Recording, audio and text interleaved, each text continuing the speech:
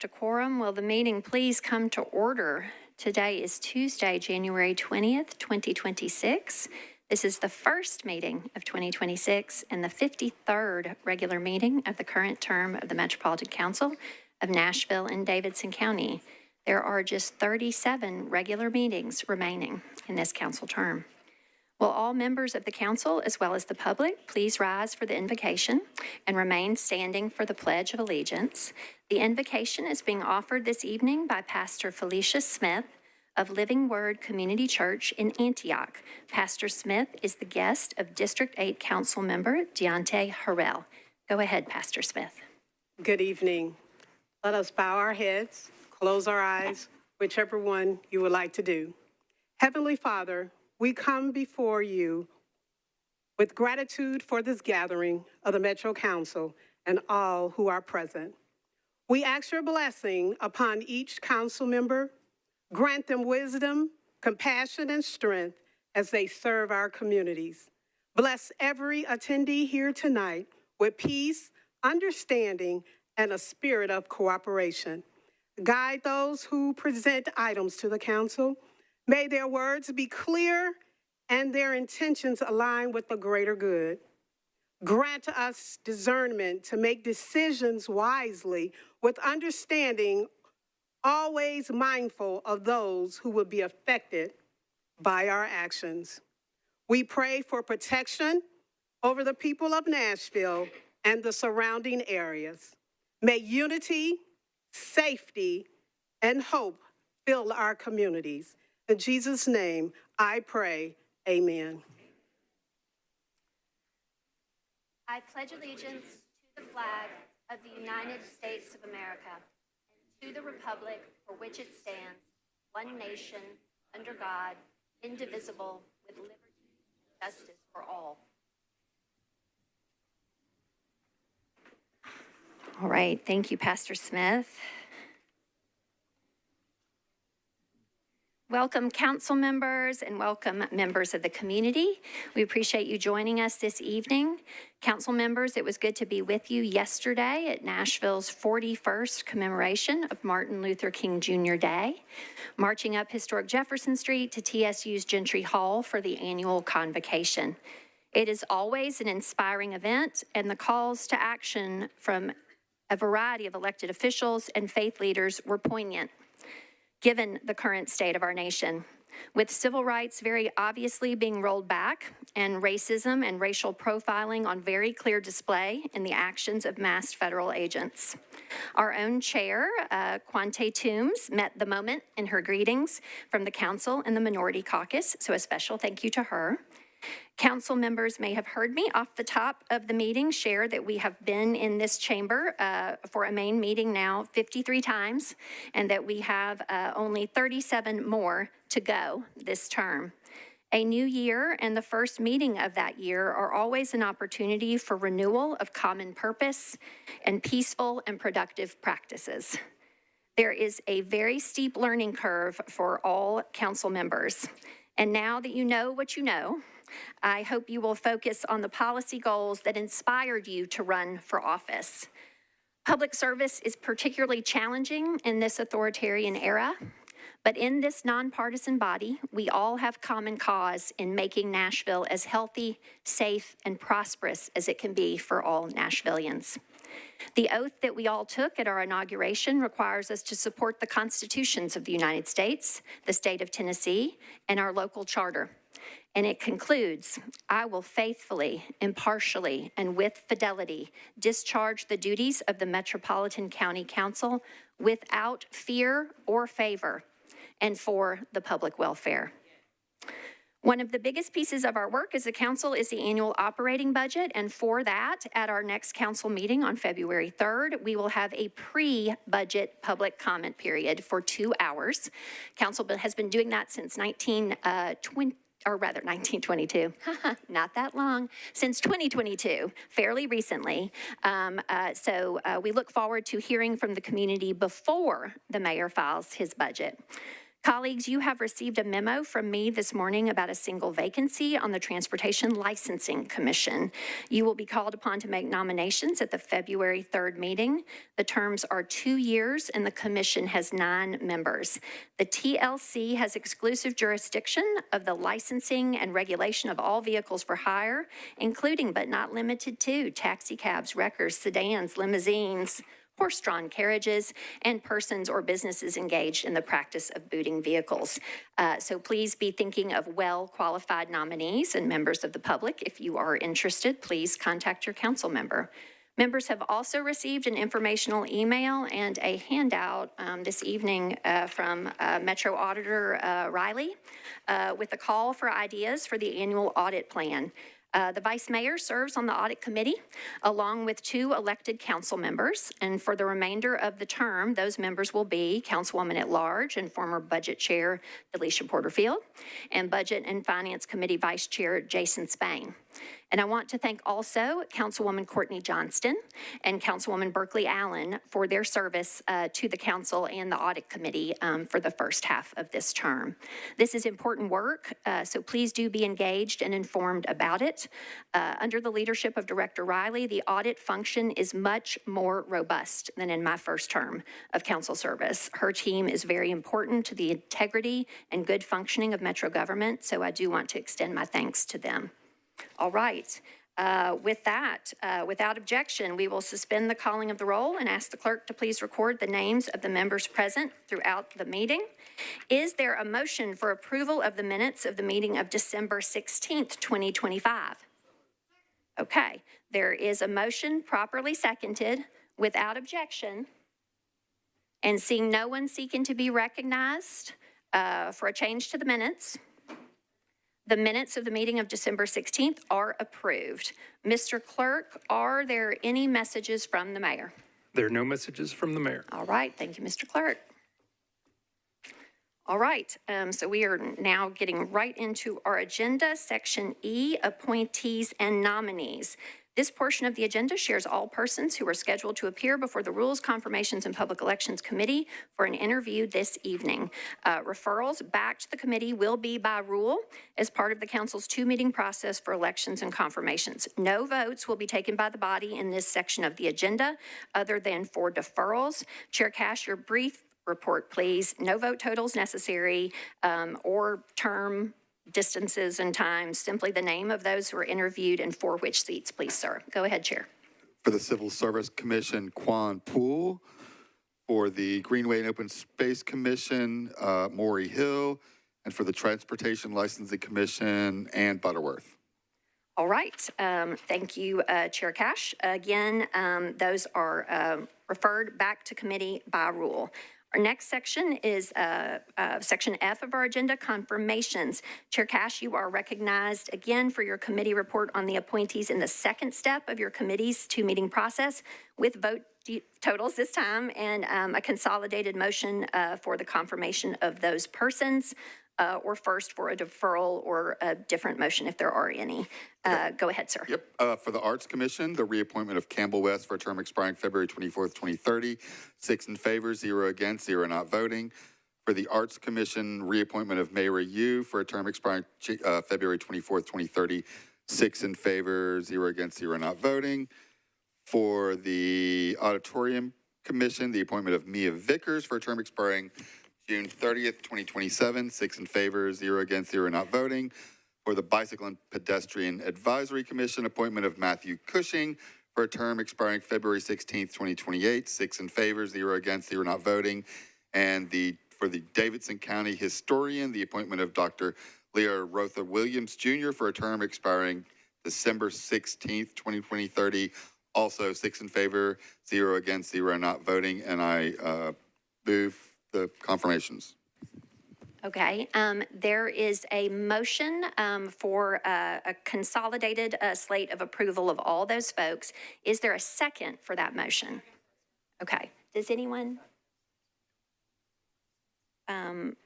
Oh, I apologize. Thank you, Interim Special Counsel Wilson. Thank you. Welcome to him as well. Chair Cash, I do need a report also, next page of your Oh, agenda. I am so sorry. For Procurement Standards Board. Procurement Standards Board, appointment of Raheem Buford for a term expiring October 4th, 2028. 6 in favor, 0 against, 0 not voting. Okay, and could you restate your motion, please, sir? I move approval of the nominees. Okay, of all candidates, okay. Ms. Evans, this is the point at which I would ask, does anyone wish to remove an item from this consolidated motion for purposes of an individual abstention or a no vote? Is that why you seek to be recognized? Go ahead. Yes, ma'am. I would like to remove Campbell West. Okay. Is there a second? Okay. All right. So Ms. West will be removed from that. So item F1 will be removed from the consolidated motion. So at present, we are voting for items F2 through F6.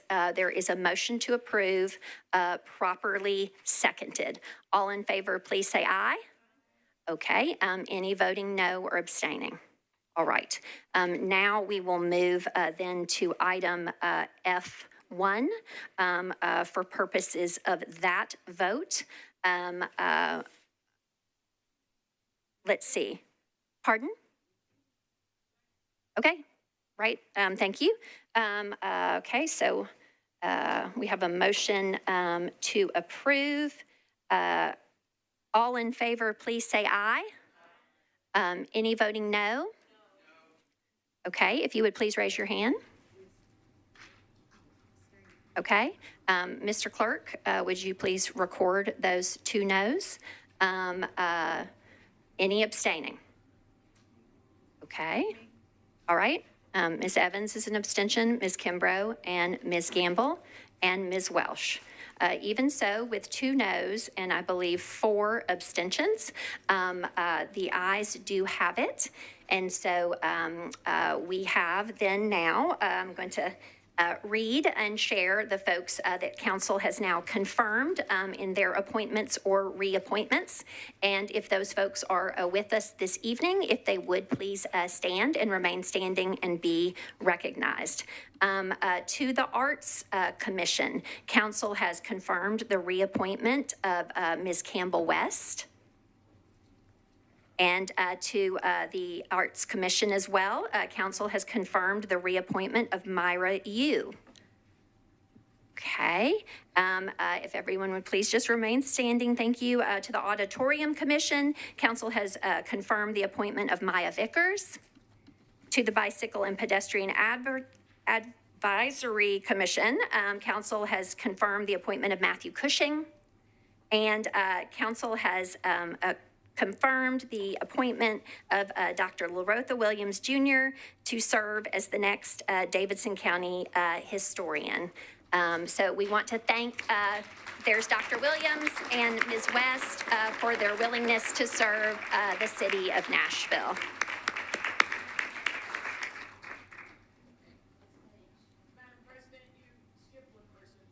Oh, I'm terribly, terribly sorry. Thank you, Ms. Ellis. Council has confirmed the appointment to the Procurement Standards Board of Raheem Buford.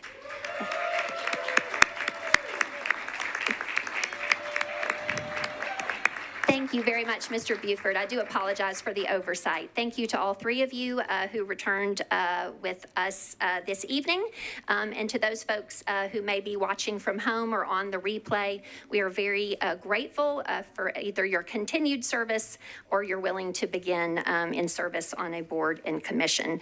So thank you and congratulations to everyone. All right.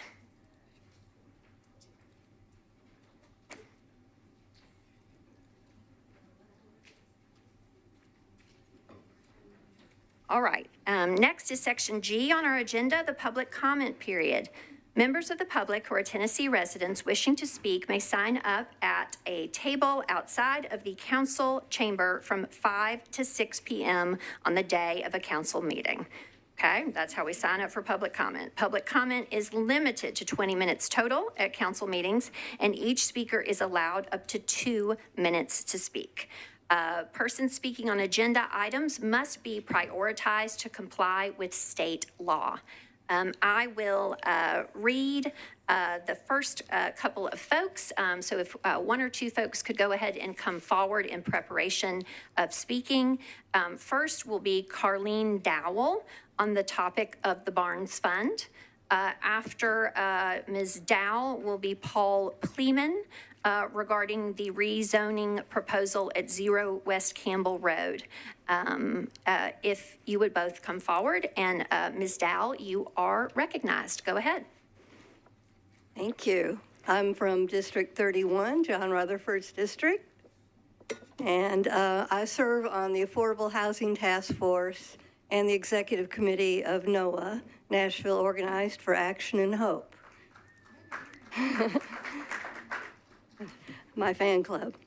I also have worked for a couple of decades with Habitat for Humanity and have raised money at my church to participate in the Unity Build every fall. And this next one is going to be in my own community of excuse me, of Antioch. And I'm excited to welcome these deserving homeowners into my community. I come tonight to ask you to help me raise money for Habitat for Humanity. The Barnes Fund often grants the Habitat for Humanity of Nashville money for building homes, affordable homes. And I would like to ask you to give more money to the Barnes Fund in the upcoming budget year. This year, the Unified Housing Strategy recommended $30 million for the Barnes Fund, and it was allotted $16 million. The next year, the Unified Housing Strategy is recommending $55 million for the Barnes Fund. So there's a very big problem with this, and I'd like you to start now, before the budget season, and try to find ways for providing more money for this deserving way of addressing affordable housing. Thank you. Thank you. Next is Paul Pleeman. Subsequent to Paul Pleeman will be Iman Minad. Mr. Pleeman is speaking in opposition to a rezoning proposal at 0 West Campbell Road. Go ahead, sir. Hi, Council. My name is Paul Pleeman. Thank you for taking the time, or thank you for the time you give to this city and for the responsibility you carry. I don't take that lightly. My engagement in this process is not meant to be confrontational. It is not personal. I'm a husband, a father, and a neighbor trying to participate in decisions that affect my family and community. Tonight, I'm speaking about the proposed rezoning on 0 West Campbell Road. 2 minutes is not enough time to walk through the policy conflicts residents have identified with this proposal. That is why we submitted detailed written objectives grounded in adopted plans and policies. Those emails were intended to raise substantive concerns tied directly to this site. What has been difficult is that not a single council member has confirmed receipt of those submissions, even when we specifically requested acknowledgement. That creates the impression that decisions may be forming before all information is weighed. This rezoning is not about growth versus no growth. It is about whether adopted policy means what it says. Whether T3 neighborhood maintenance still protects neighborhoods, whether infill still requires real transition, whether corridor intensity stays on corridors. If any council member needs additional support beyond what was submitted, including citations, page numbers, or source documents, I am more than willing to provide you that information and respond directly. That is what meaningful engagement looks like. And I want to acknowledge that communities across Nashville, including North Nashville, are facing difficult decisions of their own. I sincerely hope council votes in ways that reflect the voices of those communities, just as we are asking for ours to be considered here. So I ask you to consider this honestly. Have both sides been weighed with equal care? Has policy been read, not just referenced? And does your vote reflect the people who live with the consequences? I ask that you review our position and vote no. Thank you. Thank you. Next is Iman Minad, speaking on agenda item 42. This is resolution 1659, speaking in opposition. Afterward will be Terry Ann O'Neill and then Ashley Crownover. Go ahead, Ms. Minad. My name is Iman Maned, and I'm an employee of Metro Nashville and a member of NOAA. The circumstances surrounding the origin of this MOU do not make me or anyone else in my community that I've spoken to about it feel safe. The urgency of the attempt to immediately spend the money from this grant on high-tech surveillance and military equipment for MNPD is actually quite alarming in light of the very real potential for its use in collaboration with federal immigration enforcement, which has been acting in increasingly unhinged manners. Despite those who insist this matter is irrelevant, it is clear based on a nationwide pattern with these types of public-private partnerships and in light of recent comments from state legislators who are in direct collaboration with Stephen Miller, the current leader of the Department of Homeland Security, that the state of Tennessee is aiming to make our home a model for the rest of the nation in regards to its procedures for immigration enforcement. This is the same immigration enforcement that has been rounding up grandpas, pulling people out of work to beat them up, sexually assaulting women, shooting people in the face, and committing countless other criminal offenses. They are the danger from which many of our neighbors seek safety. Crime in Nashville has been statistically going down in all categories for the past 2 years. If these items are really necessary for MNPD's operation, I doubt it, let them ask for it in their next budget, a budget which has already been increased this year, so it's not like they're hurting for cash. Let's promote a preventative and humane vision of safety for the city. We can use the money from this grant instead for strategic infrastructure improvements, better parking and transit, lighting, bathrooms, mental health services, youth programming, homeless services, increased library hours, and more. Let's brainstorm, let's think a little harder, and let's come up with a vision for Nashville that serves us all, makes everyone feel safe, and holds up to public scrutiny. Thank you. Thank you. All right, next is Terry Ann O'Neill speaking on agenda item 58. This is resolution 1734 in opposition. Go ahead, Ms. O'Neill. Thank you. I also am active with Nashville Organized for Action and Hope. And I just want everyone to know public safety is not an abstract concept. Public safety is what we feel when we walk to work, when we wait for a bus, when we return home at night, when we seek help in a moment of crisis. In Nashville, safety is built not only through emergency response, but through the everyday conditions that allow people to live with dignity, stability, and belonging. When those conditions are neglected, no amount of enforcement or equipment can compensate for what is missing. As Metro Council considers this package of proposals implementing a $15 million downtown public safety grant, proposals that include that originally included expanded cameras, but also an armored vehicle, command and tactical posts, members, you all, should consider who will live with the consequences. The skewed priorities in the current proposal are glaring. The bulk of the money, nearly 60%, goes to surveillance technology and militarized equipment desired by the MNPD, which could easily use its enormous annual budget for those things. A paltry 23% of the grant is currently allocated to unspecified outreach to people who are unhoused and people who are in crisis. How much is allocated to after-school programs? Zero. Youth programs? Zero. How about trauma-informed care for people experiencing mental health issues? Zero. Community centers? Zero. Why are these proven strategies so often sidelined in favor of surveillance and militarization? For many Nashvillians, particularly those who live, work, and survive downtown, these armored vehicles and this surveillance, that does not feel new or protective. Downtown Nashville. Thank you, Ms. O'Neill. Your time has concluded. Thank you. All right, next will be Ashley Crownover, followed by Lydia Youssef. Ms. Crownover is speaking on agenda item 58 as well, Resolution 1734 in opposition. Go ahead.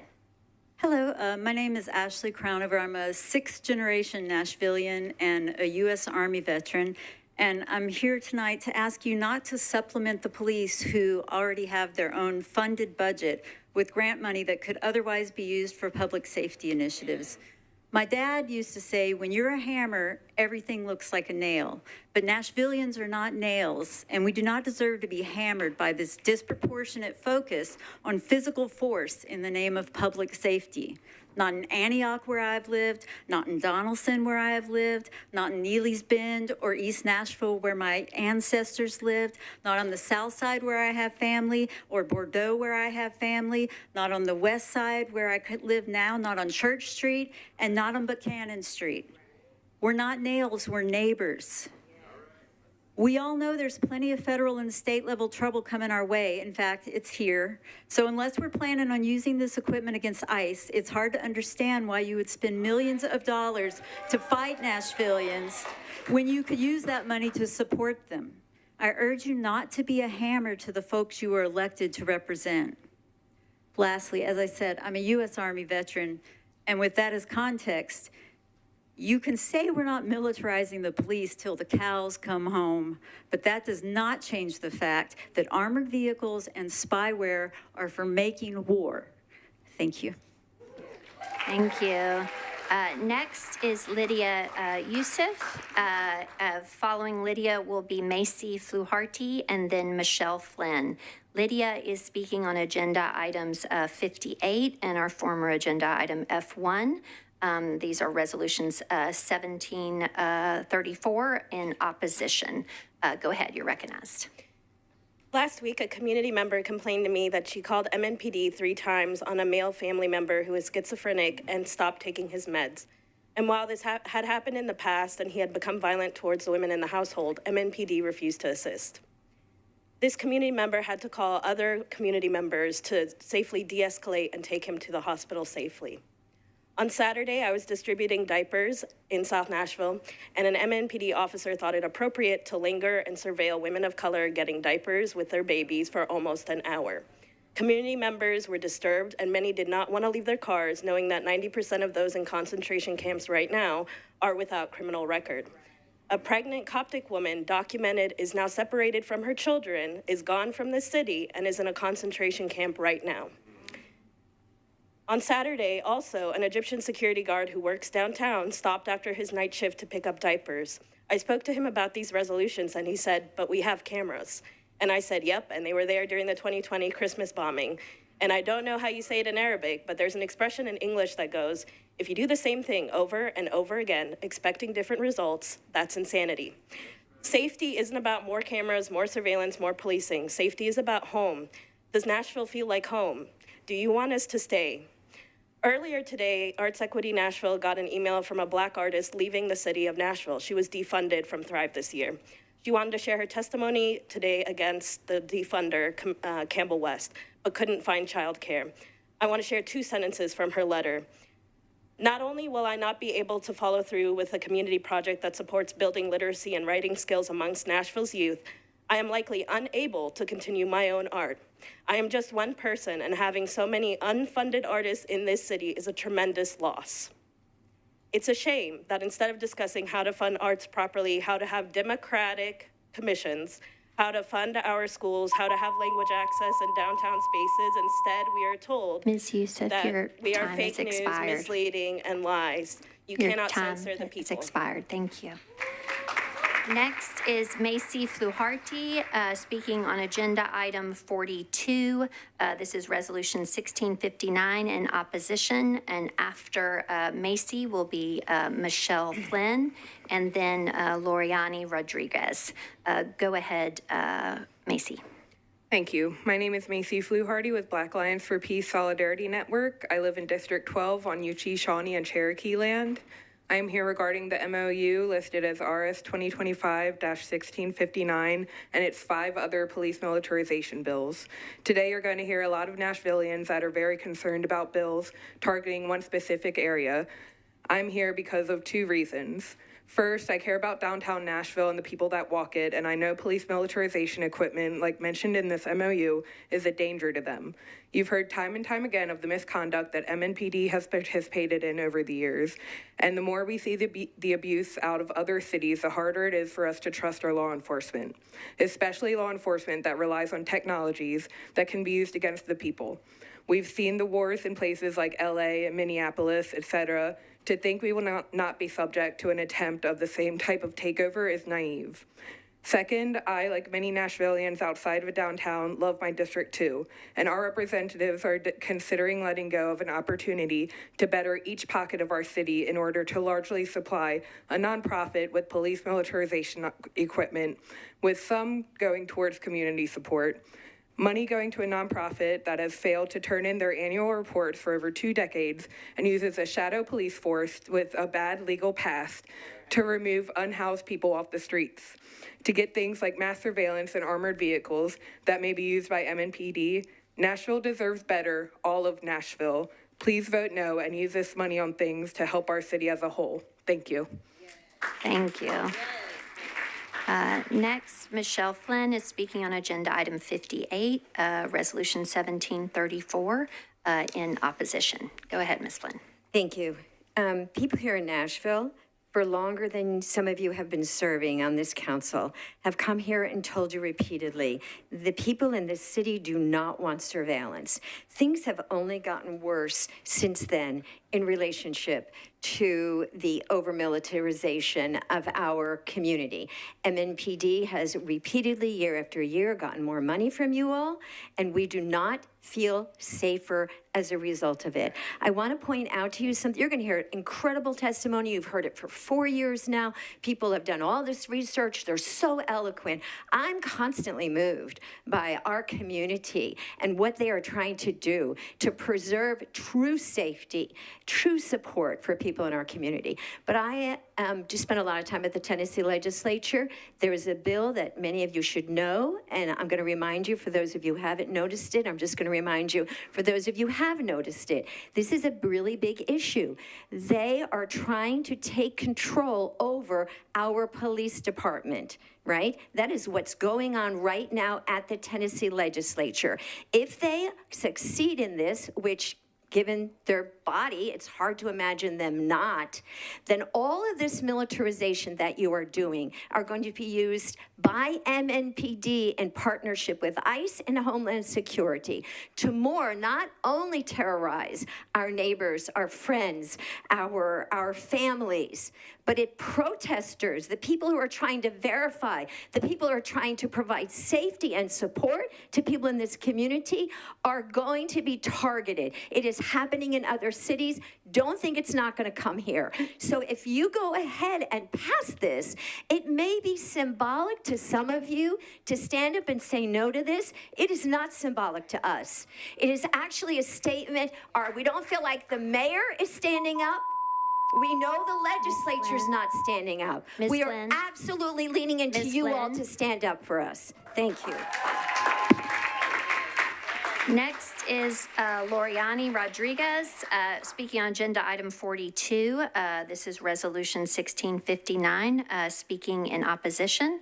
After Loriani will be Lisa LeClaire. Go ahead. Good evening. My name is Judy Rodriguez, district number 27 from St. Augustine's Episcopal Church in NOAA. Council members, at the heart of this resolution lies a very dangerous narrative that surveillance will make Nashvillians feel safe, when in reality, and it's my experience, that surveillance actually undermines our sense of safety and it undermines our freedom, starting with our freedom of speech. The lie of militarized surveillance is that people will behave better because they're being watched. But who is they? And who are those holding the camera? And who is watching those holding the camera? Council members, I am here to tell you we need to reclaim our moral imagination and start standing up against these tactics of fear. The moment we allow fear to open the doors, then what we're going to see coming through is a new wave of racism and classism and economic exploitation, and nothing about care for the most vulnerable in Nashville. The agenda of safety cannot be rooted in fear. It cannot be rooted in fear of he, she, or they who looks different than us. We cannot allow fear to be the one opening those doors for us. Any agenda to secure the safety of Nashvillians need to be rooted in love. Love that is committed to the values of justice and equity and care of the most vulnerable, love for our neighbor, love for our immigrant neighbors, and those who really need you to show up, the most vulnerable in Nashville. Thank you. Thank you.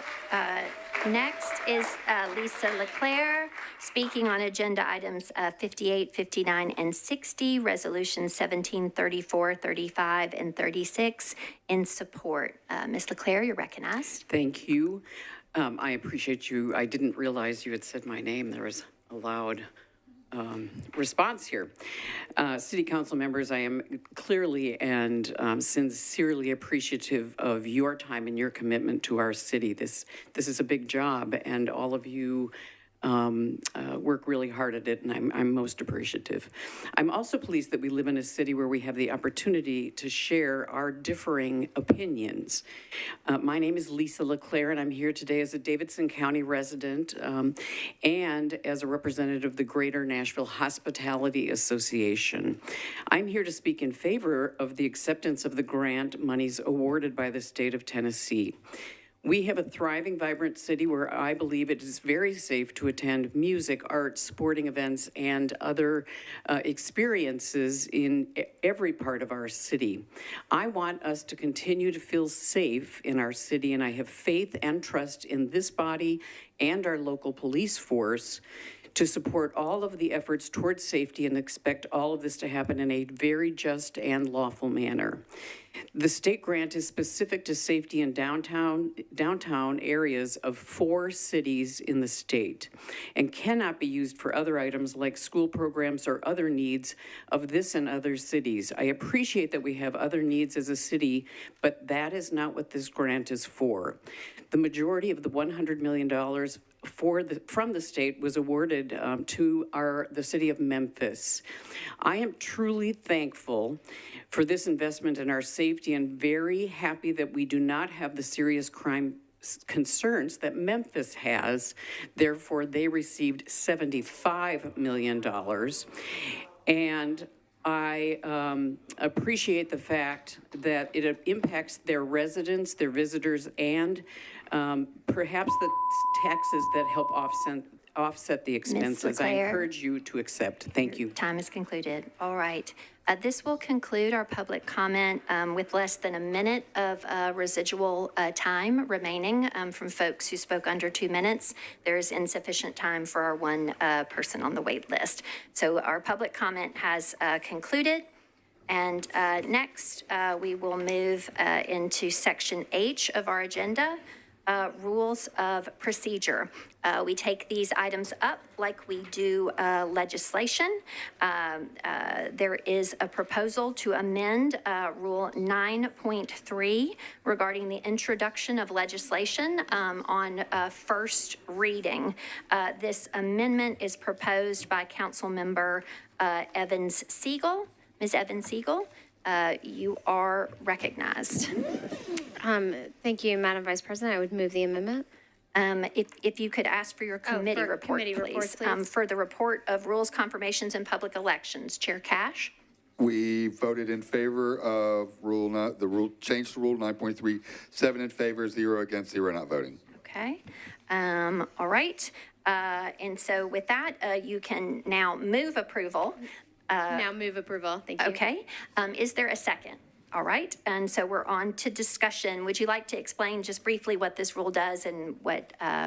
Yes, this rule is designed to allow members to pull something from first reading for the purpose of abstaining. When we updated the rules to make it where multiple members had to agree to pull matters on first reading, it left members with a choice of either abstaining from everything or having to find a member to agree to pull it with them so that they could abstain. But this way, a member can say that they would like to pull it from First Amendment for the purpose of abstaining. And that way, when a member has a conflict of interest that prevents them from voting on it, they're not forced to abstain from everything on first reading. They can just abstain from that matter from which they have a conflict. Okay. Thank you, Ms. Evans-Siegel. There's a motion to approve this rule of change to the rule of procedure, an amendment to Rule 9.3. You've heard an explanation from the sponsor. Is there any further discussion on this proposed amendment to the rules of procedure? Seeing none, all in favor, please say aye. Any voting no? Any abstaining? All right, this rule of procedure has passed. Our rules require that these are not implemented or applied until 30 days, special counsel. And so this would be then applicable at the, I believe, first meeting in March.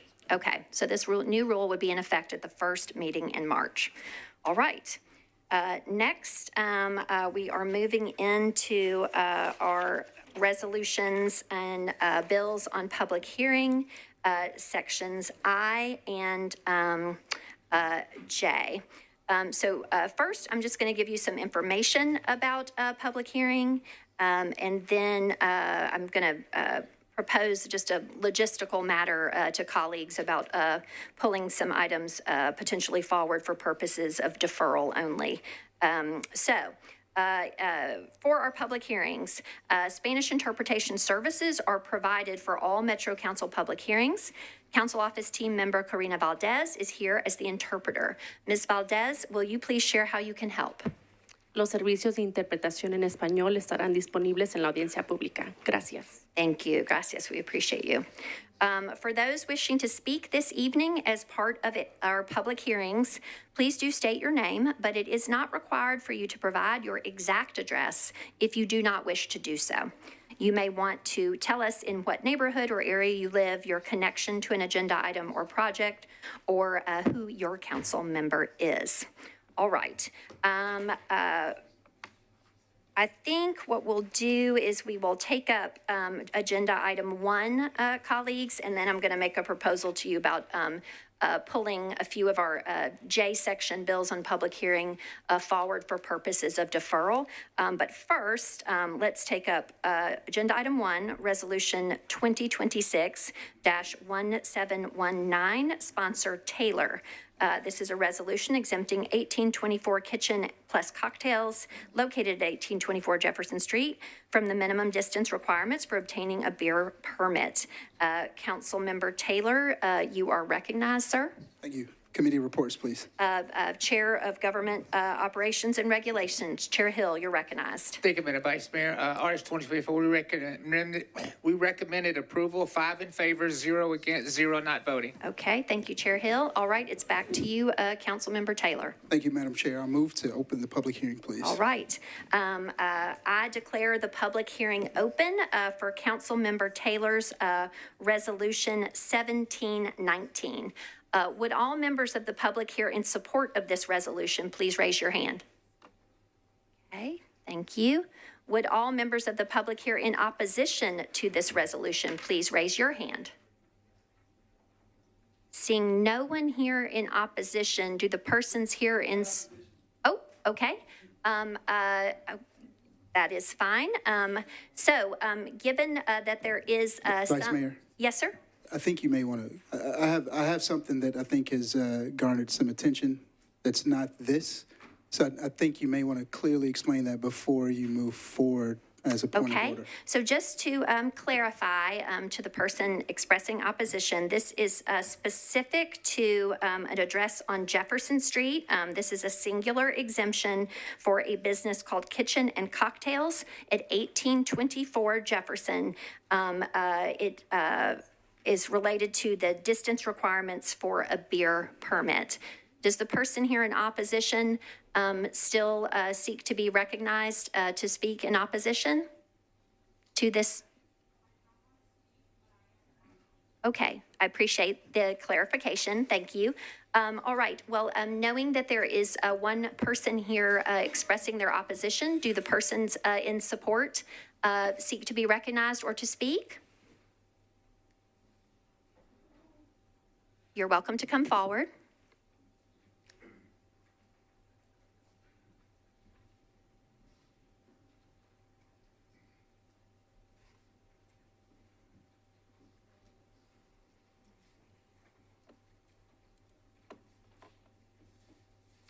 Go ahead, you're recognized. Oh, pardon me, go ahead. Sorry. Yes, my name is Brittany Finn. I'm one of the owners of 1824 Kitchen and Cocktails, and I also have my business partner here. Hi, my name is Mario McCutcheon, and I am half owner as well.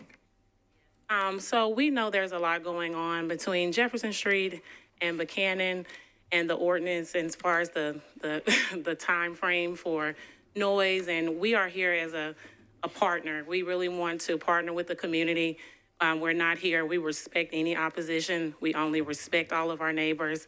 We've actually reached out to many of the neighbors already just to kind of ask what their concerns are. We've even adjusted our closing times and business times just based on some of those oppositions.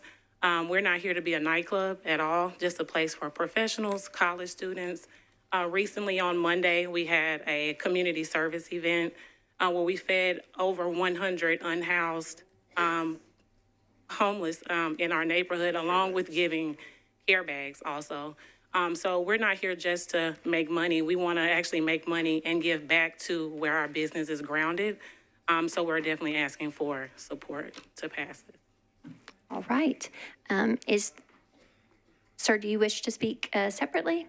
Well, no, I can use this time. I don't have a lot to say, but what I will say is that we have our liquor license already. Asking for this beer permit just allows us to give the same amount of amenities that you can get at a bar on Broadway.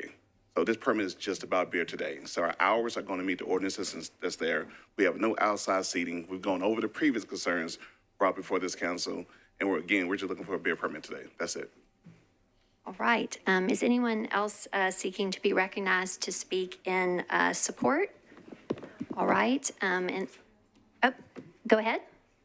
Hey, my birthday was this weekend. I went to 1824 Kitchen and Cocktails.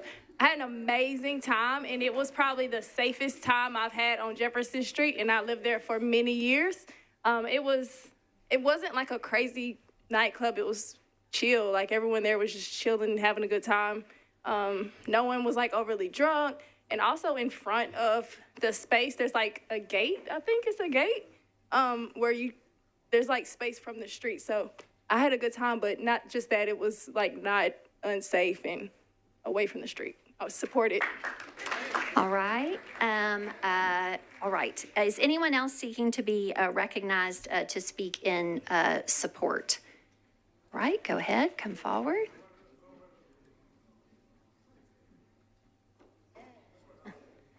You're recognized. Good evening, council. I'm a little out of breath. I had to run to my car. Sorry. In support of this resolution for a bill of what we doing? Obtain the beer permit. It's a beer distance waiver. So, good friends of Brittany Finn and Mario. We grew up together. Great business owners, great people, just looking to provide great atmosphere for the community. No foolishness. So I support it. Hopefully, y'all do too. Councilman Taylor, help them. All right. Is anyone else seeking to be recognized in support of this resolution? And just in an abundance of caution, as we did have an expression of opposition, I did just want to ask, ma'am, do you wish to speak at this time? Okay, I appreciate that. Okay, so with that, seeing no one else seeking to be recognized in support or in opposition, I will declare the public hearing closed, and it's back to you for a motion on your resolution, Mr. Taylor. Thank you, Vice Mayor. I'd like to move with a brief comment. Okay, is there a second on the motion to approve? Okay, go ahead, sir. Thank you. So Mr. Chambers and Ms. Finn have had numbers of conversations with them about their plan for 1824 Kitchen, as well as a number of conversations with community members that have reached out to me, asking me questions about this resolution. I've introduced them to the owners. They've had some great candor, back and forth conversation, and I think that we're at a good space. I do want to meet with the resident that's here that does have questions, because I may have missed the email or not received it, but I do want to introduce them to the owners and have some dialogue there. But I renew my motion to move forward. All right, there's a motion to approve. It's properly seconded, and we're on to discussion. Ms. Porterfield, Pro Tem, you're recognized. Thank you, Vice Mayor. I will be very brief. I have had the opportunity to speak with lots of business owners over the course of our city. And, you know, people always have questions about like the permitting process and various processes. I have never met business owners who were so meticulous about wanting to follow all of the rules as these two business owners have been. I also had the opportunity to visit their establishment, beautiful, clean establishment. The music was not overly loud. Everything was contained inside. I mean, I see this as a positive for the community. Again, they are very committed to making sure that they are following all types of rules and regulations. I actually learned about some rules and regulations that I myself did not know about just from having a conversation with them. And I definitely appreciate the fact that they are not trying to be extractive from the community. They are actually trying to give back to the community that will be providing them business. And you don't see, I wish more business owners had the model of wanting to give back to their community. And even though they are just now opening up, they launched that with such a big event. I was also able to come out to that event and see them feeding people in the community and to see the joy on the faces of people in the community. And I think that is a testament of the fact that they want to do right by the community. So I wholeheartedly support this and ask my colleagues to do the same. All right, discussion continues. Is there anyone else seeking to be recognized on this resolution? Seeing none, all in favor, please say aye. Any voting no or abstaining? All right, you have adopted this resolution. All right. Now, before we move into our second item, resolution on public hearing, with respect to the public and regarding agenda items that will not have a public hearing this evening due to the sponsor deferring the bill, without objection and at the request of those sponsors, I'm going to pull 4 items forward. I do see Mr. Prep T and Mr. Taylor getting ready. I will take them in agenda order. Let me just share what I would propose to do, colleagues, and then I'll ask you if there's any objection. So that would mean because there is just a high level of community interest in these companion bills, and we anticipate a longer hearing on this next item, just with respect to anyone who may be here or watching at home, knowing that we're going to have a deferral by the sponsor, I am proposing that we pull 4 items forward, agenda items 21 and 22 regarding overlays on Buchanan Street, sponsored by Councilman Taylor, and items 28 and 29 regarding a proposed neighborhood conservation overlay district in Green Hills, north of Shackelford and west of Belmont Boulevard by Councilman Prep T. Again, only for the purpose of deferral of the public hearing. Is there any objection to that? All right, seeing none, we'll just go in agenda order, Mr. Prep T. And so, Mr. Taylor, you are recognized on agenda items 21 and 22, which were scheduled for public hearing. I do need to be in order. Read those into the record, sir. Okay. Agenda item 21 is ordinance BL 2025-1168. This is an ordinance to amend Title 17 of the Metro Code of Laws, the zoning ordinance of the Metro government, by applying a commercial compatibility overlay district to various properties located on Buchanan Street between 21st Avenue North and Interstate 65. This is 15.78 acres. And for purposes of deferral, Mr. Taylor, because they are about the same matter. We can take these up together for the deferral.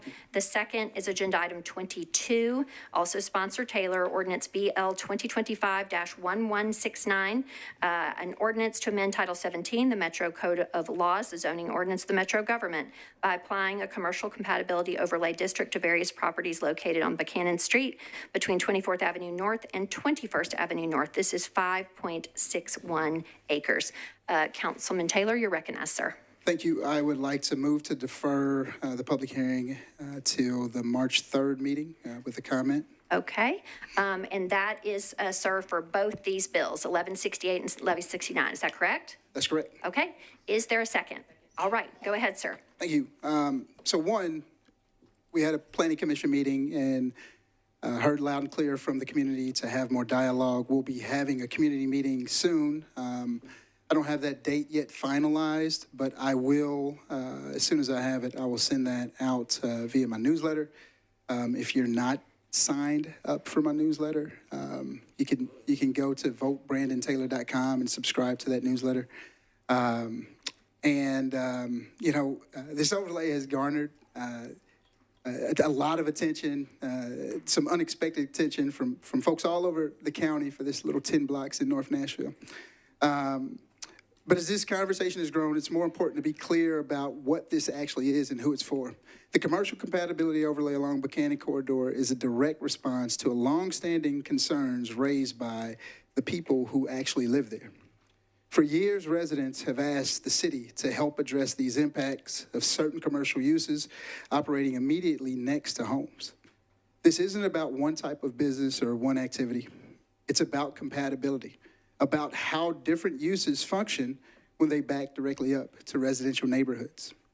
Residents have raised these concerns about late night activity, yes, but also about heavy auto-oriented usages, beer and cigarette markets, vape shops, liquor stores, lighting, noise, traffic, and the constant churn that comes when commercial intensity isn't scaled to its surroundings. These concerns are about day-to-day livability. It's also important to correct the misconception that has taken hold. This overlay does not shut down existing businesses. It does not take anything away from anyone currently operating legally.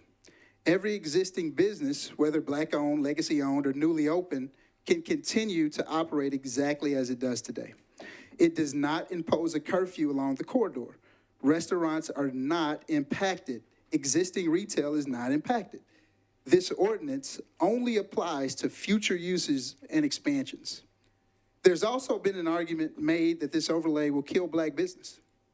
I take that claim very seriously, but it simply doesn't align with the facts of this ordinance. What truly threatens long-term Black-owned and legacy business is instability, speculation, and incompatible development that drives residents out and undermines the very community those businesses rely on.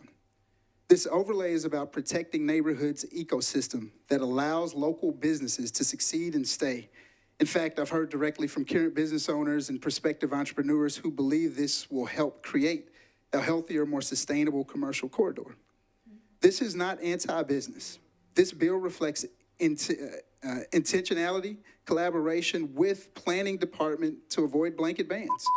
It allows flexibility and strikes the right balance. It proves clarity. At the end of the day, this overlay is about balance, compatibility, and respect. It allows Buchanan Street to grow, but to grow in a way that works with the community and not against it. All right. Thank you for the explanation, Mr. Taylor. I renew my motion to move to. Yep.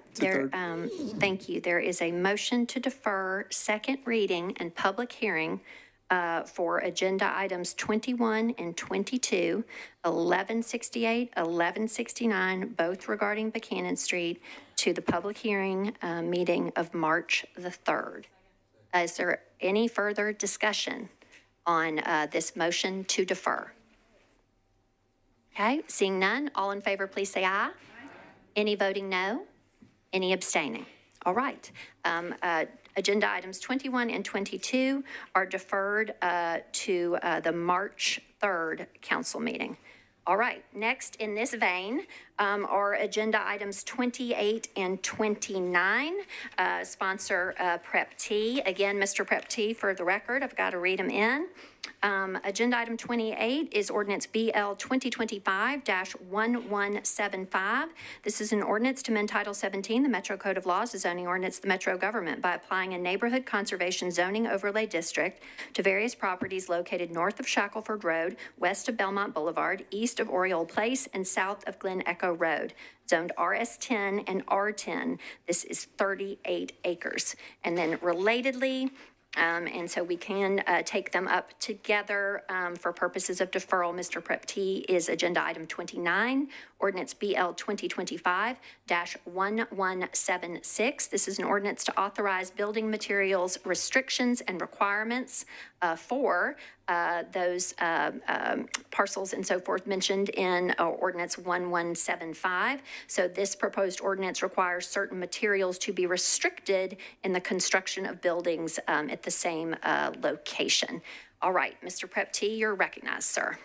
Oh, thank you, Madam Vice Mayor. With regards to BL 2025, 1175, and 1176, I move to defer the second reading consideration and the public hearing to the public hearing in May.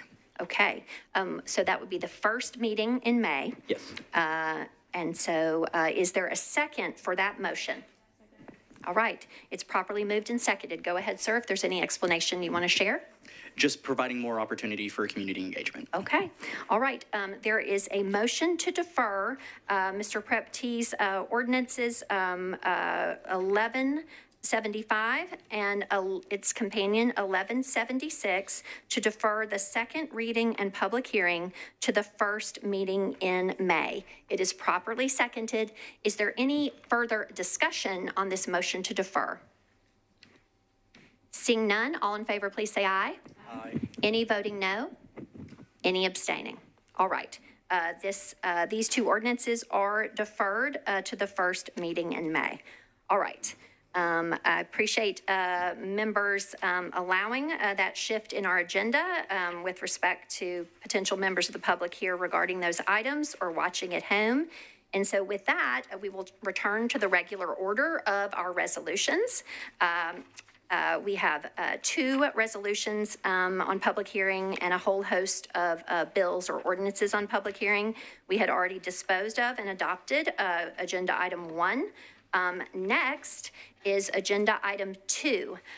This is resolution 2026-1733, sponsors Toombs, Huffman, and Coupin. This is a resolution accepting a monetary donation from the Nashville Downtown Partnership, Inc. to the Metropolitan Nashville Police Department to assist with the purchase of 15 video cameras.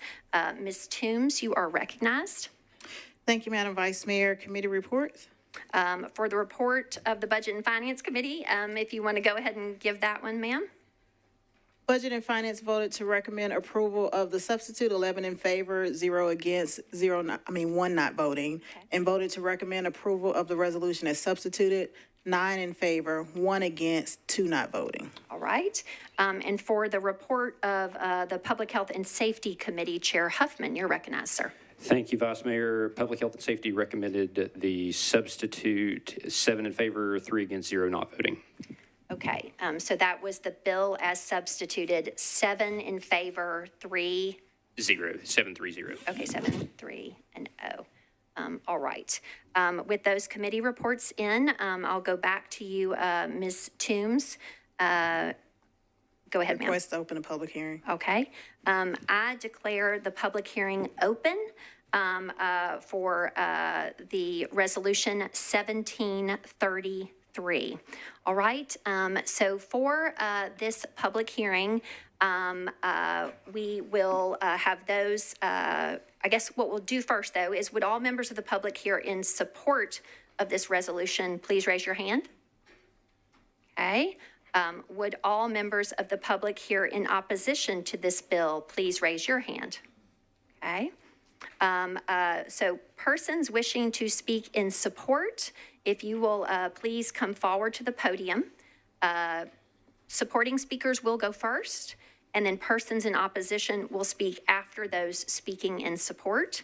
We ask that if you are needing to line up, that we please have no more than 5 people lining up at a time. All right, so we are on persons speaking in support at this time. Go ahead and come forward. You are recognized. Good evening, council members. My name is Trevor Atherton. I work in downtown Nashville, supporting multiple hotel and valet parking operations.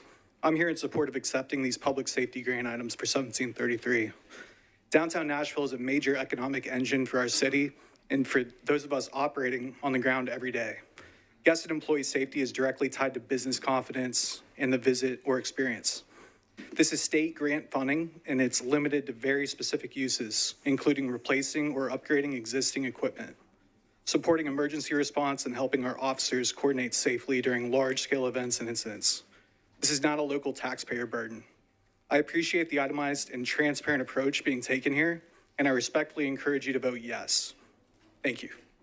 Thank you. All right, we continue with persons in support. Go ahead, you're recognized. Good evening, council. My name is Dylan Roberts. I'm here as a downtown resident and general manager of a downtown hotel. Speaking on behalf of my company's 3 downtown properties representing 900 rooms in the downtown market, the employees we work along with, and the 500,000 guests annually in which stay at our 3 properties. We are in favor of distributing the state grant funds as proposed. These dollars support capital investments in our police department to help ensure the safety of our workforce, guests, and residents in the downtown core. These are not new investments, but upgrades and replacement of existing equipment. We appreciate the work you do and your support to the safety and security of our great city, and believe the investment here would contribute greatly to the experience for our guests and residents alike that are both critical to our city's continued success. Thank you. Is there anyone else who expressed support seeking to be recognized to speak in support? Okay. Seeing none, we will now move to those folks seeking to be recognized to speak in opposition. Again, if you could line up at the most about 5 at a time. What we're trying not to do is block the door for ingress and egress. Okay, go ahead, sir. You're recognized. Thank you, Madam Chair and members of the council. What it reads here is it's a donation from the National Downtown Partnership, but it's not. It's from the state. And I just want to remind everyone here that we are in litigation with the state of Tennessee on the airport authority and reducing the size of this council to 20 members. They don't respect home rule. They don't really care about us. So why are they giving us money and some other cities? They probably have a little bit of a hidden agenda here. And I just want you to know that I'm not comfortable with their hidden agenda. I've been up on the Hill. I've heard them, what they've said about Nashville. And believe me, it's not complimentary. And so you're going to go out there and take money from people who are suing, that are preempting everything you want to do? We can't even have impact fees in this city. You want to know why? Because they only allow cities and county governments to do that, not a metropolitan government. That's not an oversight. That's a message to every one of you that they really don't care about us. And I encourage each and every one of you to go to the Hill and just talk to them. And you will find out that their animosity towards us is very, very strong. So please, I know this is probably going to pass tonight, but keep in mind, well, okay, there's a lot of people here that I hope you can hear the crowd behind me because they are not happy with this, and neither am I. But I think you should stand up for the people of this city and tell that the state, we don't need your money. We can fund things by ourselves. Thank you very much. Thank you. Next. Everybody will just move promptly to the podium. That'd be great. Thank you. Go ahead. Good evening, Council. My name is Sofia Esteves Varvela Vicente. I'm a first-generation Brazilian-American, a graduate of Vanderbilt Divinity School, and a member of NOAA. I live in District 2. I want to make it clear that surveillance does not equate safety nor care for the many communities of Nashville. More cameras does not mean more safety for us. It means more opportunities for people to be snatched, kidnapped, tortured, or killed by the violent criminals that go by the name Immigration Customs Enforcement. Human beings should not be watched without consent. Human beings should not be hunted for sport.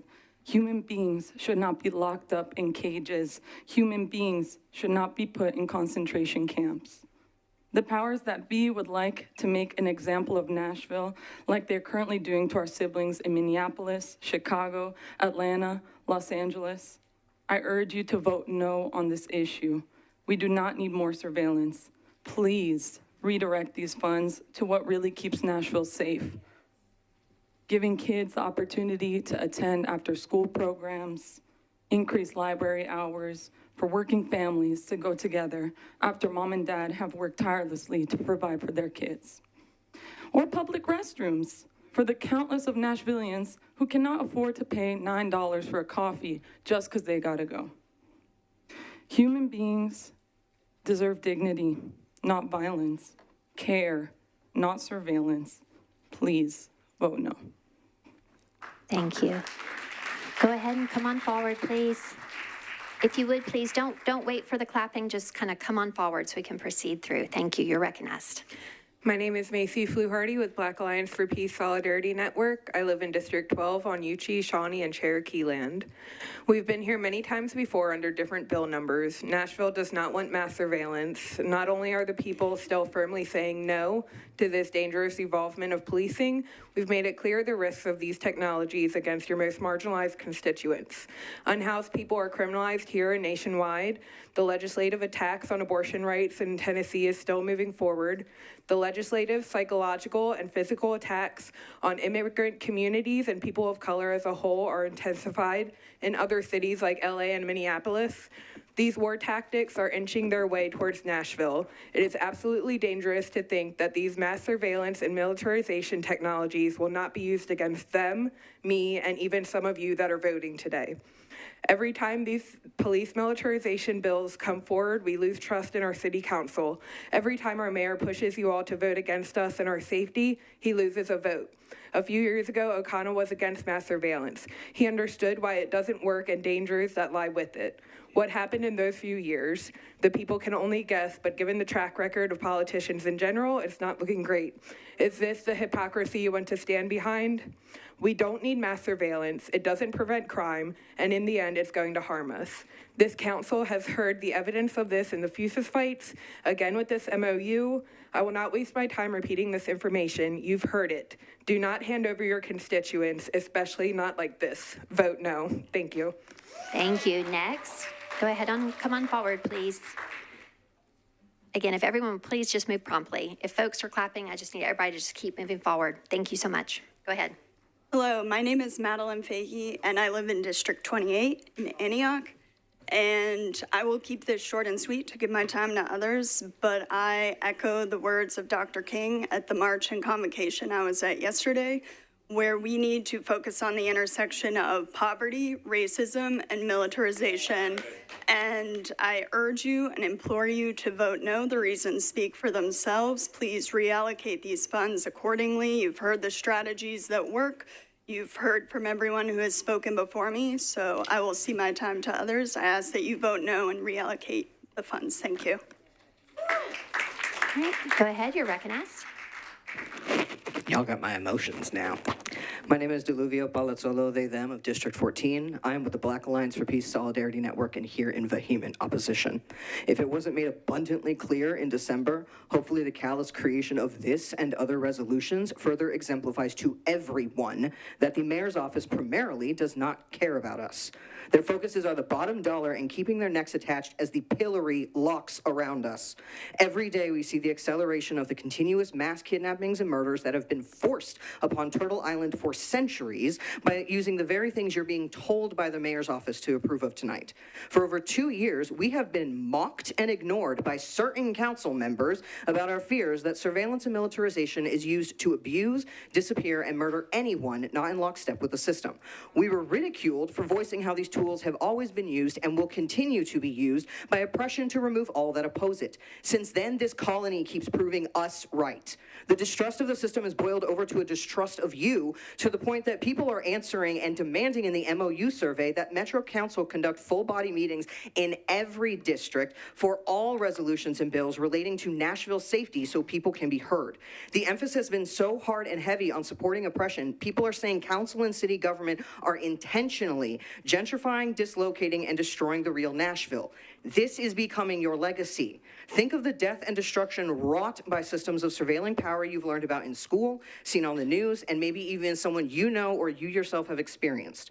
Voting yes for this and the other resolutions related is you voting for that to continue. Voting no is about taking your legacy back to remind yourselves that you sit in those chairs because you represent our needs and you're gonna follow them.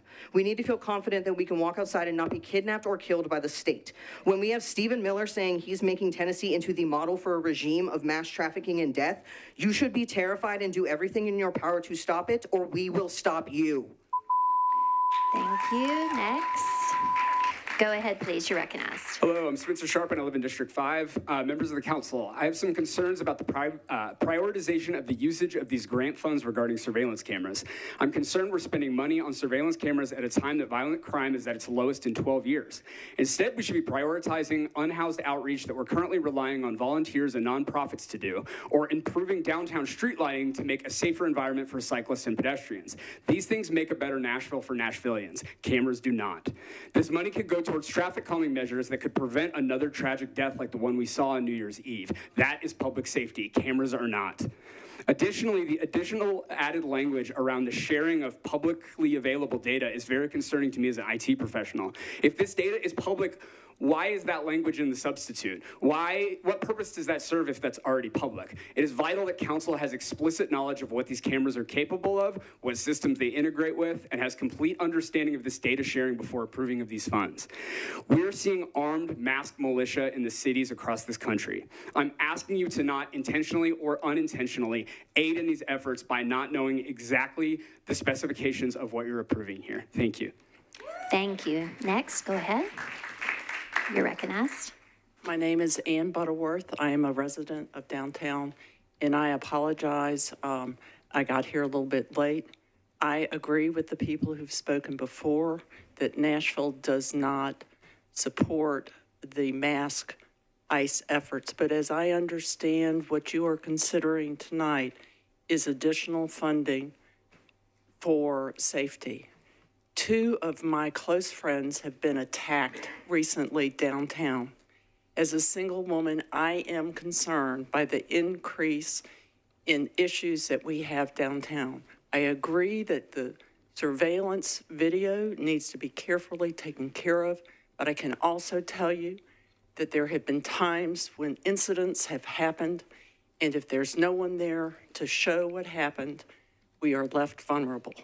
I trust that you will look at all of the issues and balance out what is fair for our community. Thank you. Thank you. Next, go ahead and come forward, please. You're recognized. WKRN quoted the mayor today saying, I think the focus on downtown safety from organizations that have not invested in understanding the safety context, we want to hear those voices, but we want to make sure that everyone understands the context of how different the downtown safety environment is from other parts of the city. Let me translate that. As a former employee of this mayor's Office of Community Safety who quit when I saw the writing on the wall, let me translate to everyone concerned, especially Noah and your 50,000 members. What he's saying is shut up. You don't know what you're talking about.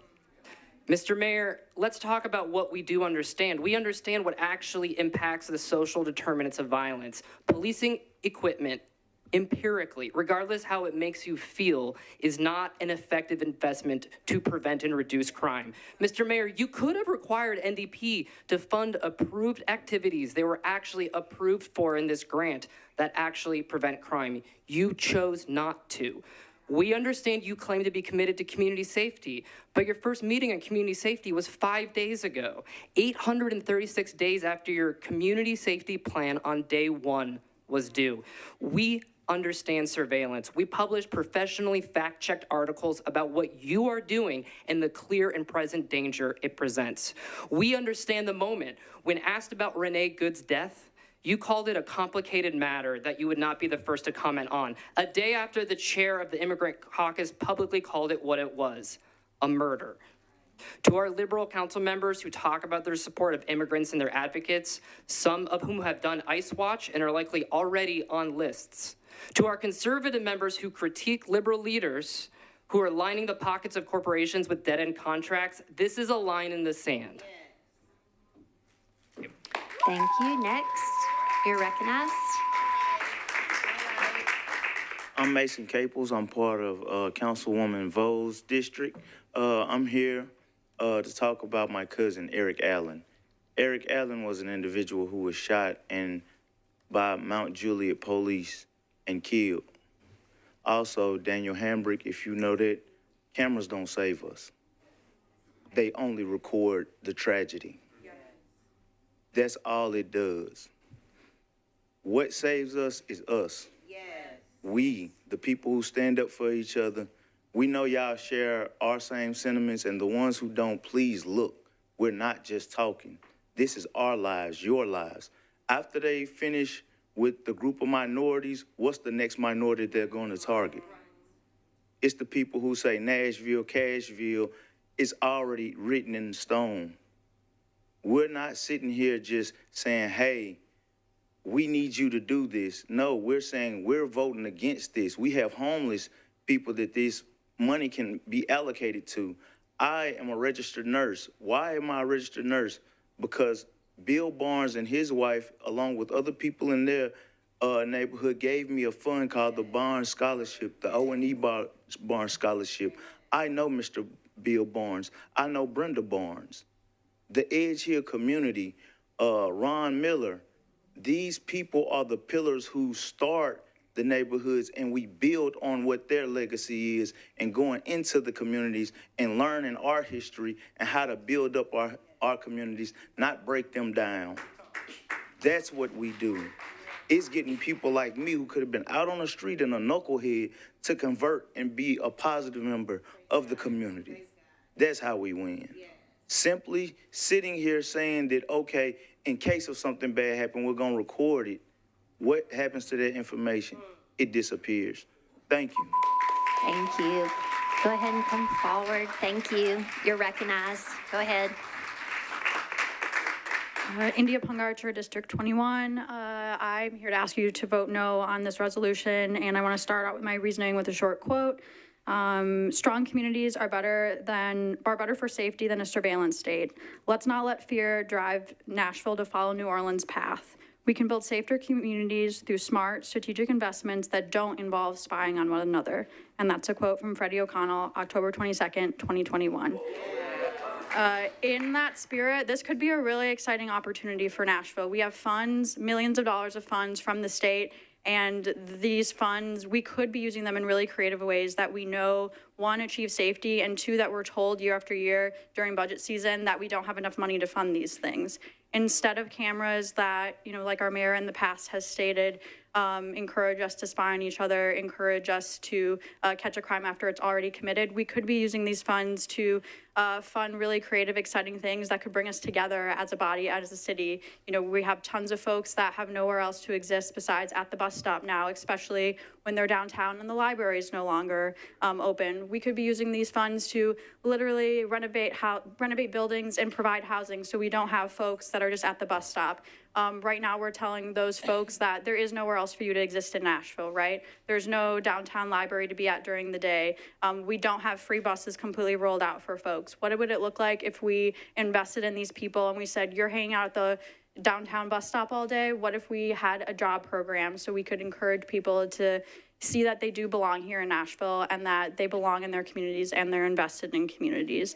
I love the idea of funding more outreach workers, but an outreach worker, a caseworker is only as good as the resources they have access to. And right now, we don't have enough of those tangible resources to connect someone and a caseworker to in order to, get them in a better position because we know that the safest communities are the communities with the most resources. Thank you. Thank you. Go ahead, you're recognized. Hi, my name is Hayden Sears. I'm a Nashville native, and I live in District 4. I come to you to ask to vote against this resolution, please. To my knowledge, we still do not, to this point, have a full accounting for the Nashville Downtown Partnership's role in the library fire that resulted in the library and library parking garage still being closed. I question why we're rewarding them with continued legitimacy and partnership when there are many questions that have still not been answered around that event. With everything happening with ICE in cities like Minneapolis, Los Angeles, Chicago, that we can see day to day of ICE terrorizing their citizens and communities there, do we want the same in Nashville? Do we want to bring that here in further militarizing our police? Because this is a step towards that. And why would we want to pursue that goal when we can see what's happening to those citizens there? With this issue, and like all issues, I ask you to remember that the rich and powerful, their opinions are going to be amplified through money and through influence, but this is an opportunity to hear the many, many more voices of the community and people that will actually be affected by this. Thank you for your time. Thank you. Go ahead, you're recognized. Hi, my name is Trina Huell. I live in District 6. The people of this city do not have representation in Congress thanks to the same body that wants us to have this money. The same body that wants to further militarize our police. More people in this city voted for oversight of police than voted for this mayor. This police department colluded with the state of Tennessee to get rid of that oversight. The state of Tennessee is working with Stephen Miller on legislation to take control of our police department. Imagine what that means when this administration claims that murdered activists are domestic terrorists without any evidence or investigation. Just recognize that you are the only defense left for people in this city that care enough to show up here. Being here is activism. And tonight, for the first time ever, I had to take my mask off to go through security. And when I asked why, I was told it was for the cameras. So the database is already being built, apparently in this building. Last year, we came to warn you that surveillance would be used in terrible ways by the incoming administration. If Freddie had had his way, ICE would have access to Fusus today. This year, we come to you with no confidence in the O'Connell administration.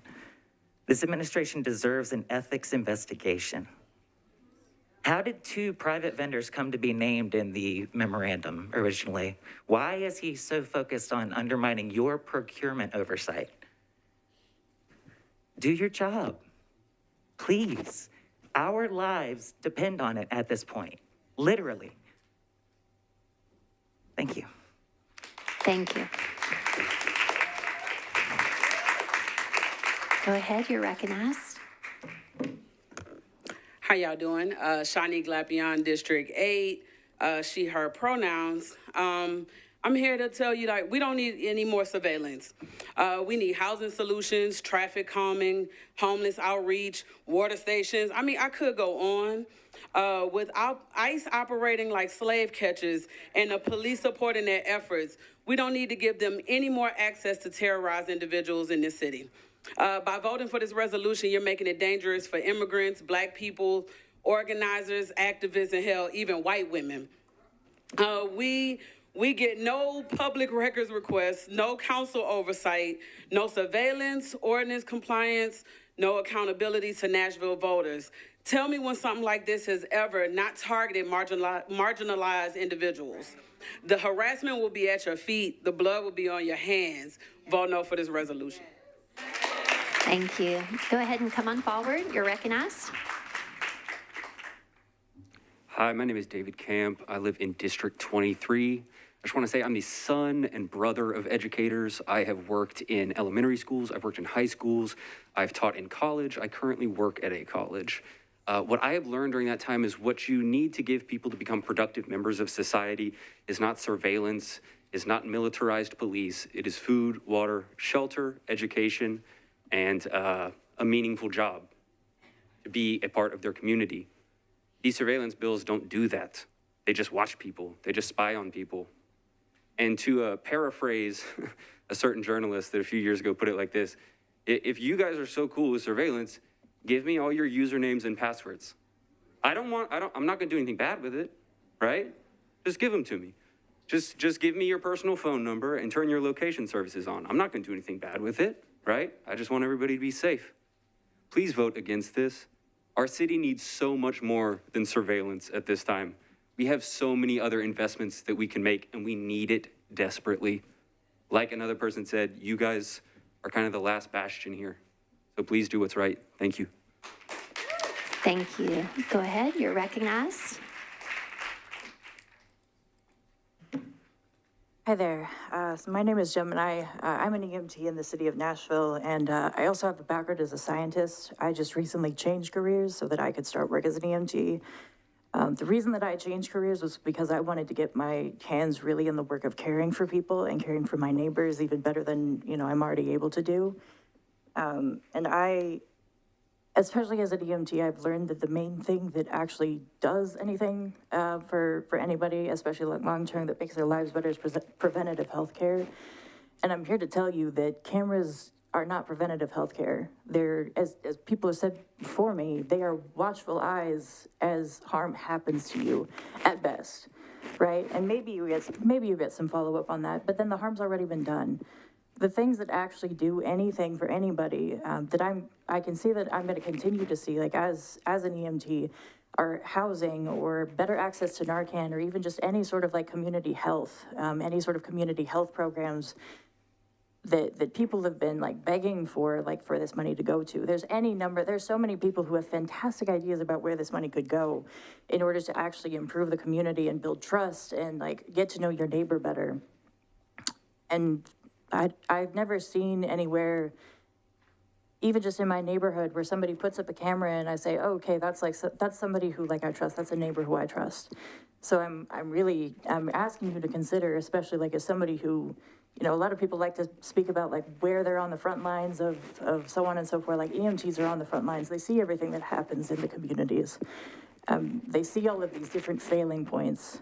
And you could fix so many of those failing points if you just gave that money to programs that are actually based around building trust with people, building communities, and not just putting another eye up there to watch people die.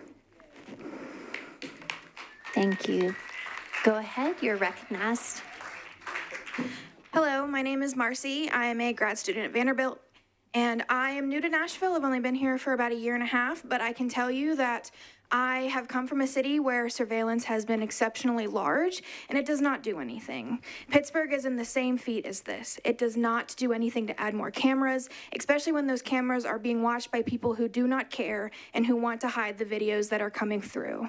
I am a part of the generation of high school students and college students who have read stories like the 1984. I have read The Handmaid's Tale. I can tell you, the story of these novels, these authors are trying to tell us, is that an eye is going to watch you. An eye is going to watch all of the things that you do and tell people so that they can control what we do. They are not going to help us. More cameras do not do that. Watching through things like that is only making it more dangerous for people that don't look like me to walk the streets, and that is not okay. Thank you. Go ahead and come on forward. You're recognized. Hello, my name is Donnie. I'm a local Nashvilleian, and as someone that's worked with unhoused people for the last year, it's not cameras or any technological solution that is going to solve this issue of homelessness and crime. It's going to be compassion. It's going to be investing in the people doing the work and believing that we, the community, know our own needs, not taking it into your own hands, thinking that you can legislate us and control us with impunity. No, we're going to hold you accountable to your actions, whether it's now, whether it's a month from now, whether it's a year from now. Your actions here tonight and every night have consequences, whether you like to believe that or not. It's not just a paycheck, and I know you know this. So really, I just want to say invest in people, and please stop believing that technology is a magic bullet.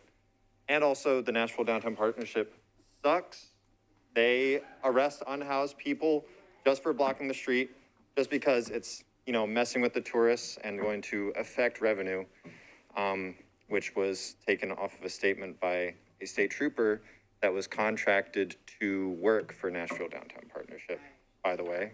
So, yeah, if y'all care about corrupt money and whether it's going to be moving around in your government, then I'd say reject this funding by Nashville Downtown Partnership because they are corrupt, a corrupt private entity that is skirting by law and morality. So that's all I have to say. Thank you. Thank you. Go ahead, you're recognized. Good evening, everybody. My name is Jamel Campbell Gooch. I'm a District 20. I live in District 21, born and raised. This is an interesting conversation. I was on the Community Oversight Board when we first started this conversation, and it was very interesting that I think that was one of the pivotal points when the state decided to take us away. I didn't plan to speak tonight, but it is very interesting that we seem to be stuck in this constant cycle of depending on surveillance to fix a problem of resource. And I want to present a proposal or a solution or an idea that if you do go ahead and pass this legislation, that we treat this as an allocation to MNPD and take this money away during the local budget and use that pot of $15 million to fund other resources that our budget sometimes lacks. I know through experience of working with you all that oftentimes when it comes to the budget, your constituents have wish that you put on your wish list. So what if you use this $15 million when that point in time comes around to actually fund things that actually solve problems? Yeah. So I wanted to present that as a proposal and get that on the record. And also say to the community, if we figure out what we do want, then we can actually prevent this body from doing something that we don't want. Thank you. Thank you. Go ahead, you're recognized. Hello, my name is Levi Schulden. I'm a constituent of Tom Cash, and I'm here to ask you to vote no and vote against this resolution. As many others have said, this money can be spent on many other great things to support our community rather than these cameras. I've been a part of 3 events to build benches for bus stops along Korean vets and around the Nashville community for these bus stops that are so underfunded, right? We made these benches for $35 a piece and for using our free labor. These benches support the dignity of Nashvillians. And what are these cameras doing, right? We could seriously improve the lives of so many Nashvillians with this money. Please vote no. Thank you. Thank you. Go ahead, you're recognized. Hey, Manon Hall, 912 Strauss Ave. Please listen to council members like Councilmember Suara. I think she said incredible things in committee that were so moving to me personally and are so true and so of the moment. I would really, really, really love this money to be spent on traffic calming infrastructure. People are dying on our streets all the time, and we can use this money to do that. Over 500 Nashvillians completed a survey that just launched about a week and a half ago, and all the uses on that survey are eligible items from the grant application. They were checked boxes. And Nashvillians used their voice. It was not for cameras. It certainly wasn't for the other items that we'll be able to vote later tonight. And so I ask for you guys to listen to their voices, right? Those are eligible uses too. I would love for these $4 million when it's budget season to be used in a different manner, but I know how this city works. That money will be allocated to MNPD, and so for once we've got money in the cracks that we can allocate in ways that don't get funds a lot of the time, that fall through the cracks, that can take care of Nashvillians and make us safer in ways that is not a Band-Aid. Let's take care of each other. Thank you. Thank you. Go ahead, you're recognized. Hi, I'm Michelle. I'm from District 5, and my sister Kitty is well known here, I believe. It's my first council meeting, but I feel like I have a perspective I haven't heard yet about another vulnerable population with surveillance, and that's children. I have a 2- and a 4-year-old, and I saw some really scary things about the cameras that are public and how they're being accessed for playgrounds that children are found at, parks, and we don't know who can access these, who's watching them. We're already so careful about the online footprint we want to create. If we want one for our children as parents, it's this whole other world when we're actively in our daily lives trying to keep them safe. And then when you introduce cameras and this whole other world of technology where anyone can do anything and access it at any time, and there's no monitoring of that, that's terrifying. The number one thing I say to my kids is that my job is to keep them safe. And I can't keep them safe if the people here don't vote to also try and protect children and other vulnerable populations. Secondly, my 4-year-old watched me purchase a contributor last week, and she was asking why I gave him money. And I explained to her that, some people don't have a house, and she was horrified. And she could not let it go. We talked about for days. We talked about the work that her aunt does for the homeless community here in Nashville, but I can't imagine how she can have that perspective that everyone has the right to basic human needs. And she's 4, and we're sitting here arguing about a budget that could make such a significant impact in these kind of communities. So please vote no. Thank you. Go ahead, you're recognized. Hi, everyone. I'm Kelly. 2 things I want to talk about. One specifically is a lot of you who I'm looking at who we don't necessarily agree on a lot of things, but I think one thing we can agree on is we should be getting our money's worth when we spend our money, because this is not like magic money. We all live in Tennessee. This came from our taxes. We all pay federal taxes. Like, this is not magic money that just popped out of the air. One of the items, there is an allocation for $2 million. If you look it up on ATC and Ford's websites, one is 2 48-foot ATC trailers, one is 2 Ford F-550s. The base price of those items added up together is $300,000, yet we're allocating $2 million for that. So some of you who have a vested interest in fiscal responsibility and oversight are not asking any of these questions, because when it comes to MMPD, we just don't care. We just throw millions of dollars at them. But when someone wants $1, $5, $30, $50,000 for some sort of program that actually promotes safety in this city, we don't have the budget for it. We didn't have the budget to take $10,000 from MMPD last budget season because, that would cut into a personnel. So when we are looking at these things and we're talking about a $2 million expenditure for something that a base model is $300,000, what do you all think gets us from $300,000 to $2 million? It's either going in someone's pocket, it's weaponry, or it's surveillance technology. Those are the only options. So while you all are fine blindly giving away our money, we are not fine with it. And just so you all know, the public perception is that anyone voting on this is complicit in the terror that is and will continue to be rained down on our citizens. Do not think there is daylight between MMPD and ICE. Soon, MMPD will have no choice. Thank you. Is anyone else seeking to be recognized in opposition?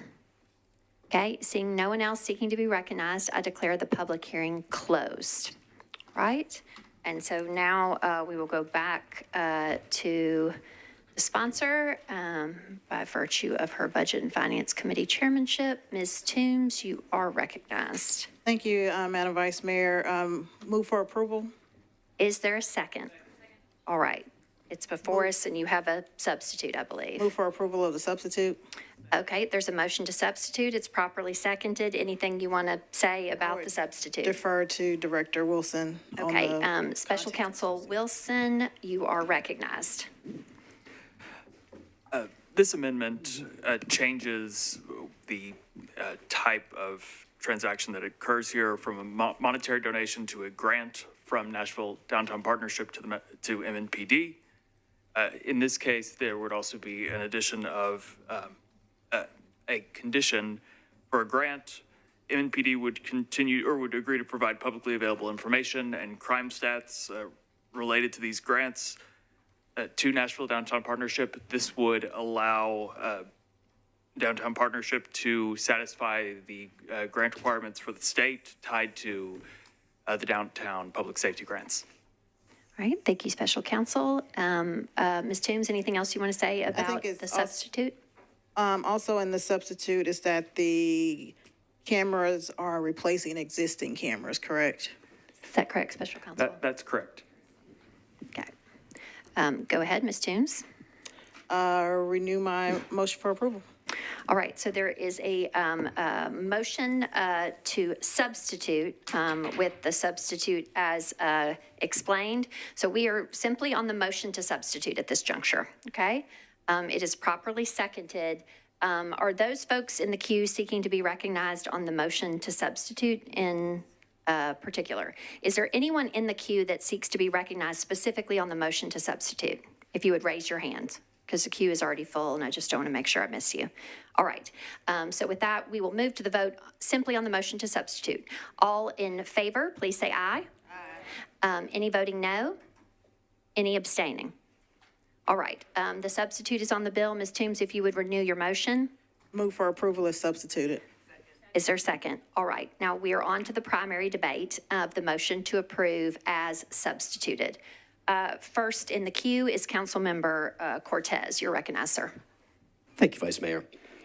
Under normal circumstances, with strong local oversight, the tools being discussed tonight make sense. I trust my colleagues in this room. I trust our police, our community partners, and our neighbors. But that trust depends on real local control, and that control is under unprecedented threat.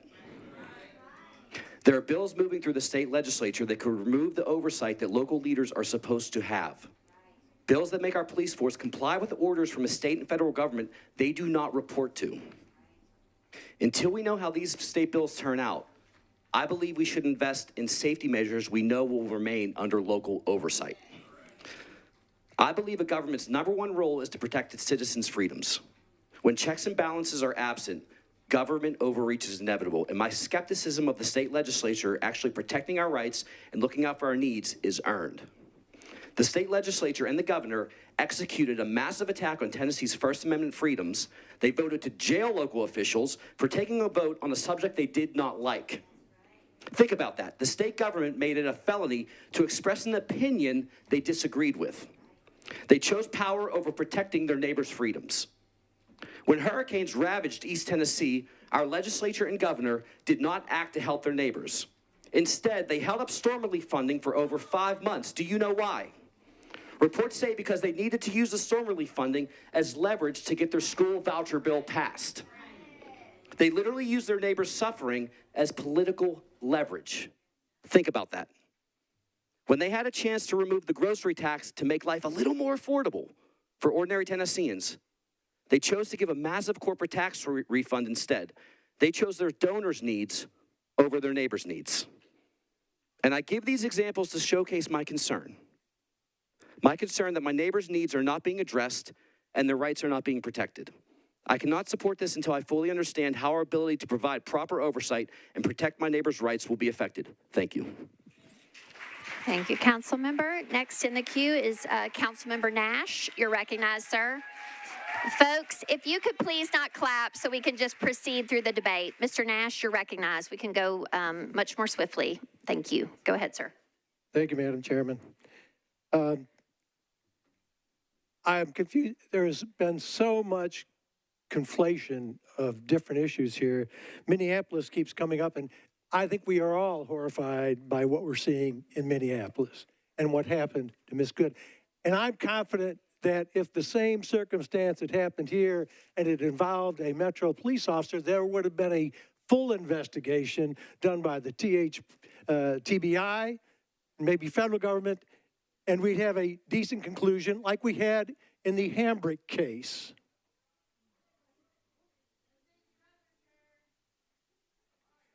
Go ahead. We arrested a police officer over that. Go. Hey, you two should not be addressing each other. Yes, Mr. ma'am. Nash is addressing the chair. Yes, Okay, ma'am. let's keep the debate in order. Ms. Kimbrough, do not address Mr. Nash. And first, this is not a new program. There's nothing new about the downtown cameras. They have been in place for years, and there's no examples of them being misused downtown. Now, do they solve every crime? No. But they do provide an opportunity for those folks who are victims to get some justice. And I think that's a right thing to do. And you can't prove a negative, so it's very hard to say how many crimes have been prevented because people knew that there was surveillance going on, security cameras. And none of these cameras are secret. They all got a little blue light on them. They're overt cameras. They're overt cameras, so it's no secret. And this is money that obviously is coming from a grant. It's not going to be coming out of our budget. And it's just replacing cameras that are already there. I urge passage. Thank you, Mr. Nash. I will say to the gallery, please, hey, gallery, listen, with respect, okay? There are people that are listening online. There are people listening at home. We want to be able to hear the order of the debate and the points that members are making. If you hiss or say things over them or interject, okay, we're just trying to be able to hear a clear debate. Thank you. Ms. Hill, you are recognized. Thank you, Madam Vice Mayor. Let's just start out by saying this. Cameras are crime catchers, not crime stoppers.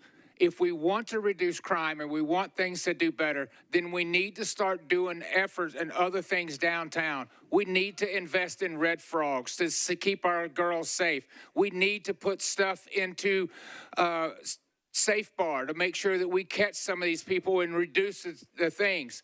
We also need to put maybe some plainclothes officers to catch all the people that are drugging. I was drugged Labor Day weekend, and there were cameras, and the cameras didn't catch anybody doing it. And when I showed up at the emergency room at Vanderbilt University, I was asked 2 questions. Were you sexually assaulted, or was it a hate crime? I am the only trans person elected in this state, and I was on national TV the day before. It's a hate crime. I should have been tested. I was sent home and told by the police officer to go have it tested myself. It was Labor Day weekend. Nobody was open. I waited 30 days so I could go get a hair sample, and they told me that it would not show up because it was only one thing. If you want to reduce crime, let's reduce crime, not just try to catch people. Thank you. Next, Councilmember Sepulveda, you're recognized. Thank you, Vice Mayor. It's a hard night, so I'm gonna try and get this out. And I'm gonna implore my colleagues to try and hear me, because I have been having existential crisis this entire term. And it gets harder and harder to come to these meetings, and it becomes harder for me to implore people in the community to continue to show up and speak out when sometimes I don't feel like they are entirely being heard. So I want you to picture being me. I'll speak for myself. Picture being me. A brown woman from immigrant parents, and now you carry your passport everywhere, knowing that if you or your loved one goes missing, doesn't come home one day, even though you were born here, and your loved ones, because you were privileged enough that some of your loved ones were born here or have citizenship or residency or a visa, that you have to go find them at a ICE facility regardless. Because if I ever go missing, the people that I love know that that's one of the first places that they have to go check. And even though cameras don't seem like a big deal to some, they are. That's step one, right? Armored vehicles. Where do I even begin? These are unprecedented times, and I'll say to my colleague, you know, the federal government took over that investigation in Minneapolis. We don't know what's happening right now, and so I would implore you all to be brave, because nothing we do is going to stop the state. If the state decides to take over our police force, they're going to take it over. If the state decides to take over our city government, they're going to take it over, because nothing we could have done would have stopped the state, because they've decided what they're going to do already. They decided to, you know, pursue these immigration policies already with some of the most evil people in Washington, D.C. So no, I'm not going to support these individual grants, and I would implore you all to vote no. Next is Council Members Swara. Ms. Swara, you're recognized. Thank you, Vice Mayor, and thanks to all of the folks that came to speak. Yesterday, we celebrated MLK Day, and I know a lot of us like to quote MLK. And so I found one that I thought is applicable to this, that says, we must learn that passively to accept an unjust system is to cooperate with that system, and thereby to become a participant in its evil. I want to thank all of you. I know that you are making the best decision that you can. This is what we call a dilemma. You want people to be safe, but then there's this issue of privacy and ICE and all of that. So I get that for some of you it's a very hard choice. But I want you to listen very carefully. Think about times in history, even in U.S. history, even in Nashville, when government have made decisions that is supposed to help people, but turn the other way. Let's not go for I-40 Jefferson. Let's not go for the Peace Act that we all supported because we feel it will keep Nazi out of Nashville, ended up being something that's going to infringe our First Amendment rights. So when we make these decisions, there's the term that we all talk about, unintended consequences. But this is not something that we're making up. It's a reality. It's happening. One of the things that I shared in committee is that there are people in this room and all over the country that voted for this administration, that believe that Project 2025 is not real, that believe that it's not going to happen. We got the Constitution, we got the separation of government, and now regretting what we're facing. A lot of people are saying, I did not vote for this. So if you did not vote for this, and this is what is happening, take a lesson from that. Because you may be voting for just cameras, but I tell you this is more than that. When I was reviewing these papers and I was looking at my analysis, the thing that jumped out at me was that this money was only given to the 4 large cities. It is a system to build infrastructure for what the state is purporting to do. They've told us there's been meetings with ICE. They're building an ICE detention center near us. How much more should they tell us? They told us all of this before the election, 2020, wherever we did, 24. Everybody ignored it. Look where we are. So I'm asking all of you, you have a right to make a decision. And when you're faced with 2 tough decisions, go with the one that scares you the most. If we do not vote for this, what will happen? MMPD will continue to use the tank that it has, will continue to use the video that it has, will continue to do what it has been doing to keep crimes to keep going down. But if we do vote for this, think about what happened on the other side. This is what we should be scared of. We should not be a party to any decision that makes it easy for the state government that says they would, or the federal government, to now attack us. That's what your voice is about. That's what your vote is about. I hope you make the right choice.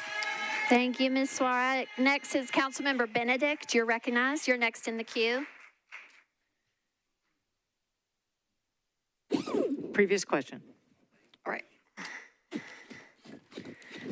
Ms. Benedict has called the previous question. This requires a second. Okay. This is a non-debatable motion, and it requires 2/3 of those voting. If you want to support the previous question, you want to end debate and move to the vote. If you vote against the previous question, that means you want debate to continue, all right? We can try it first by voice. If it's not clear, then we will do it by roll call, okay? All in favor of the previous question, and I will say to y'all, please, it's number, not volume, please. Help us kind of keep going. All in favor of the previous question, please say aye. All against the previous question. Okay, the ayes have it. The previous question has been called. That means that we will move to the vote. I would ask Mr. Clerk that we, in an abundance of caution, that we do vote by machine, please, sir.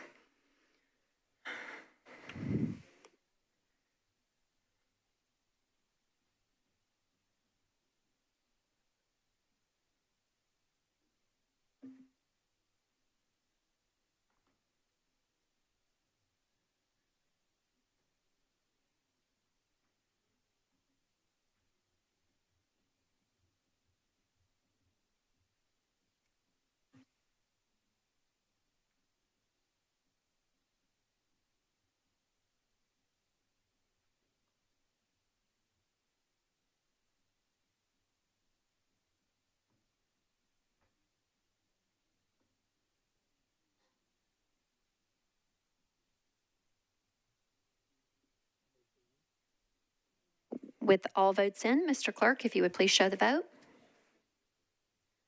This motion fails with 15 in favor, 20 against, and 3 abstentions.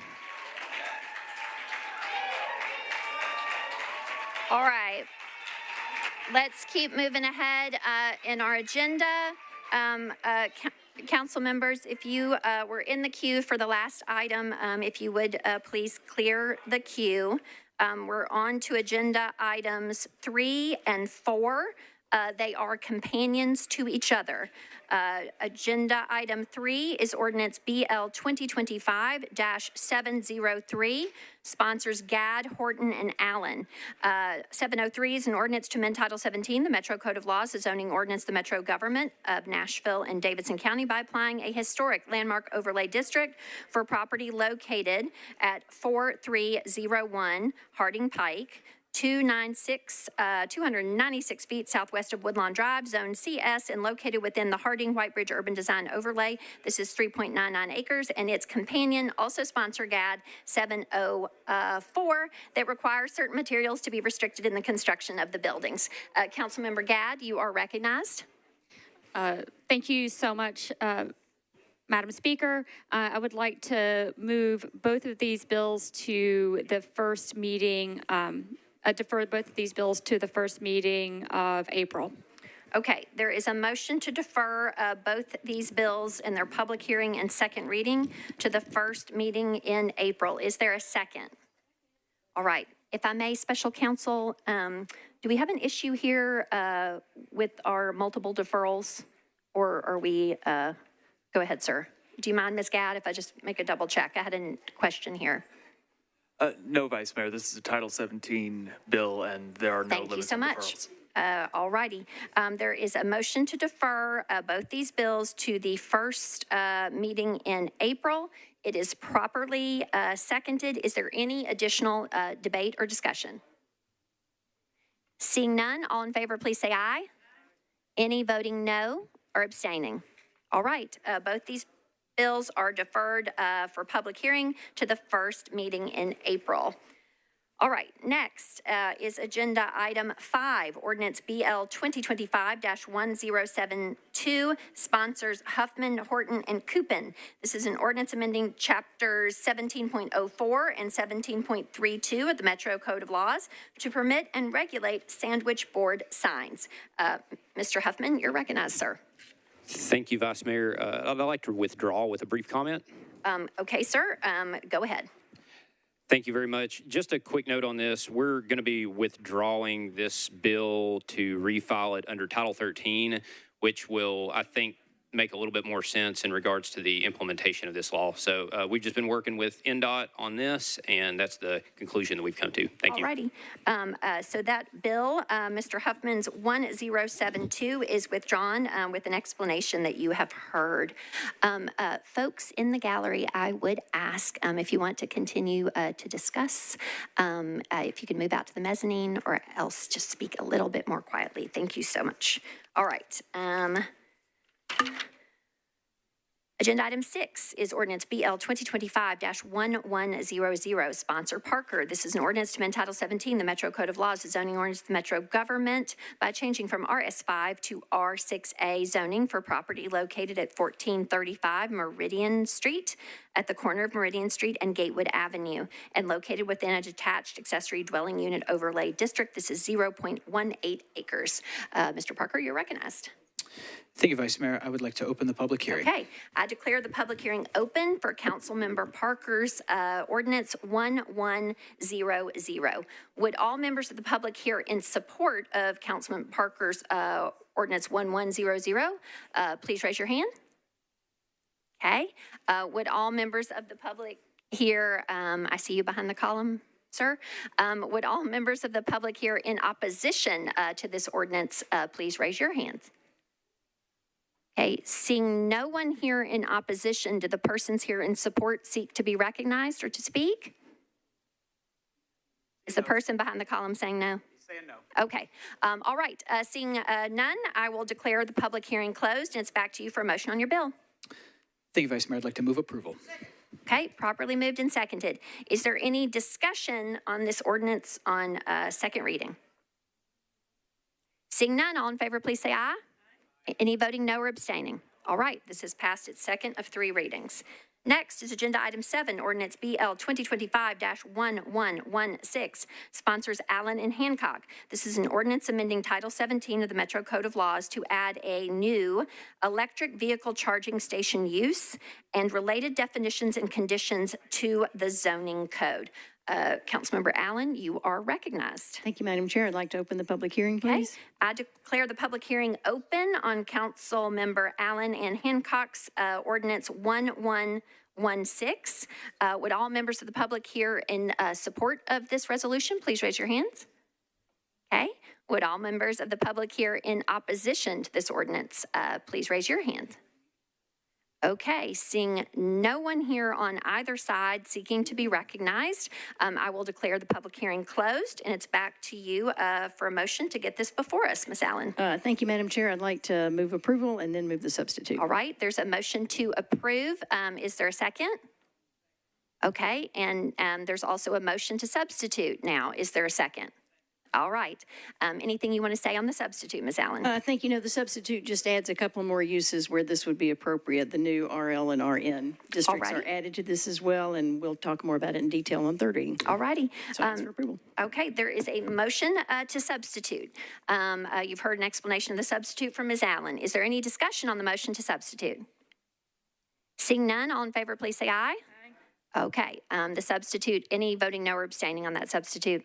Nope. Okay, the substitute is on the bill. If you would please renew your motion to approve as substituted. I would like to move the bill as substituted. All right, is there a second for that? All right, is there any further discussion? Seeing none, all in favor, please say aye. Aye. Any voting no or abstaining? All right, this has passed its second of 3 readings as substituted. It will head to the Planning and Zoning Committee next. All right, next are agenda items 8 and 9. They are companions to each other. Sponsors Hancock and Webb. The first is ordinance BL 2025-1132. This amends Title 17, the Metro Code of Laws, the zoning ordinance of the Metro government by changing from RS5 to SP zoning for properties located at 400 and 408 Maple Street at the southeast corner of Maple Street and 4th Avenue. This is 0.5 acres to permit 3 residential units, and its companion, agenda item 9, also sponsors Hancock and Webb, that requires certain materials to be restricted in the construction of buildings. This is ordinance 1133, and they can be taken up together. Ms. Hancock, you are recognized. Could I open the public hearing, please? Yes, I declare the public hearing open on Ms. Hancock and Webb's bills 1132 and 1133, again, which are companions to each other. Would all folks here in support of these bills please raise your hands? Would any folks here in opposition to these bills please raise your hands?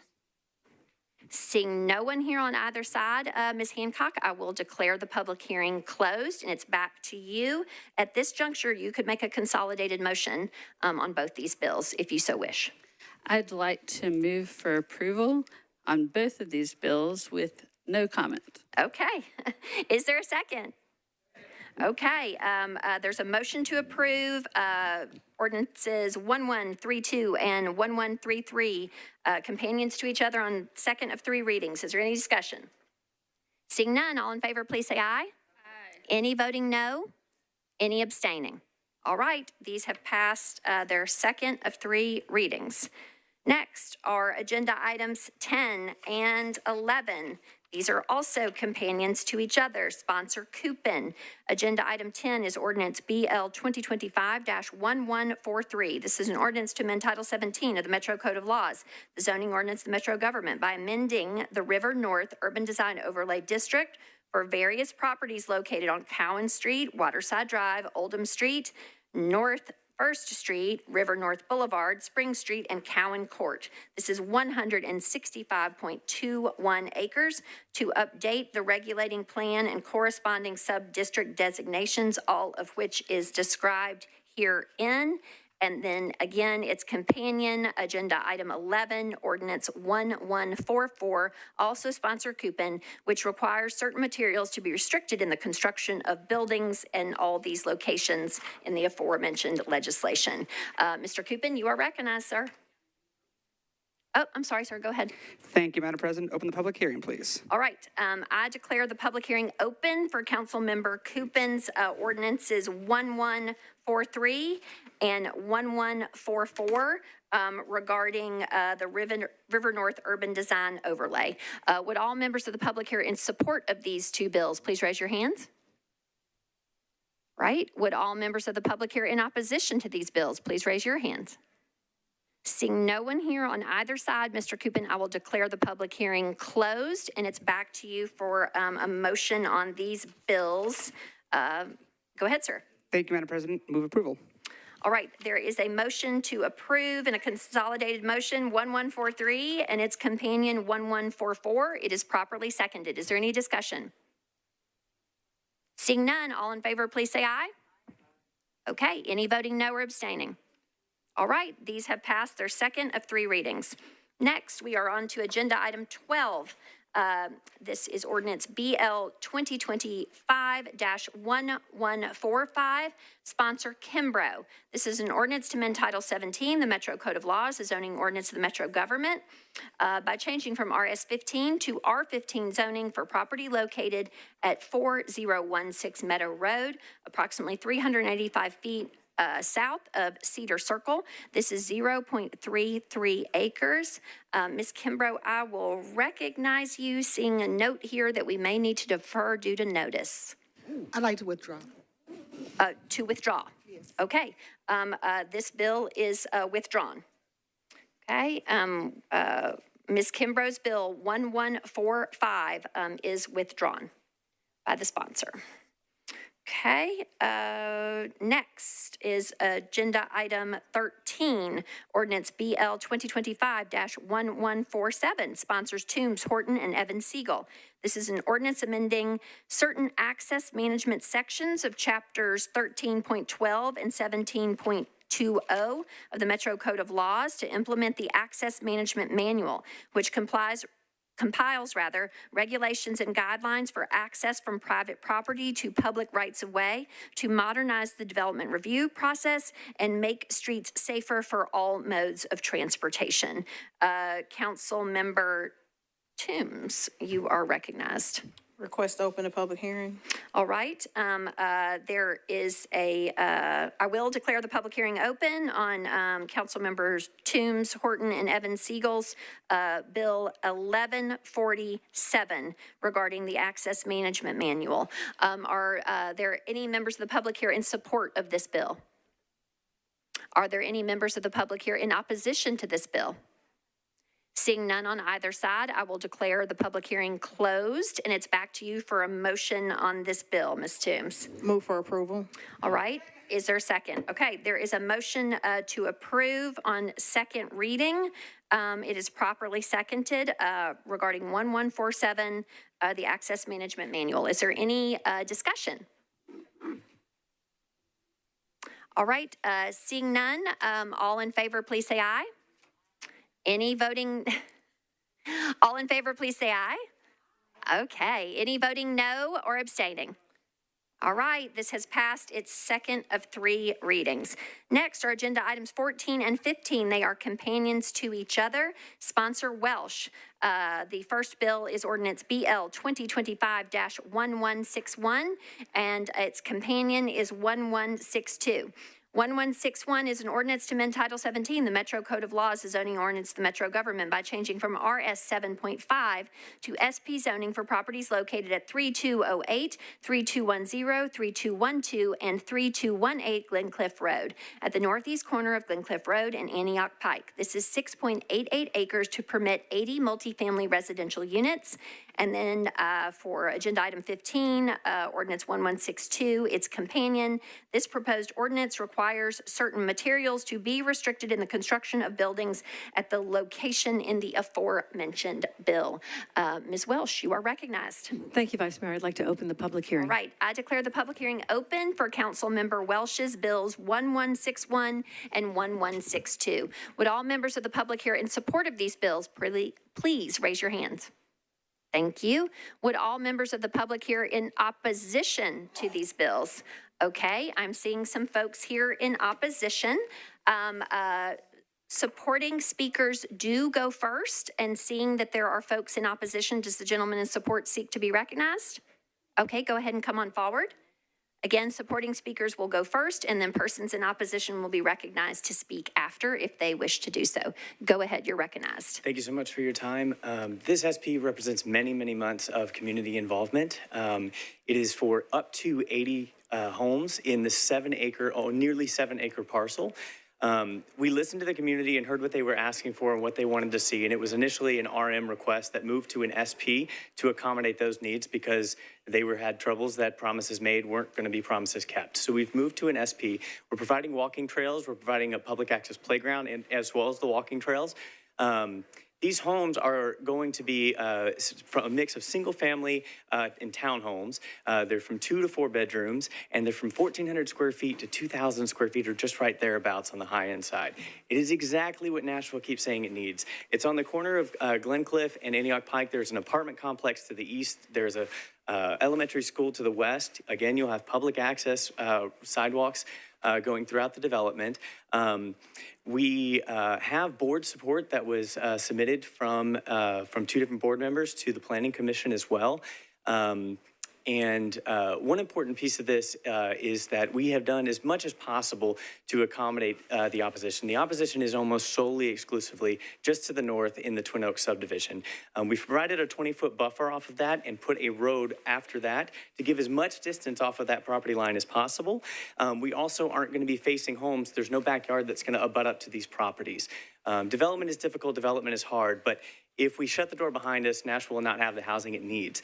The Twin Oaks subdivision, when it was done, one of the homeowners that is putting forward in this SP is the closest one to it. He was in opposition.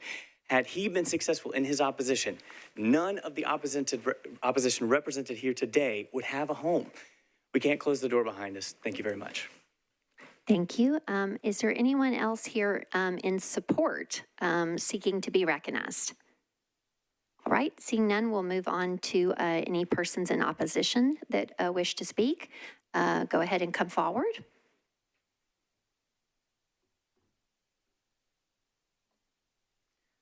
All right, you are recognized. Thank you, Chairperson and team, for having us out tonight. We really appreciate the support. And know you've been dealing with a lot of tough issues tonight, so we appreciate your patience through everything, through a long evening. My name is Sean Hubbard. I live at Twin Oaks Circle, and actually, I disagree. I have a property that does directly back up to this property. There's going to be about 86 units we saw on paper that's going to be developed on about 3 properties today. I think it's a mass over-index on where the properties are going to be located. They're also on top of a hill, so there's some environmental concerns I have to this equation because it's called Glen Cliff for a reason. My wife and I spent a lot of time leveling up our property, actually putting it in fescue to prevent runoff and erosion issues. I think there's going to be significant environmental issues presented by this project. Also, I think the traffic concerns are real. We have 3 young kids in the neighborhood, and we're actually getting them into Glen Cliff Public Schools, which I think is a great way to represent the community. We've been in the house for 20 years now. So I think on a traffic end, it's interesting to think about. We've got the choice lanes coming in, so one point of ingress to the neighborhood is going to be choked off permanently, and now we have to go through a construction zone to potentially get to school and to work. This project is directly across from the Glen Cliff School, and I think there will be immense traffic implications that we can't even start to evaluate and study. So I'd love to see more representation, from our council persons. I'd love to see more representation from the developer, because I don't believe they've been listening to us in how this could mean the impacts for our community. So thank you for listening. I really hope you find in your hearts a reason to keep our communities alive. Thank you. Council members, let's please keep our volume down during public hearing so we can be sure to hear folks. Okay, go ahead, sir. I'm speaking on behalf of my family and my community. My property line backs up to this potential rezoning, and we directly oppose this. We have invested 19 years into our community, and this ecosystem will be destroyed by this redevelopment. These developers do not care about our community and are soulless. Councilperson Welsh, did you receive any letters of support from any of the neighborhood associations? We don't pose questions to council members in that way. Councilperson Welsh was not at any of our community meetings, and as a citizen of this district, we have not been heard, and this should not be passed. You do not represent us. You do not represent the developer. You represent us. As a member of this community, this is not going to benefit us, and the protections that were proposed by the developer do not actually protect the current residents, and we're only surface level, like giving a park when there's already a park across the street, or things to that nature. This is going to drastically decrease our quality of life. Please, within your heart, vote no. This is not what Nashville needs. This is not the direction that Nashville needs to go. Thank you, guys. Thank you. Next, you're recognized. Hi, my name is Kristen Haney, and my property backs up directly to this development. They're planning to put a street 20 feet from my house. There's not going to be a fence dividing the properties, but there's going to be a landscape barrier that's going to be taking time for privacy and noise reduction. Right now, they've done street calming on Antioch Pike, which is wonderful, and I love it. But this is just going to be adding more cars onto that street. And as of now, whenever you drive down Glen Cliff Road, there are cars that speed by all the time. There's so much congestion already. And in fact, this development is going literally down the street from another development, Noble Place. So we will be sandwiched in between 2 developments. And in fact, Noble Place has had trouble selling their units, that there are now signs for rent outside. This is changing the character of our neighborhood, and I feel like us regular homeowners are being pushed out because none of us want this. In fact, I had another neighbor here tonight that had to leave because she had a phone call with her realtor at 8:30 this evening. She has already been looking for other places. It's just, we don't feel that this is a good fit for our community. And these people want to sell their homes. Let's build more homes on these properties, but not 80 units that we will be sandwiched in between. Thank you for your time. Thank you. Is anyone else seeking to be recognized in opposition? All right. With that, I will declare the public hearing closed. Ms. Lee and Mr. Harrell, your sponsor I'm about to recognize is right behind you. So with that, Ms. Welsh, you are recognized. Thank you, Vice Mayor. I'd like to move to approve with a brief comment. All right. There is a motion to approve and a consolidated motion 1161 and 1162 on their second of 3 readings. Go ahead, ma'am. Thank you, Vice Mayor. This is a project that is going to bring some of the missing middle housing that we so desperately need here in Nashville. And the developer here has been meeting with the Glencliff Neighborhood Association for quite a long time. And the Neighborhood Association has come out in support of this. The president of the board and other board members sent letters of support.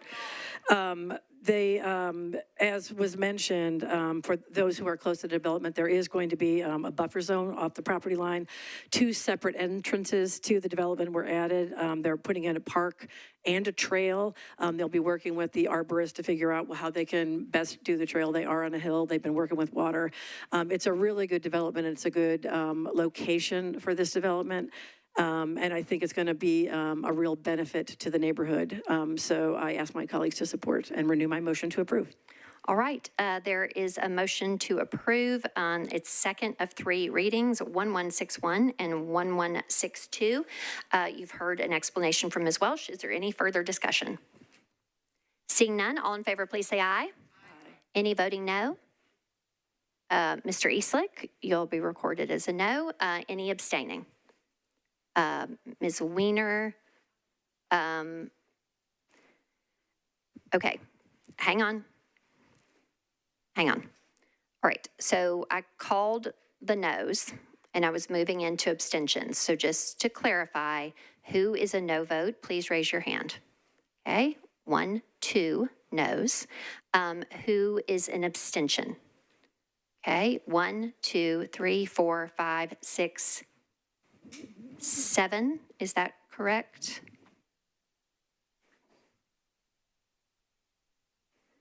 Okay. Yes, ma'am. Oh, thank you. I have a question about when it's a voice vote, if the majority has it, then when people start raising their hands and with the pause, other people might start raising their hands. If it's a voice vote and enough people are in the affirmative, is that not just cause to move on? Indeed. Special counsel, can you opine on this? To my ear, the ayes had it. We thought we had 1 abstention, then I called, or rather a vote against, then we called abstentions, and so we have those visible to us. So it's a fair point of order and ask. It was a little unusual in how that proceeded. So I appreciate the question. Special counsel, at second of 3 readings, where are we on this bill? Vice Mayor, we are on second reading of this matter. Rule 38.2 states that when there are abstentions or negative votes on an ordinance on second reading, and the chair can determine the outcome of a voice vote, the chair may either call for a roll call vote or direct the clerk to record the names of members who have abstained or cast a negative vote. Okay. I'm saying the ayes have it, and I'm asking the clerk to record the abstentions and the noes as we saw them, okay? So these bills have passed their second of 3 readings. All right, next is agenda items 16 and 17. They are companions to each other. Sponsors Toombs, ordinance BL 2025-1163 and 1164. 1163 is an ordinance to amend Title 17 of the Metro Code of Laws, the zoning ordinance of the Metro Government of Nashville and Davidson County by changing from R8 to SP zoning for properties located at 2130, 2132A, 213.8A, wow, this is a lot of numbers, 213.8B, 2138C, 2140 and 2142 Buena Vista Pike, and 3005 A, B, and 3000 and 3009 Cliff Drive. Woo. At the southwest corner of Buena Vista Pike and Cliff Drive, this is 5.29 acres to permit a mixed-use development. And again, it's companion 1164, which requires certain materials to be restricted in the construction of buildings at all of those addressed in the aforementioned bill. Ms. Toombs, you are recognized. Thank you, Madam Vice Mayor. Request to open the public hearing. All right, I declare the public hearing open on Ms. Toombs's ordinances 1163 and 1164. Would all members of the public here in support of these bills please raise your hands?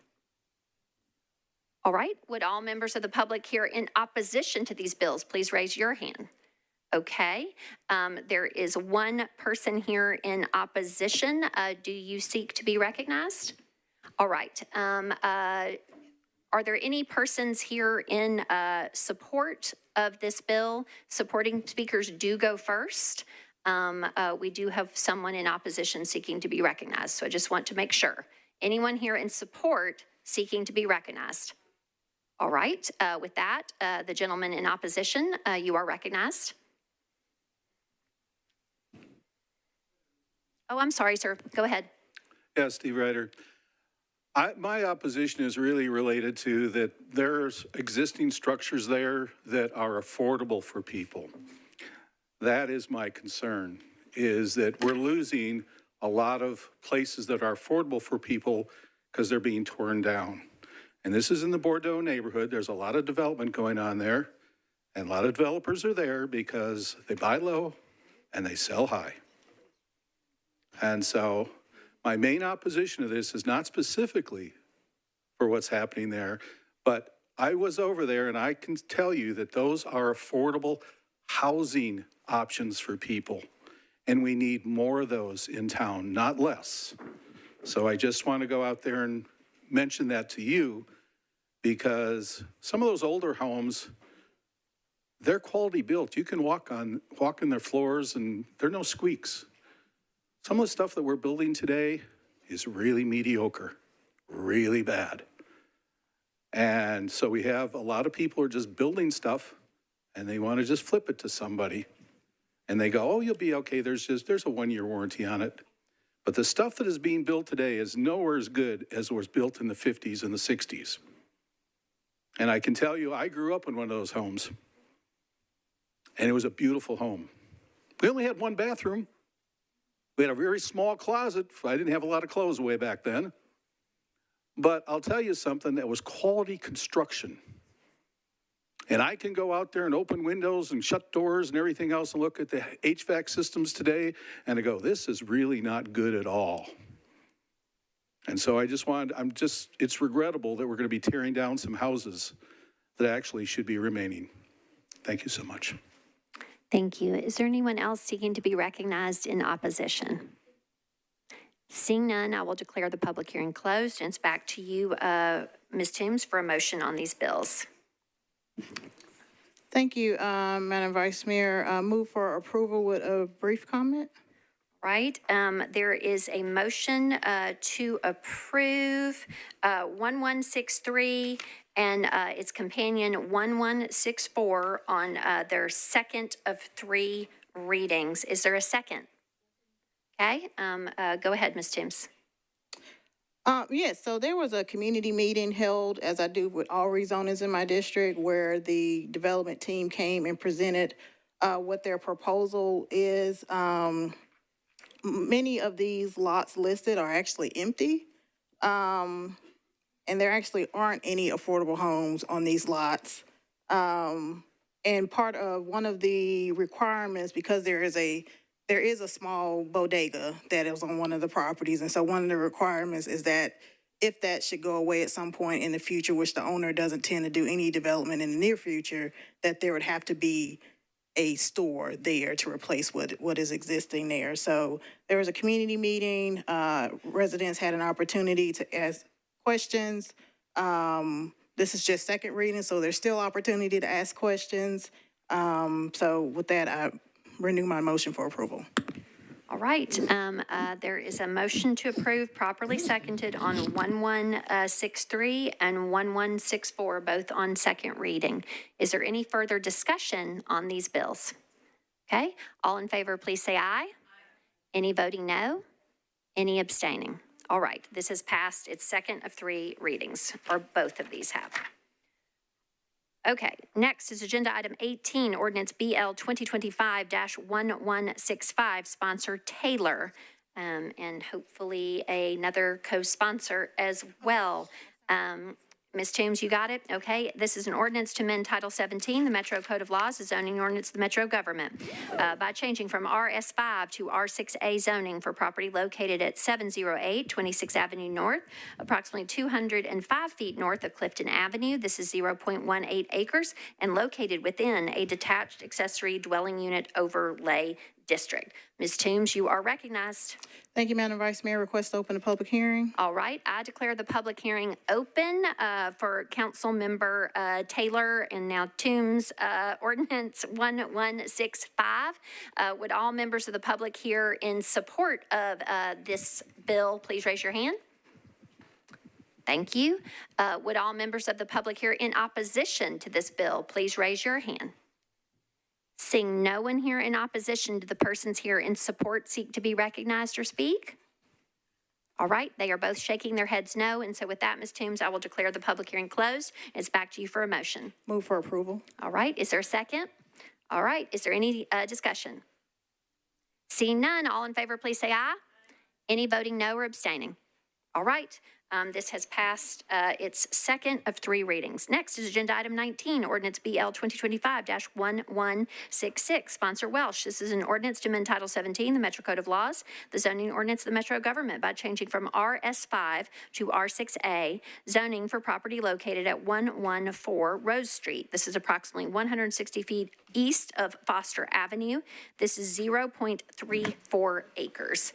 Ms. Welsh, you are recognized. Thank you, Vice Mayor. I'd like to open the public hearing. All right, I declare the public hearing open for Ms. Welsh's ordinance 1166. Would all members of the public here in support of this ordinance please raise your hand? Would all members of the public here in opposition to this ordinance please raise your hand? Seeing no one here on either side, I will declare the public hearing closed, and it's back to you for a motion on this bill.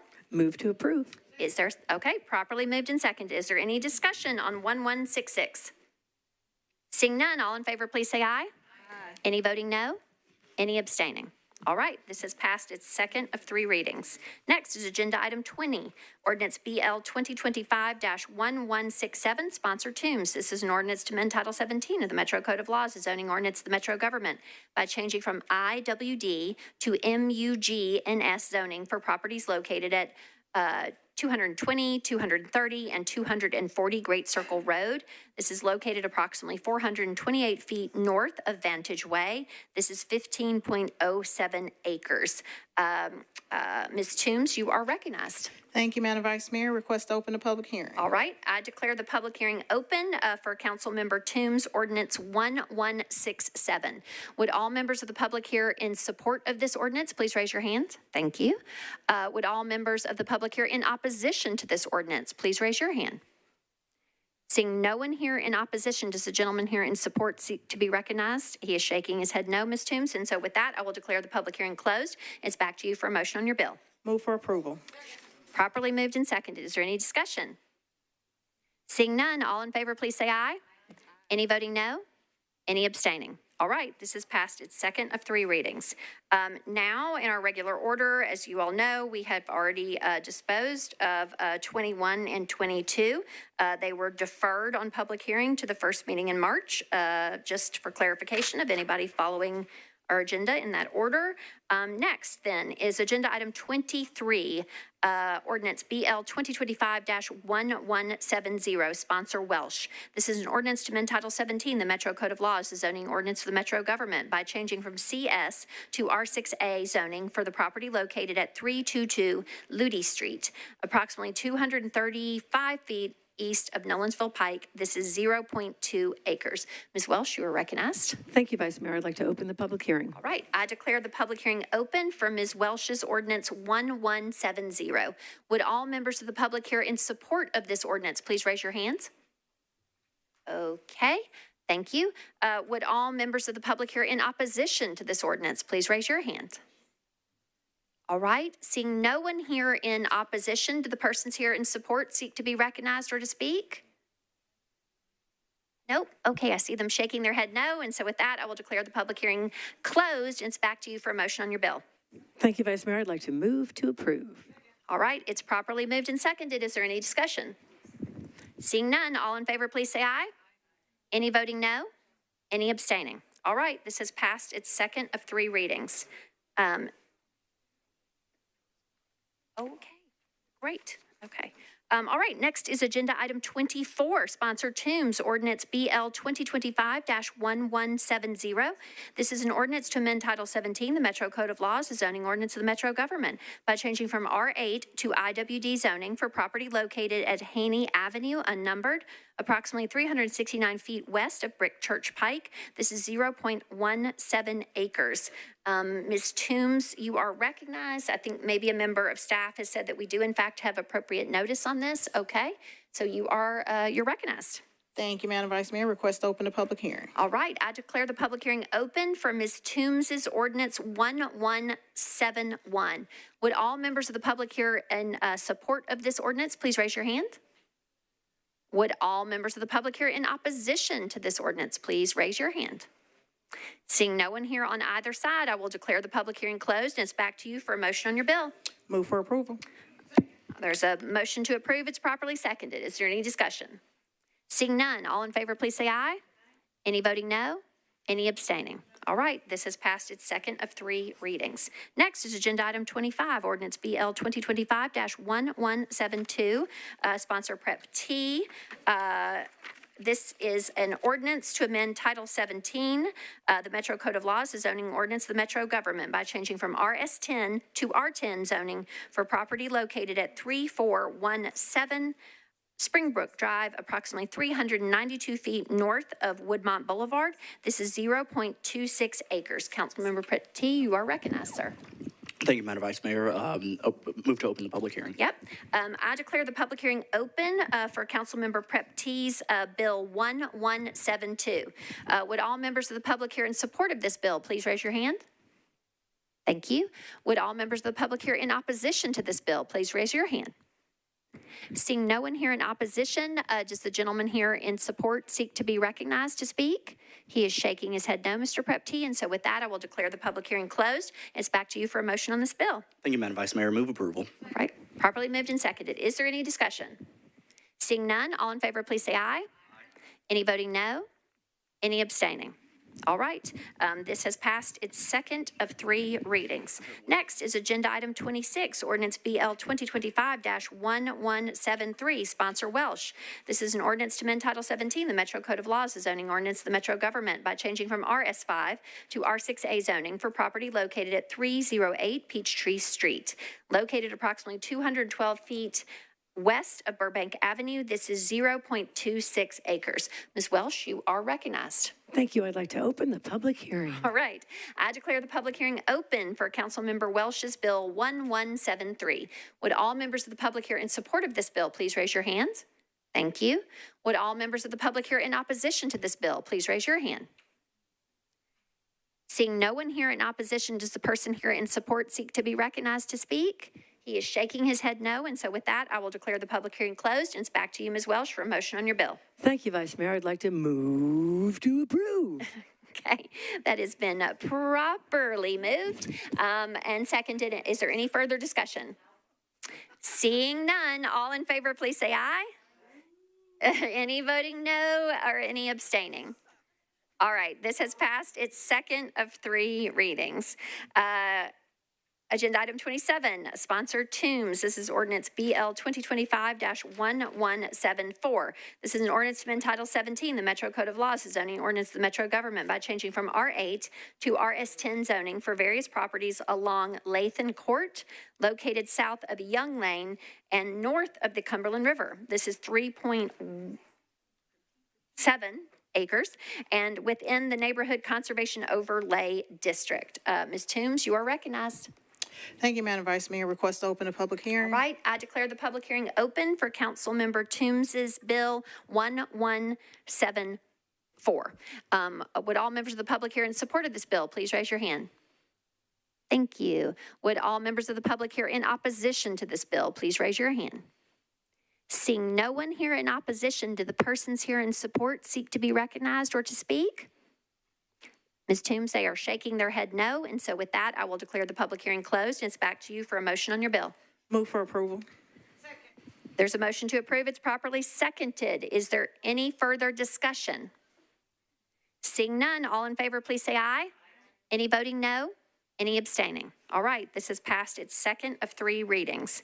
All right, I will just point out in the regular order of the agenda for anyone that might not have been following along earlier, agenda items 28 and 29 were previously heard and disposed of. They were both deferred by Mr. Prep-T to the first meeting in May. And unanimously approved. So that means we are now then on agenda item 30. This is ordinance BL 2025-1177. Sponsor Welsh. This is an ordinance to amend Title 17, the Metro Code of Laws, the zoning ordinance of the Metro government by changing from R6 to RM9ANS zoning for property located at 308 Polk Avenue, located on the corner of Polk Avenue and Whitney Avenue. This is 0.39 acres. Ms. Welsh, you are recognized. Thank you, Vice Mayor. I'd like to open the public hearing. All right, I declare the public hearing open for Councilmember Welsh's Bill 1177. Would all members of the public here in support of this bill, please raise your hand? Thank you. Would all members of the public here in opposition to this bill, please raise your hand? Seeing no one here in opposition to the persons here in support seek to be recognized, they are shaking their head no, and so with that, I will declare the public hearing closed and back to you for a motion on your bill. Thank you, Vice Mayor. I'd like to move to approve. Okay, there is a motion to approve. Is it properly seconded? Okay. Is there any further discussion? Seeing none, all in favor, please say aye. Any voting no or abstaining? All right. 1177 has passed its second of 3 readings. Next are agenda items 31 and 32. They are companions to each other. Sponsor Gamble. Ms. Gamble, for purposes of the public hearing, we can take them together, but then we'll have to take them separately since one will have potentially an amendment. So the first is agenda item 31. It's ordinance BL 2025-1178.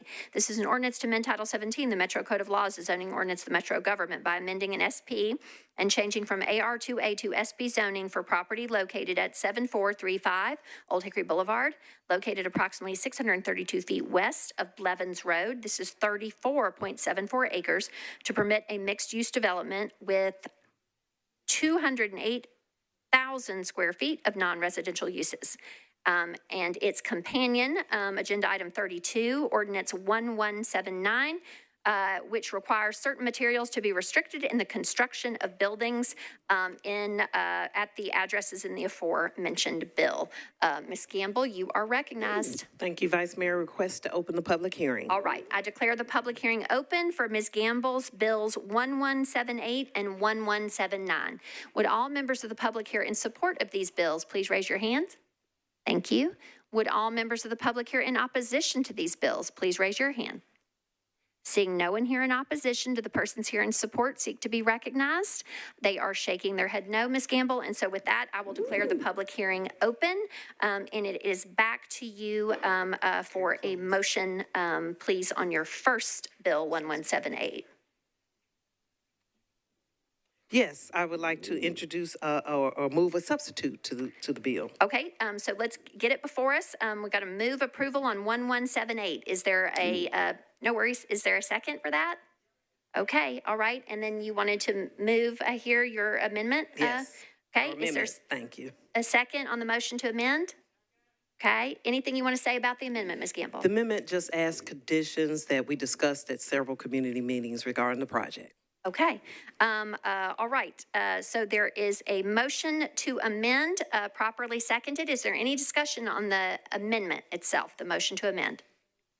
Seeing none, all in favor, please say aye. Any voting no or abstaining? All right, at this time, Ms. Gamble, I would recommend renewing the motion to approve as amended 1178, along with the approval of its companion 1179. Is that? It's so moved. All right. Properly seconded. Is there any discussion on that? Seeing none, all in favor, please say aye. Any voting no or abstaining? All right. 1178 as amended has passed its second reading, as has the companion 1179. All right, next are agenda items 33 and 34. Again, they are companions to each other. Sponsor Rutherford. Agenda item 33 is ordinance BL 2025-1180. This is an ordinance to amend Title 17, the Metro Code of Laws, the zoning ordinance of the Metro government by changing from AR2A to SP zoning for property located at 14,768 Old Hickory Boulevard, approximately 3,275 feet south of Bell Road. This is 20.24 acres to permit 135 multifamily residential units.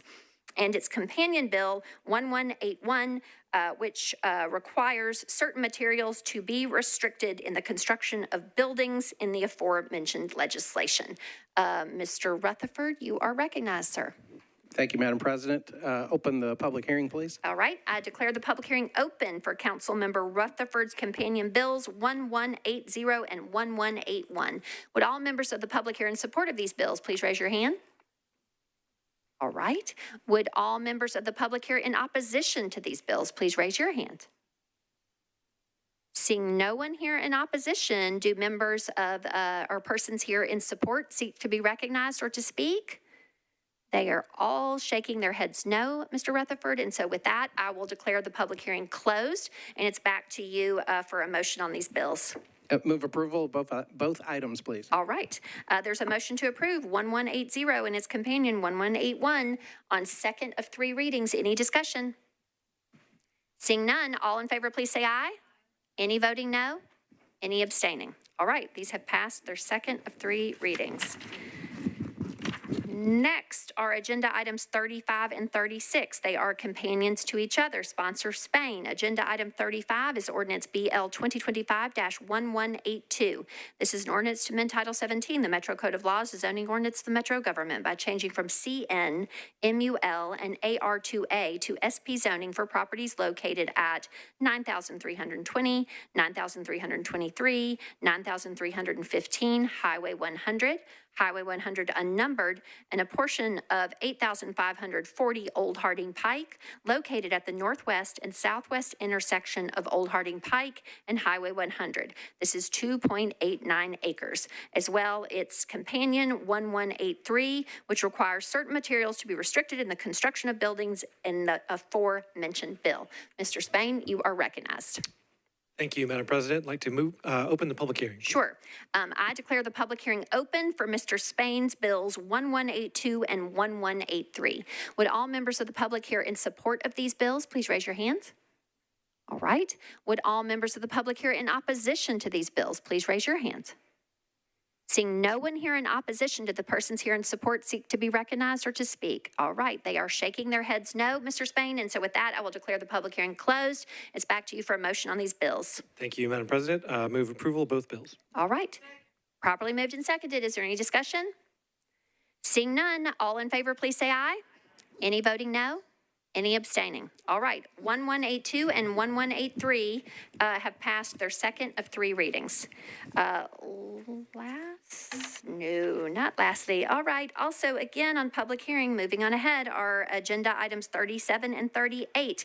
They are companions to each other. Sponsor Huffman. Agenda item 37 is ordinance BL 2025-1184. This is an ordinance to amend Title 17.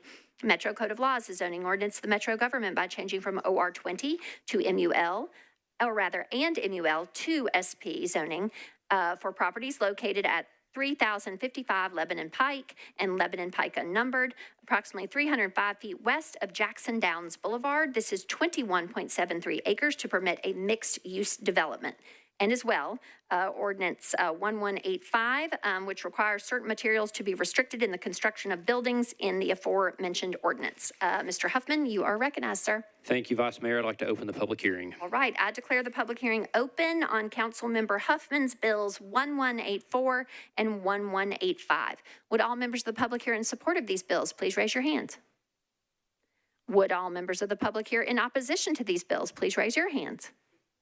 All right, Mr. Huffman, seeing none on either side, I will declare the public hearing closed, and it's back to you for a motion on both these bills. Move for approval. All right. There's a motion to approve 1184 and 1185, properly seconded. Is there any discussion? Seeing none, all in favor, please say aye. Any voting no or abstaining? All right, these have both passed their second of 3 readings. Next is Agenda Item 39, Ordinance BL 2025-1186, sponsor CAP. This is an ordinance to amend Title 17, the Metro Code of Laws, the zoning ordinance of the Metro government by changing from OR 20 to SP zoning for property located at 919C Gallatin Avenue, approximately 160 feet north of Petway Avenue. This is 0.86 acres to permit a mixed-use development. Councilmember Cap, you are recognized, sir. Thank you, Vice Mayor. Request to open the public hearing. All right, I declare the public hearing open for Councilmember Cap's Bill 1186. Would all members of the public here in support of this bill please raise your hands? Thank you. Would all members of the public here in opposition to this bill please raise your hands? Seeing no one here in opposition to the persons here in support seek to be recognized, they are shaking their head no. And so with that, I will declare the public hearing closed, and it's back to you for a motion on your bill. Thank you, Vice Mayor. Move approval, please. All right. Properly moved and seconded. Is there any discussion? Seeing none, all in favor, please say aye. Any voting no? Any abstaining? All right, 1186 has passed its second of 3 readings.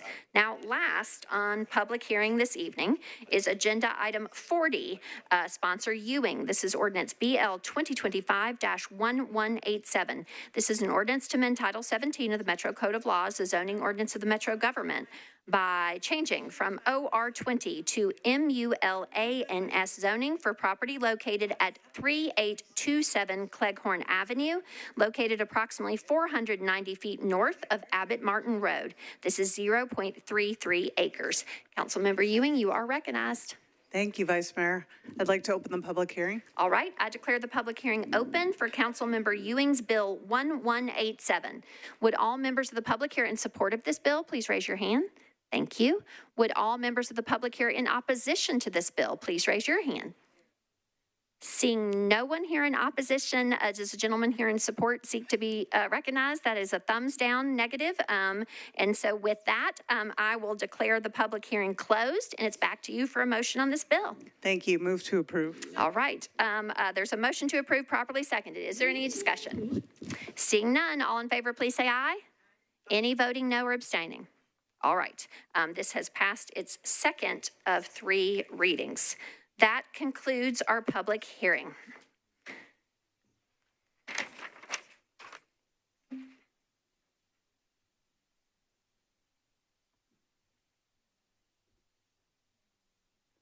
Thank you. All right, we will just keep on rolling right into our consolidated consent agenda, agenda section K. All resolutions and second and third reading ordinances on this agenda are included on the consent agenda if recommended for approval unanimously by all committees to which the item was referred. Items on the consent agenda will be voted on at a single time. The item number, along with the resolution and ordinance number of the items on the consent agenda, will be read by me and be displayed on your screens in the chamber and at home. Members of the council may remove any item from the consent agenda by request before the consent agenda vote is taken.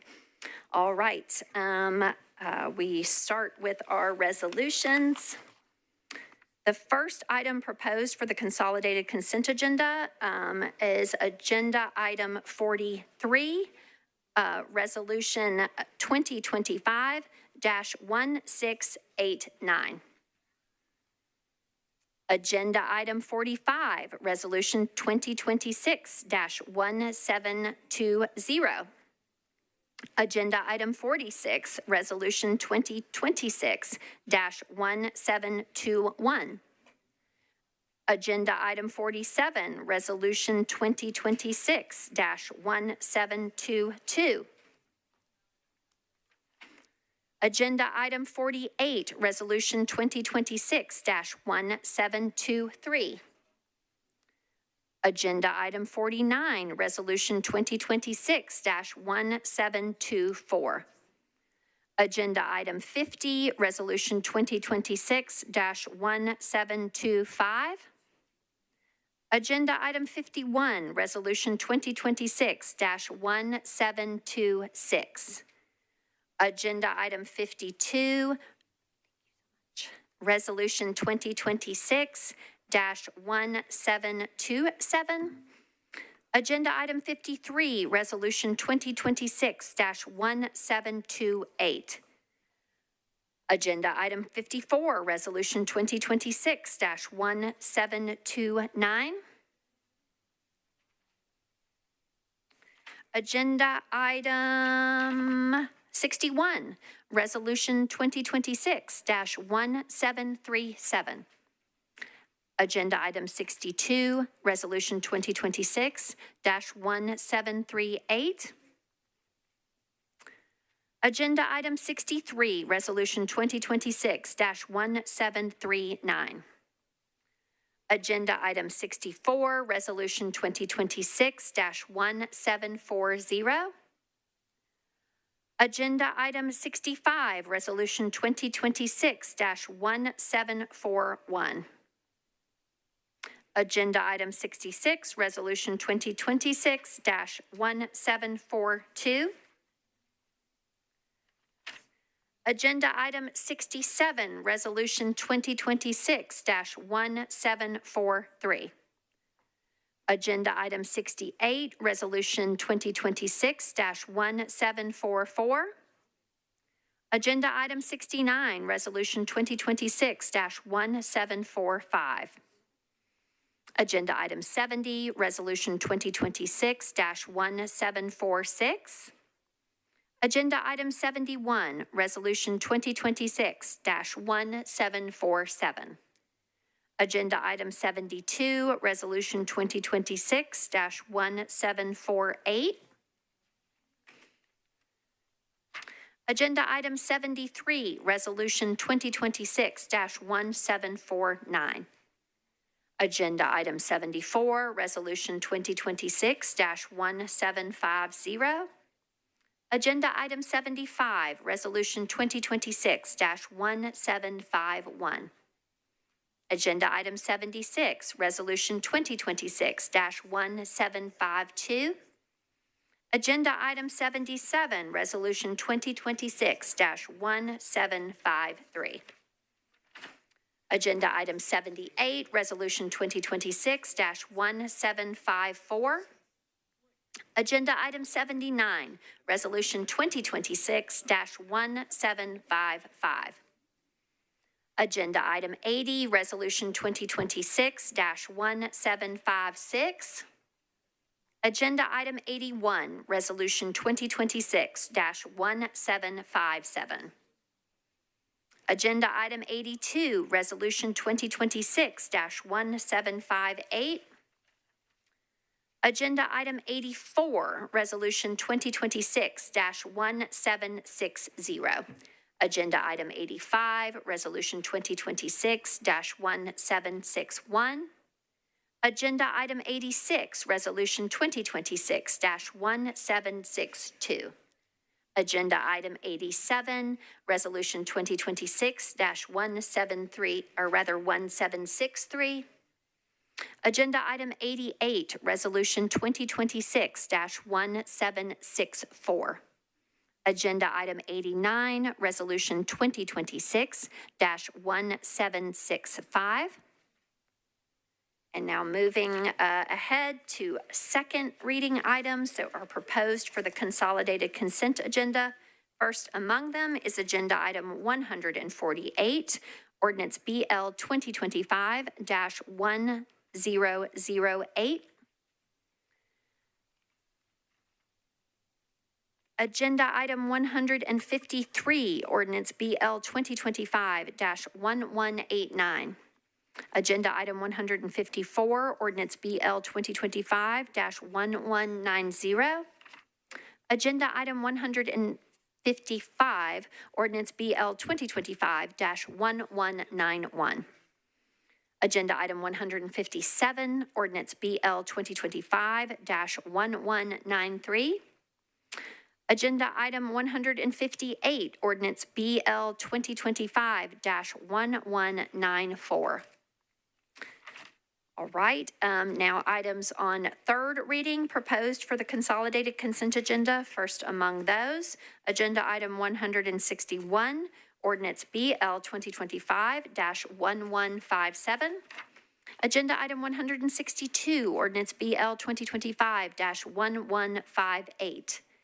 Agenda item 163, ordinance BL 2025-1159. And lastly, agenda item 164, ordinance BL 2025-1160. Do any items need to be removed from the consent agenda? If so, if members would please join the queue and request that. All right, Councilmember Benton, you are recognized.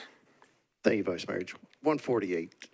Okay, Councilmember Benton has requested the removal of agenda item 148 from the consent agenda. That is an item on second reading, sponsor Allen, and it will be removed from consent. Next is Mr. Coupin. You're recognized, sir. Thank you, Madam President. Item 64, please. Okay, Mr. Coupin has requested the removal of agenda item 64. This is resolution 2026-1740. Sponsor Welsh, and it will be removed from consent. All right, Councilmember Suara, you are recognized. Thank you, Vice Mayor. Is item 56 on consent? Say again, 26 or 56? 56. Okay, let me check. No, it's not. Okay, all right. Then would you please remove item number 86 and 89? Okay, so 56 was not on consent. And then I apologize, Ms. Suara, if you could restate again those last two.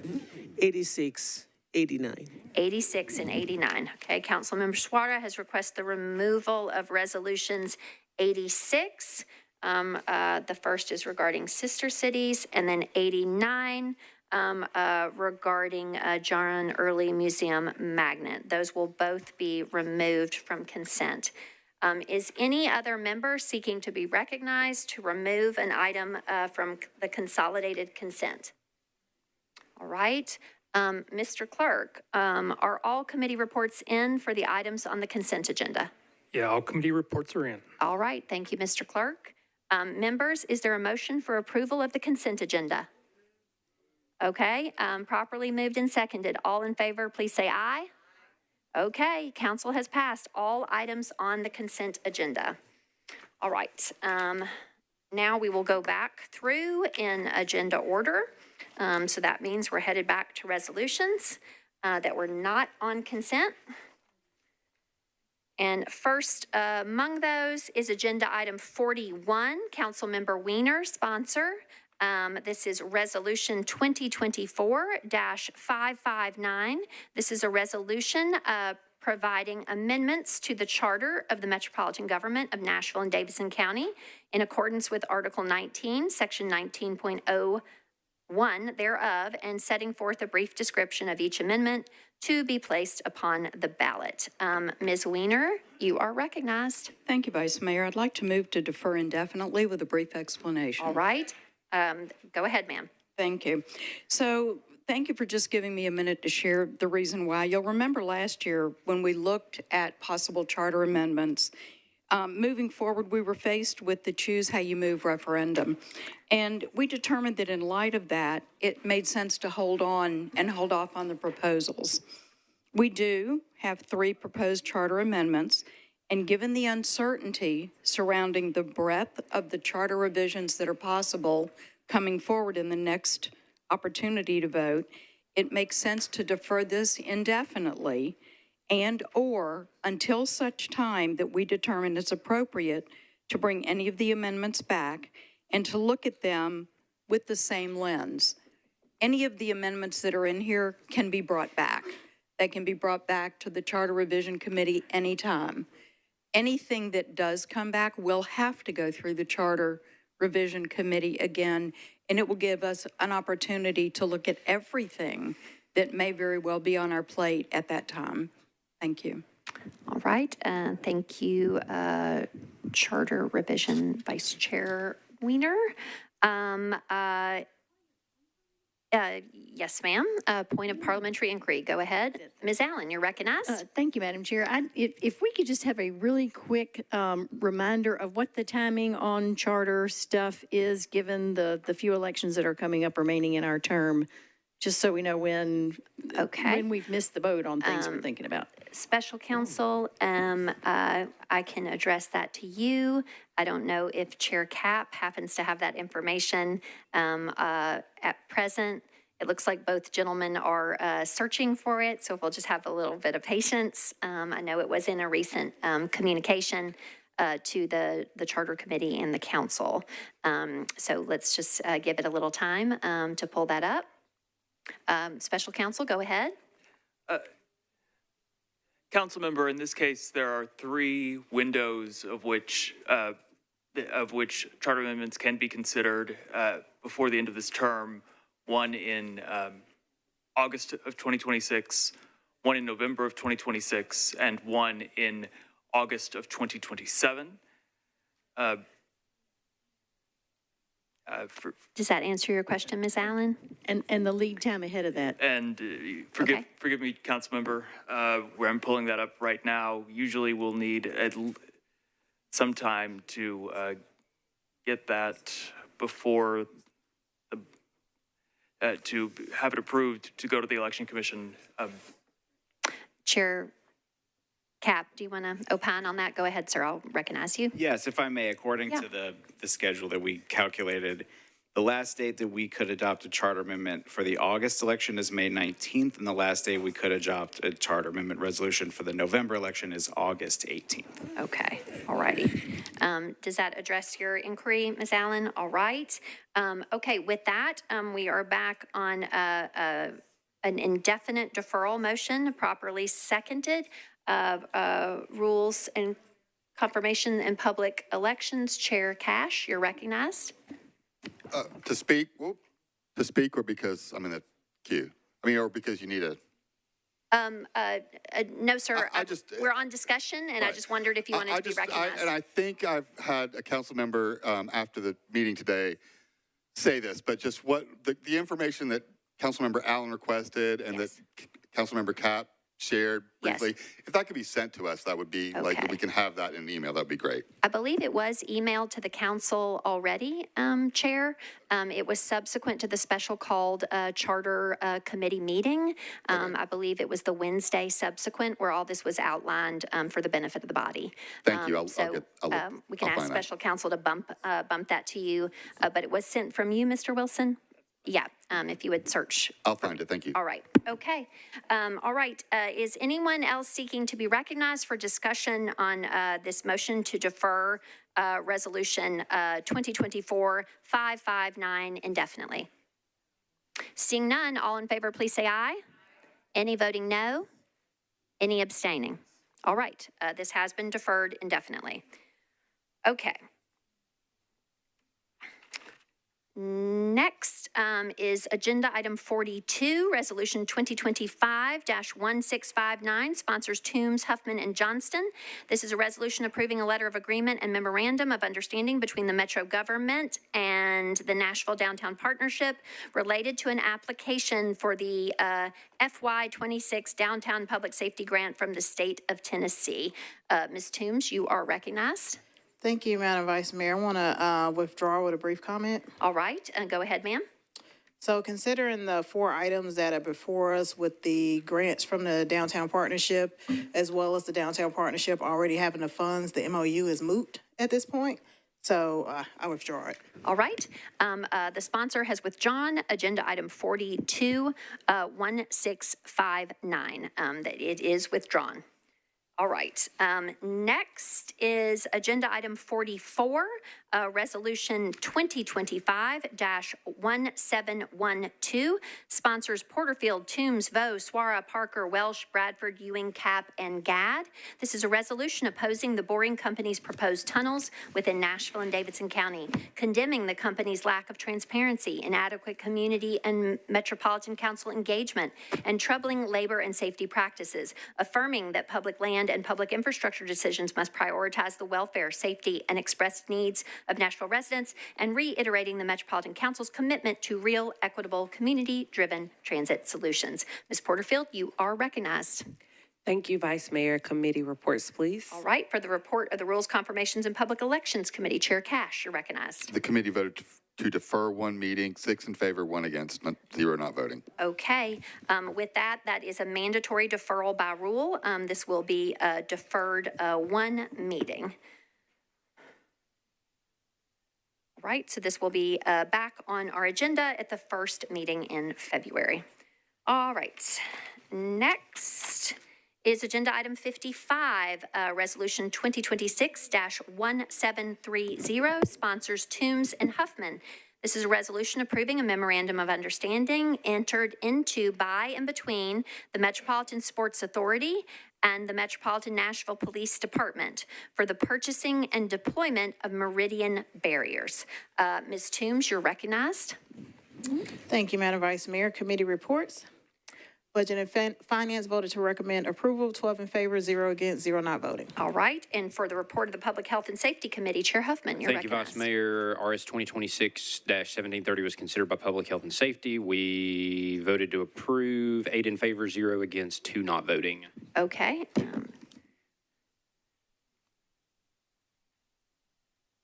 So 2 choosing not to vote, not voting against. Okay. 0 against, 2 not voting. Thank you, sir. Yes. Sorry. Thank you for clarifying.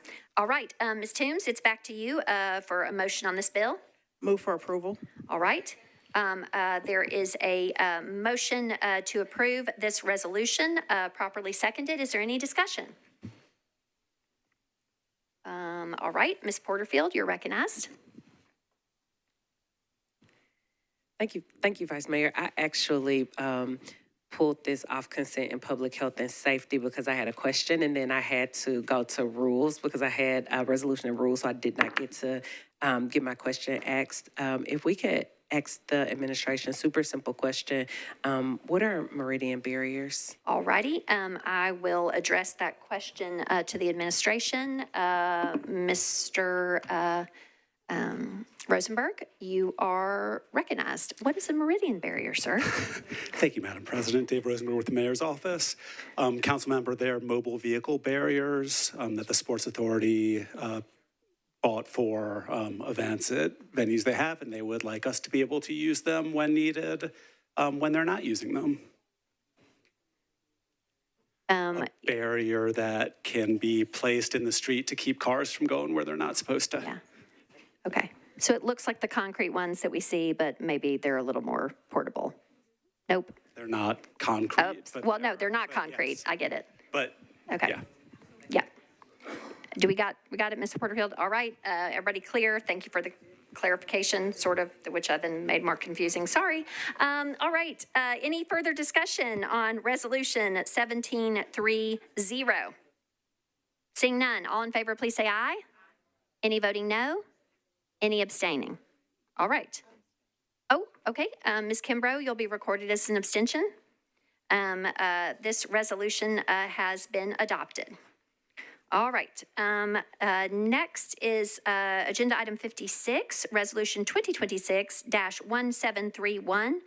Sponsors Toombs, Huffman, Vo, Gadd, and Ellis. This is a resolution accepting a Violent Crime Intervention Fund grant from the Tennessee Department of Finance and Administration, Office of Criminal Justice Programs, to the Metro government, acting by and through the Metro Nashville Police Department to provide funding to eligible local law enforcement agencies to develop and implement proven public safety strategies to combat violent crime and to develop, construct, and rehabilitate infrastructure. Ms. Toombs, you are recognized. Thank you, Madam Vice Mayor. Committee report. Budget and Finance voted to recommend approval, 12 in favor, 0 against, 0 not voting. Okay. And for the report of the Public Health and Safety Committee, Chair Huffman, you're recognized. Thank you, Vice Mayor. Public Health and Safety recommended approval, 9 in favor, 0 against, 1 not voting. Okay. All righty. Ms. Toombs, it's with those reports in, it's back to you for a motion on the bill, please, ma'am. Move for approval. All right. Properly moved and seconded. Is there any discussion on this resolution?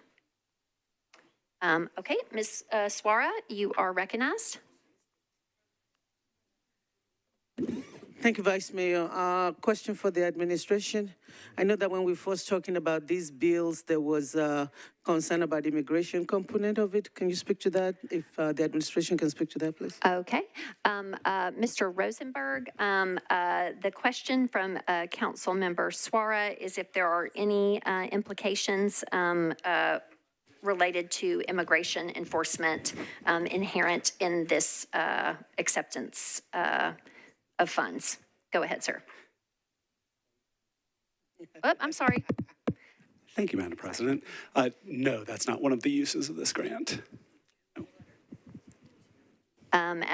Ms. Allen is adding to the discussion that there was a letter to that effect. It is referring to the fact that there's a requirement there inside the grant. It says to be eligible, you have to be part of a program that we are not part of, and there's a letter from the state acknowledging that that does not apply to us. Thank you. Thank you, Ms. Allen. That was this conversation with Mr. Rosenberg. I just wanted on record that we do have a letter stating that these ones will not be doing that. So thank you. Okay. Thank you, Ms. Swara. With that, is there any further discussion on Resolution 1731? Seeing none, all in favor, please say aye. Any voting no? Any abstaining? Ms. Kimbrough, you will be recorded as an abstention. All right. Next is Agenda Item 57, Resolution 2026-1732, sponsors Toombs, Huffman, Vo, and Ellis. This is a resolution approving Amendment 3 to a Hotspot Violent Crime Intervention Fund Targeted Community Crime Reduction Project grant from the Tennessee Office of Criminal Justice Programs to the Metropolitan Government, acting by and through the Metro Nashville Police Department to provide support to local law enforcement in developing and implementing evidence-based strategies to combat violent crime. Ms. Toombs, you are recognized. Thank you, Madam Vice Mayor. Committee reports. Budget and Finance voted to recommend approval, 12 in favor, 0 against, 0 not voting. All right, and for the report of the Public Health and Safety Committee, Chair Huffman. Public Health and Safety recommended approval, 9 in favor, 0 against, 1 not voting. Okay.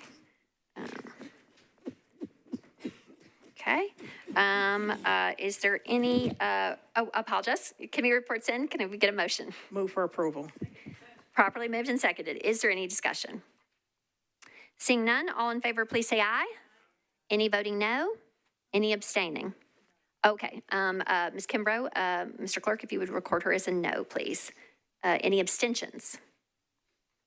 Okay. With a singular on a resolution, we got to go on the boards. Okay. By rule, Mr. Clerk, if you would please load the vote. Colleagues, we have a resolution with a no vote, which by rule requires a roll call.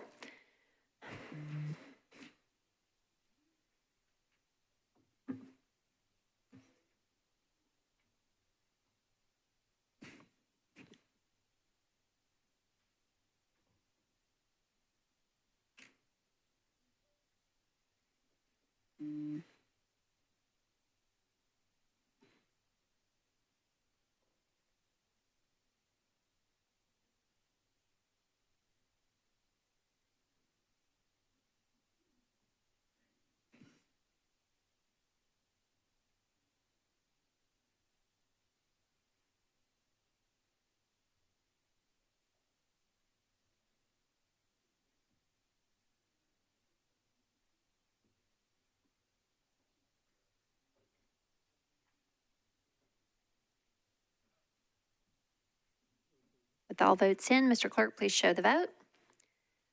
This resolution has been adopted with 36 votes in favor and 1 vote against. All right, next is Agenda Item 58, Resolution 2026-1734, sponsors Toombs, Huffman, and Coupin. This is a resolution accepting a monetary donation from the Nashville Downtown Partnership, Inc. to the Metro Nashville Police Department to assist with the purchase of an armored rescue vehicle. Ms. Toombs, you are recognized. Thank you, Madam Vice Mayor. Committee reports. Budget and Finance voted to recommend approval of the substitute, 11 in favor, 0 against, 1 not voting, and voted to recommend approval of the resolution as substituted, 10 in favor, 1 against, 1 not voting. Okay. For the report of the Public Health and Safety Committee, Chair Huffman, you are recognized. Thank you, Vice Mayor. Public Health and Safety recommended this legislation as substituted, 7 in favor, 2 against, 1 not voting. Okay, thank you, sir. It's back to you, Ms. Toombs, for a motion to get the bill, or rather the resolution before us. Move for approval. Okay, and now back to you regarding the substitute. I will defer to, move for approval of substitute, sorry. Okay, and briefly, can you express what the substitute does, or would you like special counsel to share? It's similar language, makes it a grant so that there's reporting requirements. Okay, all right. There's a motion to substitute. You have heard the explanation of the sponsor. Is there any discussion on the motion to substitute? Seeing none, all in favor of the substitute, please say aye. Any voting no? Any abstaining? All right. If you would renew your motion, Ms. Toombs, to approve as substituted. Move for approval as substituted. Okay. Is there a second? Okay, so now we are on to the primary discussion. There is now a motion to approve this resolution as substituted. Is there any discussion? Okay, Ms. Swara, you are recognized. Thank you, Vice Mayor. I'm not going to repeat everything that I said on the earlier bill, but one thing that I wanted to draw out to everyone, especially when we're conflating objecting to these purchases as now wanting public safety, I wanted to point out the fact that we just voted on a number of items for the police department to combat crimes, to combat violence and all of that. That is approving money for the police to do what the police needs to do. And so my objection to these 4 is not that because we don't want safety, but we're saying that this particular money, the source of it, where it's coming from, not trusting everything going down is why we're objecting to it, and we can use those money for other things that actually help public safety instead of an armored car. Thank you. All right, next in the queue is Councilmember Bradford. You're recognized. Thank you, Madam President. I had a question that came to me during the public comment, and I would like to pose this question to the administration. How many of these vehicles do we currently have in use by MMPD, and how many instances per day have we had to utilize them? All right, Mr. Rosenberg for the administration. The question of Mr. Bradford, I believe you have heard it, is how many we have at present and how many times per day such vehicle is Has there been an instance where we've had to use multiple in one day? Okay. You're recognized. Thank you, Madam President. We have one of them. There have been times where we've borrowed from another locality nearby when there have not been. 2, they're generally used at special events and at things like an Opry Mills shooting, a Covenant shooting, Antioch movie theater, and then present at special events, as well as other incidents. Okay, one last question. The one that we do have, how long have we had it? I don't know. Mr. Rosenberg, okay, Sorry. yep, no, that's fine. All right, thank you for answering those questions. Thank you. Okay. Ms. Toombs, you are recognized. Go ahead. Thank you, Madam Vice Mayor. I have one procedural question and then one question for the administration. Okay. The procedural question is, if this is voted down, can we not bring another resolution accepting grant funds for this particular purpose for MMPD? Special Counsel Wilson. Legislation can be filed subsequent to a vote on this concerning possible grant funds from Downtown Partnership. So if this was, just so I'm clear, if this is voted down, another piece of legislation could come with money for the same equipment for MMPD, correct? Special Counsel, go ahead. That's correct. Okay, there's no 1 year waiting period. Someone mentioned that to me, and I didn't think that was correct. No, I don't believe there is a 1 year waiting period. Okay, just making sure.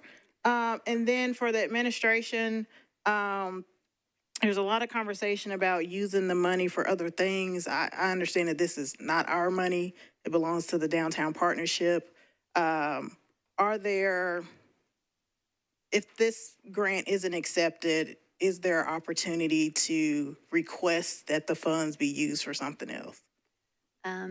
Mr. Rosenberg, you're recognized. Thank you, Madam President. Councilmember, that would not be entirely our decision or the partnership. The state would need to approve other uses. Well, other requests within the, so if, say this is voted down, within the parameters of the grant, could the city request funds from the Downtown Partnership for other uses within those parameters? Mr. Rosenberg. Thank you, Madam President. That's conversation between the partnership and the state. My understanding was, although there were initial uses in it, they then had to get approval from the state for a final list of uses and amounts, but I don't know that for certain and would need to defer to the partnership who got the grant from the state for that. So happy to track that down, but I don't have that. I think that would be useful information. Thank you. Thank you. All right. Okay, so we are continuing with debate. Next in the queue is Councilmember Johnston. Your Previous question. Okay. Ms. Johnston has called the previous question. This requires a second. Okay. This is non-debatable. It requires 2/3 of those voting. We can try it first by voice. If we call the previous question, that means we end debate and we move to the vote. If you want to continue debate on this matter, you would vote no on the previous question. As I always remind you, please number, not volume. So on the motion of the previous question, all in favor, please say aye. Any voting no? I believe the ayes have it. And so we will move to the vote. As I did on the last one, I would ask Mr. Clerk, in an abundance of caution, if you would please have a roll call vote for this, please, sir.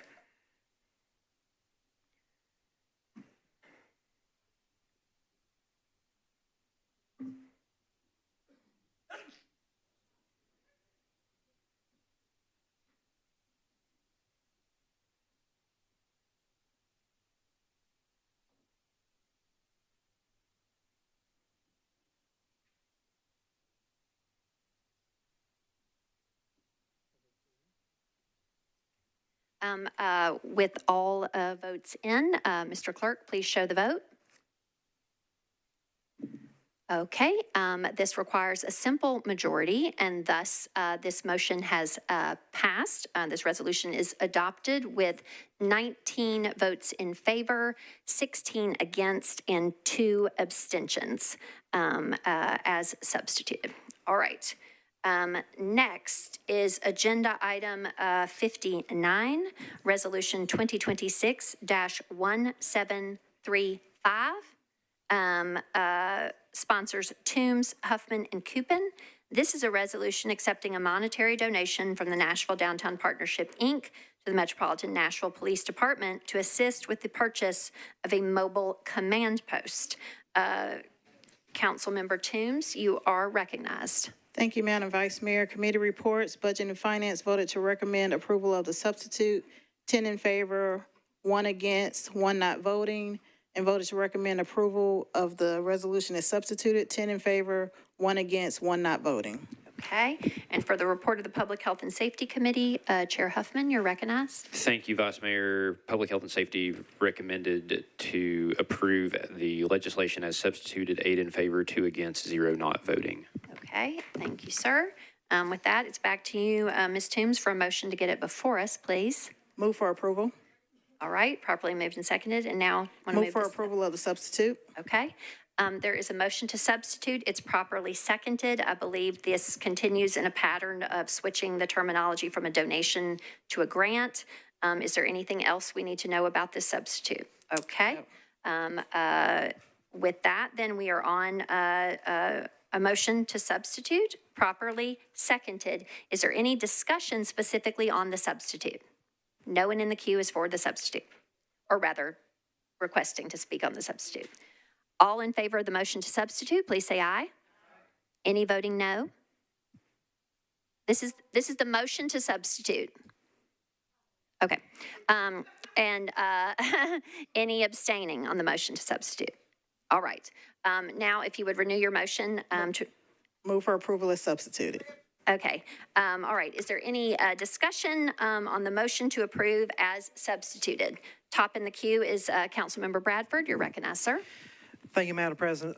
Something that was mentioned during the public comment, the public hearing on this, got me to thinking, you know, there were some concerns raised about the cost of the vehicles and this command center and what's actually being asked for.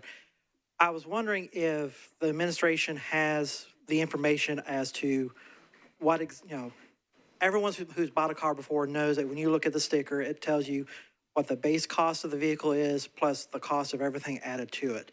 Do we have any documentation showing, you know, how much we're paying for the actual trailer and how much is being spent on, you know, customizing it for our uses? Right. I will recognize Mr. Rosenberg for the administration to answer that question. Go ahead, sir. Thank you, Madam President. Councilmember, there isn't a purchasing order yet. They haven't gone through the purchasing process, which they won't do till after they have the money. So that will be something that they have available. But right now, that's not a process they can go through. And can you speak, Mr. Rosenberg, to the I wouldn't want to characterize it as a discrepancy, but the difference between, to Mr. Bradford's point, kind of the sticker price versus the amount of the grant itself? Absolutely, Madam President. It includes monitors, desktop computers, internet, comms devices, and then things like chairs, tables, whiteboards. Okay. Hey, shh. Does that answer your question, Mr. Bradford, as to the difference? Do we have the amount all that will cost, or are we just saying, well, all this should equal $2 million? Mr. Rosenberg? Thank you, Madam President. Like with all donations we accept, we generally get a flat amount, and that's an estimate. And then if they can't get everything that they are aiming for that amount, then they'll need to cut. Okay. And one last question. I apologize to my colleagues for asking so many, but so understanding that because we've not basically accepted this money yet, there's no purchasing order itemizing what the individual costs are. With this being a grant, not a donation, with the reporting that comes from that, is that something that would be presented in any reports as to, all right, we've accepted the grant money, we've placed the order, here's what we are buying, and itemizing everything we're spending on it? Is that something that would show up in the report, or is that something we'd have to ask for separately? Okay, are you asking if just by normal procedure that is something that is available to us in the public, or are you asking like for a supplemental commitment from the administration to? I'm asking first, is that a standard part of the report? Like, will that be in the initial reports that we get back as to how much it costs and what we spend? That's okay. Go ahead, Mr. Rosenberg. Councilmember, I don't know if they report it as part, but I'll take this as a request for that information to be shared with council. I appreciate that. Thank you. Yep. All right. Okay. Discussion continues. Next in the queue is Councilmember Suara. You're recognized. Thank you, Vice Mayor. I'm going to rise again in opposition to this. I appreciate the question about the cost of it, but when I look at the command posts, working with other agencies, the agency that comes to mind for me is ICE. And I'm looking at it based on everything that the state said it would do. There was, if you look at the news item that is shared with us every day, there was one in there that actually was caught my eye as I was reading it today by Fox News. And it says that state agency or the state legislator were talking about all this immigration bill. They actually pointed at Nashville and said, we're going after Nashville and everything that they're doing to protect immigrants. So it cannot be any clearer than that to me. If we choose to ignore it, that's fine, but I would not, so I can sleep better at night. Councilmember Toombs asked a question about if we do not use this money, then what happened? I actually asked that question If you all remember, we got an email from the Downtown Partnership about this MOU is going away. It contains a promise that they're not going to use it for anything surveillance and all of that. So I sent them an email asking two questions. One, I said, this email, is it just to me? And then the second thing is, hypothetically, if council should vote this down, what then happens to the money? So I was told this email went to all of you with their promise that they're not going to buy anything, equipment or surveillance with it. And then it says on the second question, I'm just going to read it into record. If the council were to reject any of the items, the money will remain with the Downtown Partnership, and we will work out via contract amendment or addendum with the state as to how that money would or would not be spent. Since the grant was approved based upon our initial application with Metro, I believe our preference would be to spend it on additional ambassadors or homeless outreach. That's something we'll have to work out if the council does end up rejecting one or more items. That's what the Downtown Partnership said. So if this does get rejected for anything, they have no interest in putting it in any of the items that we don't want them to put in. That's a commitment from them. And so I just wanted to, and I'll have the council office share all of this with you. So, yeah.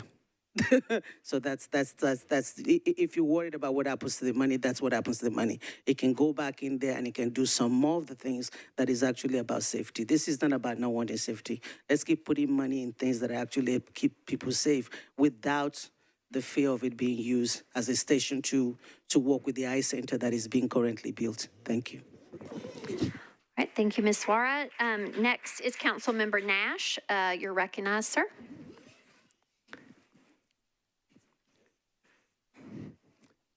This is a command vehicle, not a surveillance vehicle. We have a current command vehicle. It's just gotten old. These vehicles are used and set up to administer the NFL draft, the 4th of July, New Year's Eve, and other similar big events, because you've got all different divisions of the police department, fire department, OEM, and this gives them a chance to get close to the action in a vehicle where they can all work together, communicate, and react and do what they need to do. This is not about surveillance. This is not about working with ICE. This is about big events like Covenant School shooting, for instance. I ask your support. Thank you, Mr. Nash. Please don't interject, okay? Councilmember Allen, you are recognized. Thank you, Madam Chair. This is such a difficult decision. The fears that are here are real. The disrespect for local control, I think, is a very real threat, and I respect that. I voted against the cameras because I understand the concern about surveillance. These particular bills are different from surveillance, as Councilmember Nash has pointed out. They are for other uses that are things that happen, we know, on a regular basis. And so I'm looking at these differently from the one that I voted against. I will point out that we have a $3.8 billion budget for this city annually, and we spend $1.4 billion of that on schools. That's public safety. I mean, we have already shown a commitment to public safety by what we spend on schools. And some of that money that we spend on schools comes from the state. But we're not going to stop taking that money because it can also be abused, because that is also a very real threat. I mean, I think we know what's important to us. We've made it very clear that we need to stand hard for protecting our citizens, and I believe that that also includes protecting them from harm. And therefore, I am struggling with all these votes and taking them very seriously, but I do feel like these are somewhat different from the camera, and I'm looking at them differently. All right, thank you, Ms. Allen. Next in the queue is Councilmember Vo. You're recognized. Thank you, Madam President. I rise in opposition to this resolution. For me, as I'm listening to everyone, I think it's so easy to just see them as vehicles and the amount. I mean, like, it's $2 million. And I think hearing what Councilmember Suara said, there are other options for us. And I think that everything that we've seen, I'm like, so then if the vehicle we know is neutral, it's only for these special events and things like that. But then what happens when the minute that we lose the local control and those vehicles are used to kidnap like our children on the streets, kidnap our neighbors, kidnap people that look like me. I think these things are very real. And I think that it's so hard for people to understand until it's too late. And I wish that we would take a much more proactive approach and think about different avenues and different ideas and different realities that are outside of our own. Imagine what it's like if you were at your house and because you look like someone or you have a name similar to someone and they just come to your house and they take you away. No due process. That is happening in our country. And all of these things are connected. I know we want to separate them. I know we want to put them in different areas so that we can try to survive and get through the day. But what happens to that family that doesn't know like where their parent is? That's real. The vehicles that this money could go to, why do we need these vehicles? Why can't we do something else? And I challenge all of us to really think that it is possible. Like there are different, possibilities. There are different things we can do with this money. And if the Nashville Downtown Partnership said, if it is voted down, that there are other options. Why are we not looking at those other options? They are better. They're better than these vehicles that we need. And, it's really hard. I mean, I get calls, I get emails and messages, and it's really difficult, when you come into this space and you represent so many people who've never had a voice, who don't feel safe to leave their house, and the people who are supposed to, keep us safe and be our guardians, they don't feel that way. And I wish that we would really listen and, use the money that is provided here for other options. So, thank you. All right, thank you, Ms. Vo. Ms. Suara, do you have a point of clarification? Do you feel it's important at the debate at this time, or could we, okay, all right. Go ahead, Ms. Suara, you're recognized. You're next in the queue. Thank you, Vice Mayor. I felt it was important because I think there's a misunderstanding, because I think some of our colleagues think I'm saying don't take money from the state. That's not what I said. I said what we use the money for. And that's why I read the letter that says there are other options. If we don't use it for these specific things, we can use it for other things. So it's not about not taking money. I'm a finance person. We need money, right? And so taking the money is not what we're talking about. The use of the money is what we're talking about. And we do have a control center right now that is working. So why do we need to buy another one? Can't we not use it for something else? That is the point that I'm trying to make. I'm going to end on this note, and it's from Ronald Reagan. Ronald Reagan says, the most terrifying words in the English language are, I'm from the government and I'm here to help. You should be skeptical. We should be skeptical. Thank you. All right, Ms. Sepulveda, you're recognized. Thank you, Vice Mayor. I'll be quick. I just want to clarify a couple of things. With all due respect, we are one of the counties that receives less money from the state when it comes to education. This is why we spend so much money on education. So I do want to make sure that that we acknowledge that we are always talking about how old our equipment is when it comes to MMPD. I also want to acknowledge how old our infrastructure is, right? And, there are other things that we could be doing to keep our community safe downtown, right? We could be putting in better infrastructure that could protect our pedestrians.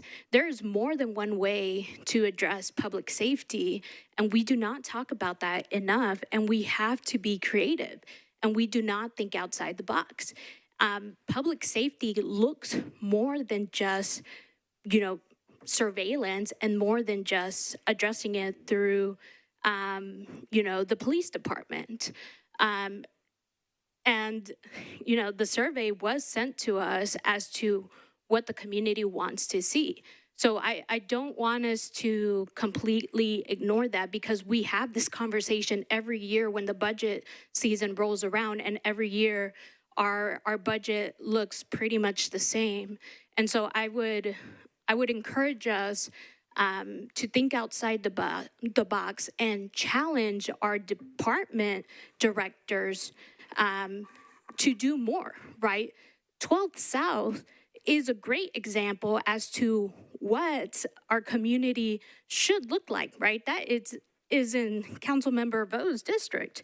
That is what former Councilmember Sledge worked on for a very long time, and challenging a department is what created that. It is an award-winning street, right? It has received national recognition. So let's do more than just what is always expected from us. So I would encourage you all not to vote for this. We do not have to vote for this. All right, next, Public Health and Safety Committee Chair Huffman, you're recognized. Call the question. Right. Councilmember Huffman has called the previous question. It requires a second. Did I hear a second? Thank you. Okay. This is non-debatable. It requires 2/3 of those voting. I will try it first by voice. If you are in favor of the previous question, you want to end debate and move to the vote. If you are against the previous question, you want to continue debate on this matter. Please remember, number, not volume. All in favor of the previous question, please say aye. All against the previous question, please say no. All right, the ayes have it. The question has been called.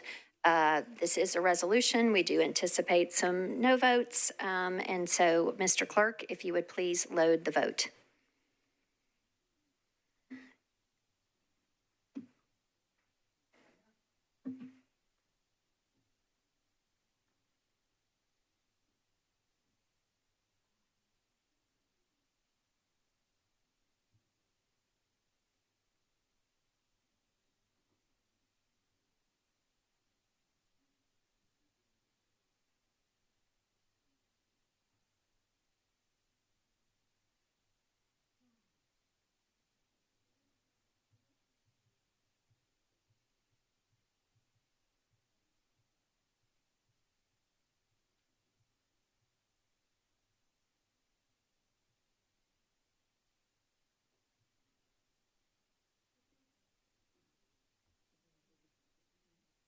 Mr. Prepty, are you seeking to vote? Okay. Okay. Are you showing that vote, Mr. Clerk, or do we have an issue? All votes are in. Okay. Mr. Clerk, please show the vote. All right. This resolution has been adopted with 20 votes in favor, 14 against, and 3 abstentions. This requires just a simple majority. Is that correct, Special Counsel? Not 21, but a simple majority, similar to the previous item. All right, that resolution has been adopted. Next on the agenda is agenda item 60, resolution 2026-1736, sponsor Toombs, Huffman, and Coupin. This is a resolution accepting a monetary donation from the Nashville Downtown Partnership to the Metropolitan Nashville Police Department to assist with the purchase of a tactical support post. Ms. Toombs, you are recognized. Thank you, Madam Vice Mayor. Committee reports. Budget and Finance voted to recommend approval of the substitute, 11 in favor, 0 against, 1 not voting, and voted to recommend approval of the resolution as substituted, 10 in favor, 1 against, 1 not voting. Okay, thank you. For the report of the Public Health and Safety Committee, Chair Huffman, you're recognized. Thank you, Vice Mayor. Public Health and Safety voted to approve this legislation as substituted, 7 in favor, 3 against, 1 not voting. Okay, thank you for that report. Ms. Toombs, it's back to you. Move for approval. Is there a second? Second. Okay. Move for approval of the substitute. All right. I presume it's similar to the same. We're changing the words from donation to grant. Anything else, Special Counsel, that's worth mentioning? All right. So there is a motion to substitute. Is there a second already on that, I believe? Yes.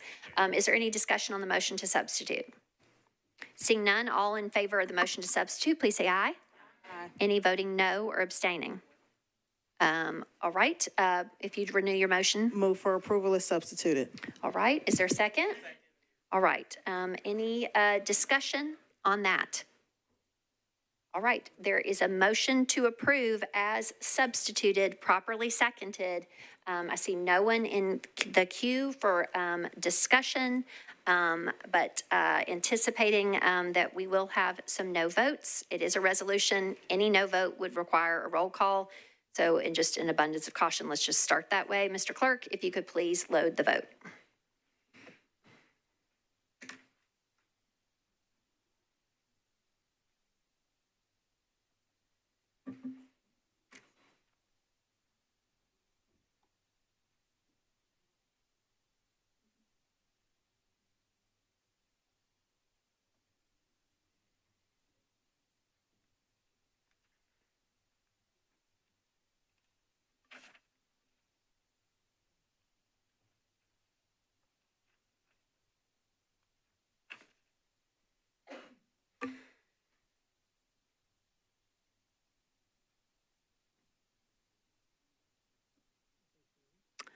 All votes are in. Mr. Clerk, please show the vote. This resolution has been adopted with 18 votes in favor, 14 against, and 4 abstentions. All right. Next item is agenda item 64, resolution 2026-1740. Sponsors Welsh, Vaux, Johnston, Nash, Sepulveda, Toombs, Evans, Siegel, Gaddon, Allen. This is a resolution approving Amendment 1 to a Safe Streets for All grant from the U.S. Department of Transportation to the Metropolitan Government, acting by and through the Nashville DOT to address safety issues along Nolensville Pike related to substandard and or missing walking, bicycling, and transit facilities, the need for pedestrian scale lighting, and lack of crossing locations present throughout the project area. Ms. Welsh, you are recognized. Thank you, Vice Mayor. Committee reports. For the report of the Budget and Finance Committee, Ms. Toombs, you're recognized. Budget and Finance recommended approval, 12 in favor, 0 against, 0 not voting. Thank you. And for the report of the Transportation and Infrastructure Committee, Chair Evans Siegel, regarding 1740. The Transportation and Infrastructure Committee voted 7 in favor, 0 against, and 0 not voting. All righty. Now it's back to you, Ms. Welsh, with a motion to get the bill before us. Move to approve. Is there a second? All right. There is a motion to approve. It is properly seconded. We are on to discussion. Mr. Coupin, you're recognized. Thank you, Madam President. I pulled this off consent, not for the bill itself, but just to take a moment at the top of the year to just reiterate and ask NDOT and the administration to continue our work on Vision Zero. We've already lost a number of pedestrians. I'm glad to see work being done on Nolensville Pike. I know that's a high injury network. We lost someone on New Year's Day with a car literally driving on a sidewalk. And so just, it's been heavy in my heart these last couple weeks as I've had to speak to family members of people who have lost loved ones. And so I'm glad to see that we're doing this. I want to see us do more with Vision Zero, and it's a commitment that's really important to me in my district and throughout the city. So I wanted to take a moment to elevate that. Thank you, Mr. Coupin. Anyone else seeking to be recognized for discussion? Seeing none, all in favor, please say aye. Any voting no or abstaining? All right, this resolution has been adopted. Next, for our resolutions, agenda item 83, resolution 2026-1759, sponsors Benedict, Johnston, Gamble, Ellis, and Coupin. This is a resolution directing the Metropolitan Council Office to develop scenarios and recommendations for potential amendments to the Metropolitan Charter regarding the size, structure, compensation, and support resources of the Metropolitan Council in anticipation of a judicial ruling that may require a reduction in council membership. Ms. Benedict, you are recognized. Thank you, Vice Mayor. Committee reports. All right, for the report of the Charter Revision Committee, Chair Cap, you're recognized. Thank you, Vice Mayor. This was considered by Charter Revision earlier today, and the committee recommended against, 2 in favor, 3 against. Okay, 2 in favor and 3 against. Yes. Okay, back to you, Ms. Benedict. Thank you, Vice Mayor. Move approval. All right, there's a motion to approve. Is there a second? Okay, it's properly moved and seconded. Go ahead, ma'am. Thank you. So, colleagues, I filed this resolution because I'm concerned about rushing to a deadline for the 2027 election should the state Supreme Court rule against the will of Nashville's voters. I wanted to get recommendations to help guide us when going to the community. Councilmember Cap, the chair of the Charter Revision Committee, held a meeting on January 7th that's available on the MNN YouTube channel. And I appreciate that he made sure we were all invited to it and that it was held here in this chamber where there was room for the public to attend. I also appreciate that the council office sent a follow-up email to us last week with a recap and a link to that video. In that meeting, we received an update from Metro Legal about their work at the state Supreme Court. That meeting gave us many other details, including some pretty pointed questions from council members about what the plan would be if we lose at the court. I walked away from that meeting with a sense of urgency that we had to get to work with the public immediately throughout the entire county. I was compelled then to bring this resolution forward so we could get to work on it now. However, in talking with Chair Cap tonight, I want to emphasize the work that he's done to ensure Nashvillians will have a voice even if the state prevails in taking it away. I'd recommend reviewing that January 7th meeting to understand what's ahead should action need to be taken. His commitment is that swift, broad community engagement will start immediately after a negative ruling if that occurs. Also in my resolution, I asked for the council office to bring us recommendations on the size and makeup of what a potential council could be. After contemplating this, I don't think it makes sense for us to spend time and resources to determine what we should bring to the voters. Each of us should have ideas to deliberate with the public. Then we should come back and legislate based on that engagement. That's how we do everything today. That's why each of us was elected. We lead. We bring the public's ideas to this room. We file legislation and amendments. So that brings me to my next point. The size of the next legislative body for this city will be decided by this current legislative body. This will not be decided by the council office, the Department of Law, the Department of Finance, the Planning Department, the mayor's office, or even the vice mayor, except in the case of a tie vote. We will decide how many members there should be and if there will be districts or countywide seats. It may seem chaotic with something of this magnitude, but that's how we do things today and it works. I don't think we will lose at the court as the resolution states. However, if we do, I'm confident that the 40 of us will do what the public wants. And I think we can do that without this resolution. I withdraw. All right, the resolution is withdrawn.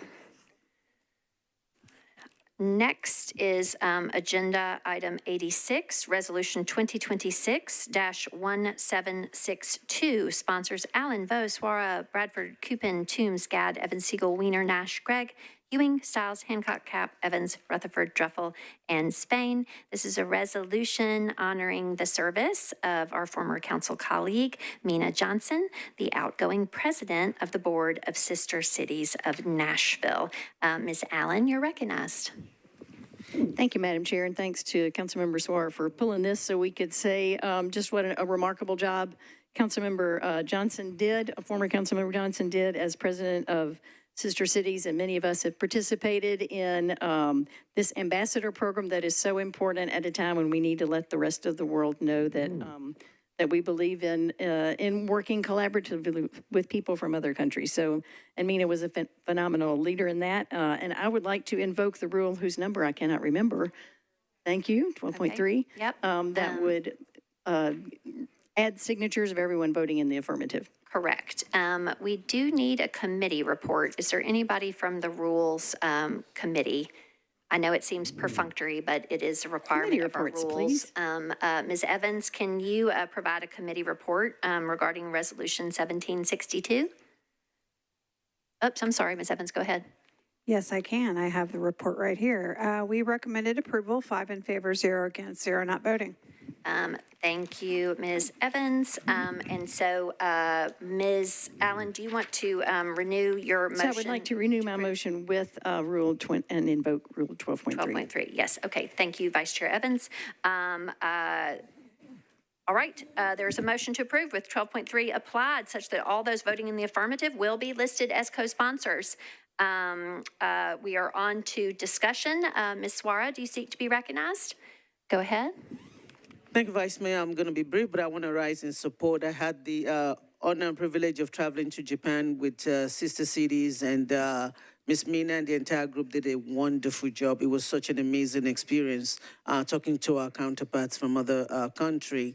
Anyone who's never been on the Sister City trip, I encourage all of you to please do one. It gives a lot of a broader overview, and it lets people understand what we do in Nashville and all of that. And so, from somebody who traveled with the group and seeing firsthand how Mina did and all that she put together, I know she didn't do it by herself; it's the entire board. But I'm glad that we're actually doing this to honor and to thank her for all that she put it into it, in representing Nashville, not just as a council member, but on the board and around the world.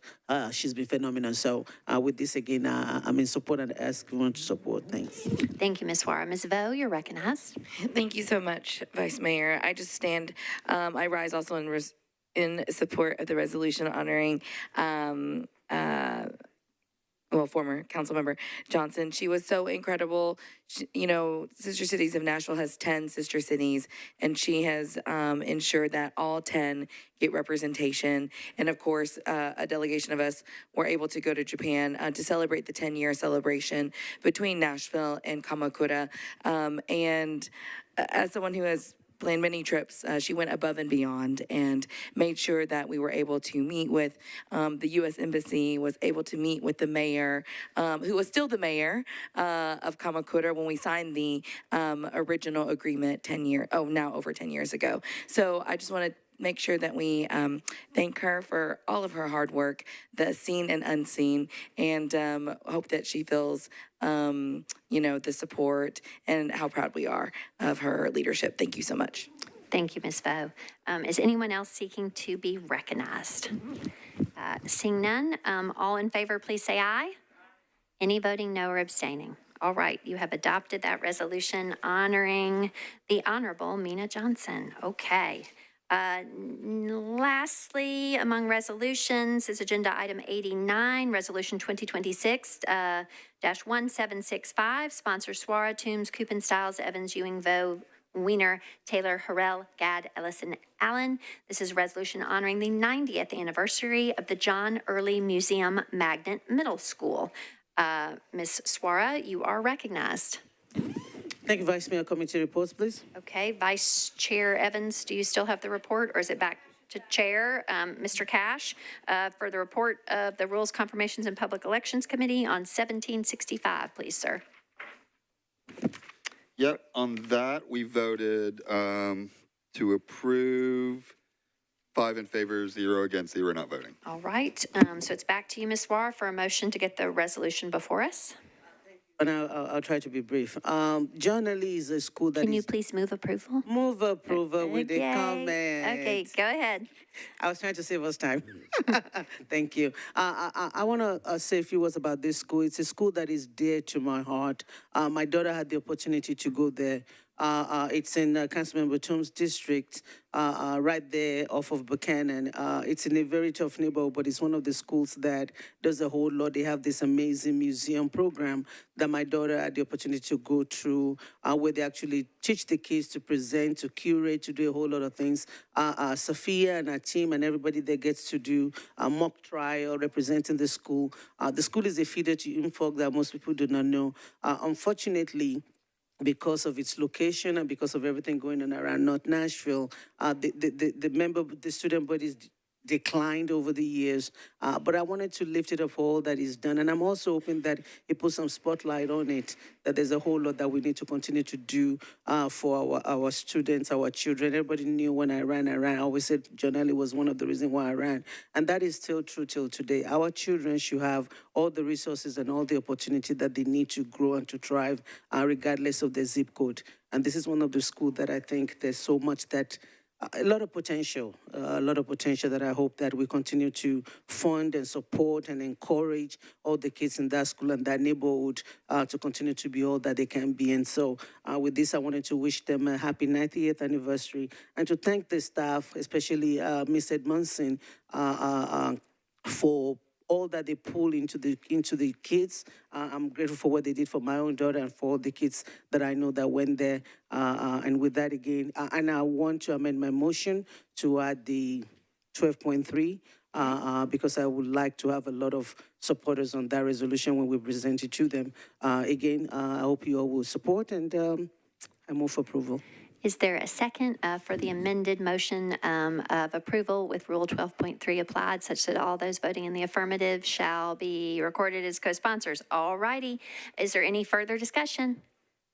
Seeing none, all in favor, please say aye. Any voting no or abstaining? All right, you have adopted this resolution. Next are bills on introduction, first reading. This is section M of the agenda. By rule, all items on first reading shall be voted on at the same time unless requested otherwise by a primary sponsor or by two other members, or in about 30 days with Ms. Evan Siegel's amendment by a person for purposes of abstention. Do any items need to be removed from the collective vote? Ms. Stiles, first reading. Go ahead, ma'am. Thank you, Vice Mayor. Number 90, if we could pull that off, please. We will remove agenda item 90 from the collected vote. Anyone else seeking to be recognized to take an item off the collective vote on first reading? All right, is there a motion for approval of all items remaining on first consideration? Oh, you sure? Okay. Is there a motion? And properly seconded. And so with that, without objection, you have approved all items with the exception of number 90 on first reading. So we will return to number 90 now. This is ordinance BL 2026-1195, sponsor Stiles. This is an ordinance amending Title 17 of the Metro Code of Laws to remove the bar or nightclub use from being permitted within the shopping center zoning districts. Ms. Stiles, you are recognized. Thank you, Vice Mayor. I'd like to move for approval for this meeting and then defer this for second reading till the first meeting in April so that it can go through the planning process for community engagement. All right. So there is a motion to approve on first reading and defer second reading to the first meeting in April? Yes, please. Okay. I heard the second. Is there any further discussion? Seeing none, all in favor, please say aye. Aye. Any voting no or abstaining? Okay, this has passed its first reading, and its second reading, again, will be at the first meeting in April. Thank you. Okay? All right, now we are moving back to second reading items that were not on the consent agenda. First among those is agenda item 148. This is ordinance BL 2025-1008.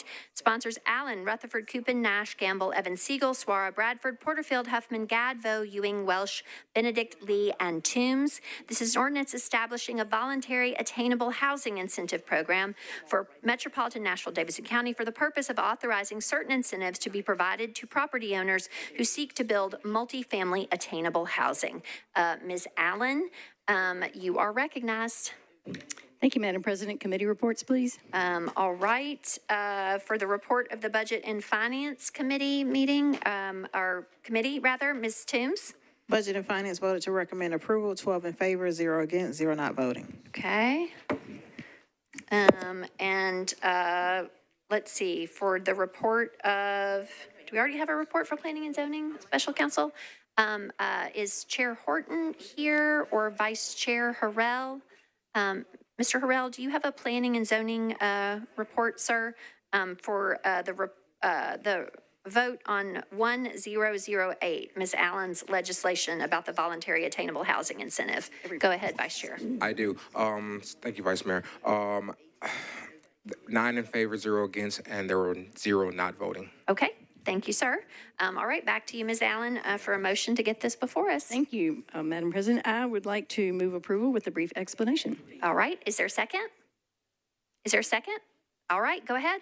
Thank you. I would like to thank all my many co-sponsors on this. This is enabled by state legislation that was passed last year that has some very specific requirements that creates a totally voluntary program in which interested developers can get some bonuses if they are willing to provide some income qualified units in multifamily housing that would be applicable to specific AMIs.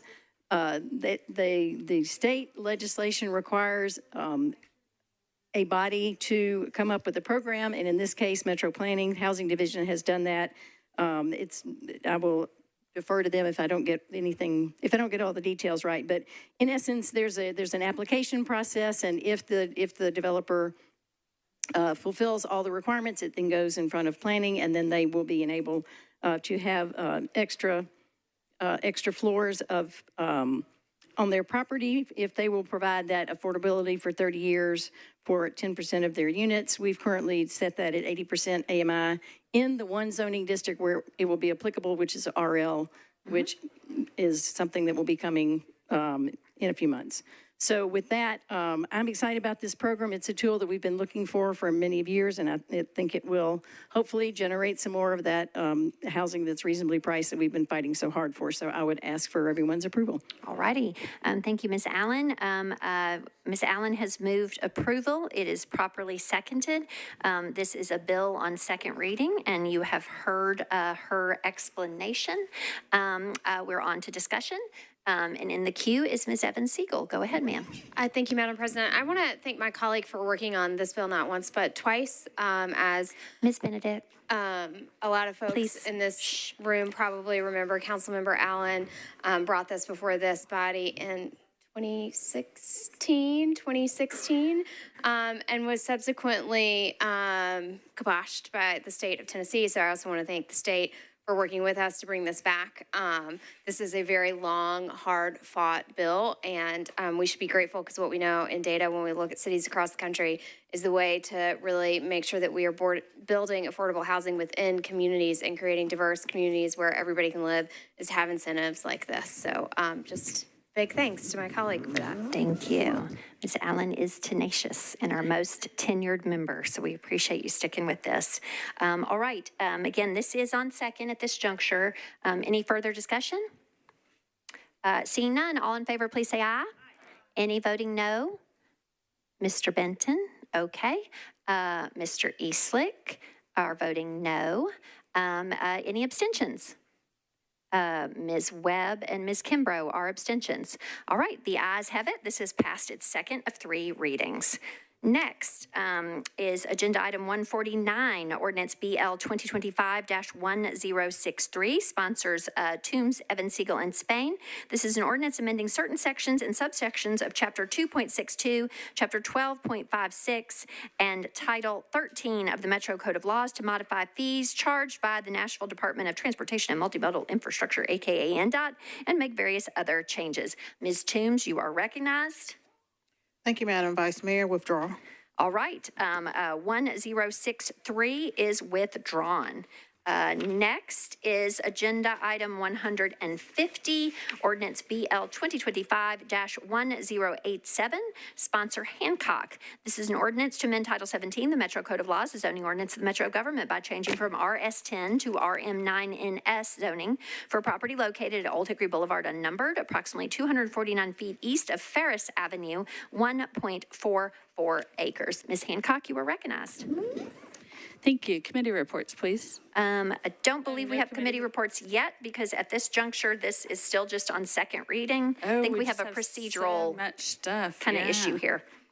Do we have to defer because of dates? Or can we just special counsel or planning? Can anybody advise? Planning table? Just looking for some guidance on this one. I don't recall why it got deferred to this meeting. I think this was because of a salamander issue. Do you remember? Okay. It was in December, and we actually did bring the state, salamander scientist expert out, another Withers, but not Brett, David Withers, out to examine the salamander site, and the developer was there. There's not going to be a concern, and I'd like to move for approval. All right. The salamanders are safe. And with Save that, the salamanders. Yes. Ms. Hancock has moved approval on second reading for this Title 17 bill. It is properly seconded. Is there any further discussion? Is our motion proper, special counsel, at this point? We're just on an approval motion. Is that correct? Okay, thank you. Special counsel, I apologize. I didn't do your mic there. Okay, there's a motion to approve. I've seen no further discussion. All in favor, please say aye. Any voting no or abstaining? Okay, this has passed its second reading. We're getting close, colleagues. Okay, agenda 151 item, ordinance BL 2025-1115. Sponsors Vo, Welsh, and Benedict. This is an ordinance amending chapter 16.04 and 16. Thank you, planning. You waited for the salamanders. We appreciate you. An ordinance amending chapter 16.04 and 16.24 of the Metro Code of Laws to require a fence permit for permanent fences to be constructed within Nashville and Davidson County. Ms. Vo, you are recognized. Thank you, Vice Mayor. I move to Let's just get the bill before us. Got it. Okay, there is a motion to approve. It's properly seconded. Back to you, Ms. Vo. Can I move my amendment? Are you wanting to move the late filed? The late file, yes, Okay. please. In that case, you are going to need to request a suspension of the rules. Can I move to suspend the rules. Well, yep, that's fine. You can request that. Chair Cash, did you take up the nature of the rules suspension? Okay, Chair, go ahead. We voted in favor 7-0 to 0. All right. Having heard the report of Chair Cash, is there any objection to Ms. Vo's request for a suspension of the rules for purposes of taking up a late filed amendment? Seeing none, Ms. Vo, the rules are suspended. And so given that, you may now offer your amendment and a motion to amend. Yeah, I move to amend. All right, there is a motion to amend with the late filed amendment. Can you share what that amendment does, Ms. Vo? Yes, thank you so much. It's just, we had to fix the text. Defining opaque was supposed to be more than 50%, not less than 50%. So that's why. All righty. So you've heard a description of the amendment. There is a motion to amend. Is there any further discussion on the motion to amend? Okay, no worries. All in favor of the motion to amend, please say aye. Any voting no or abstaining? Okay, Ms. Vo, if you would renew your motion to approve on second reading as amended. Okay, renew my motion. Okay, that's all good. And so we are on to discussion on the motion to approve as amended on second reading. Ms. Gamble, we are recognized. Unless, Ms. Vo, there's anything else you want to say more largely about the bill at this time? No. Okay. Ms. Gamble, you're next in the queue. Go ahead, ma'am. Thank you, Vice Mayor. I guess have some concerns about this bill and the unintended consequences that it may cause on property owners, particularly those of a certain income. And just, I guess, wanted to hear from the sponsor on the problem that we're trying to solve with this bill. You know, I haven't, and myself personally, gotten a lot of complaints about fences or the need to have permits for fences. You know, fences make good neighbors in a lot of cases. And I'm concerned that this may be prohibitive for some people. So I guess just having a little bit more information on the impetus for this would be helpful. All right. Ms. Vo, I'll put it back to you to respond to that. Go ahead. Yes, thank you, Vice Mayor. Yes, the bill is, we're actually focused on fences that you cannot see through. So I would say that right now, the iteration of this legislation is not cost burdening our constituents. And actually what we're focusing on, which I will continue to work with codes, is that it'll be part of like e-permitting. They'll be reading, what the fence rules are. So right now we are not taking those extra steps to make them show like what the fence will look like and all these extra burdens, which I think were concerns previously. So we are trying to take that step in between and try to make the improvement education-wise and not be a burden. What we're seeing is that there are a lot of fences that are like out of compliance we are having issues. Then people go to the BZA, and then what happens then is some fences are then allowed for the exceptions and others aren't. And we are trying to take a more proactive approach so people are educated and then are able to build fences that are appropriate, and that we can then also not have so many fences trying to go to the BZA to go through that process that they know on the front end. All right. Thank you for that. And just to follow up, when you say opaque fences, you're not talking about chain link fences, I guess. That is correct. So opaque fences are fences that you cannot see through. So these are not chain link fences. And chain link fences wouldn't be required. Correct. That is correct. Thank you. All right. Next in the queue for discussion is Councilmember Cash. You're recognized. Uh-oh. I did it again. All right, no worries. So I will we remind really folks that need their this bill. beverages are supposed to have lids on them in this room by rule. Just saying, there are lids in the kitchen. Just pointing it out. I'm sorry to interject, right. Mr. Cash, but with an almost spill Counting against situation. my time. Let me talk about this bill. We really need this bill, okay? I have had lots of complaints and issues with fences. I have been into BZA in the last couple of months, like about 4 different fences, a bunch of sign things, and it's about visibility. In some cases, it's about height. In some cases, it's about coming too far out into the towards the into the right of way farther than you're supposed to. Look, it is not. We are not in NDOT. It's not vision. Let's do a little better. It's vision 0, and we need to take some steps to make sure that our roads are safe. And there is a problem with fences that are not built.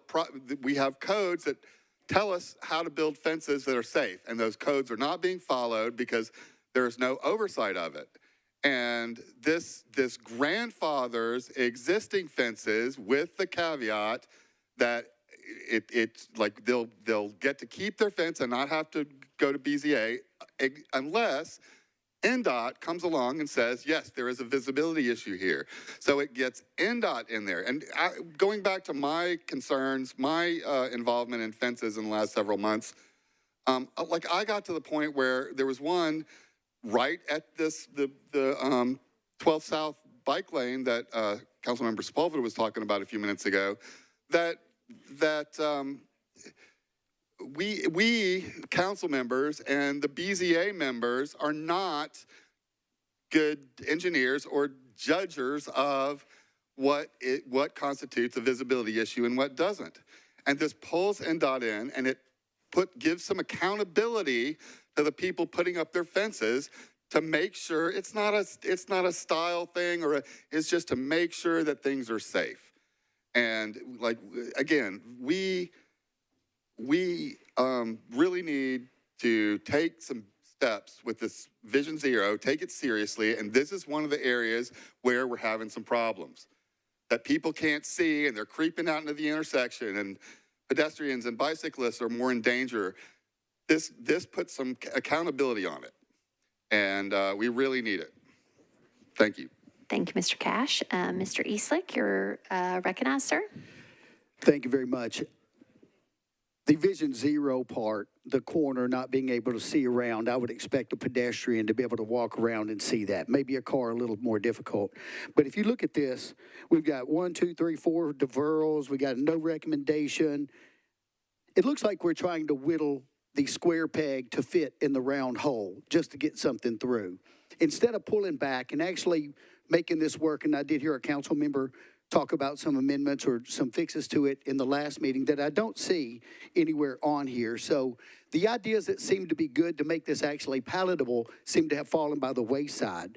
And this doesn't stop any building a fence on the wrong property. It doesn't call for a survey in that area. That, I think, would be the biggest fix, not so much a Vision Zero problem there.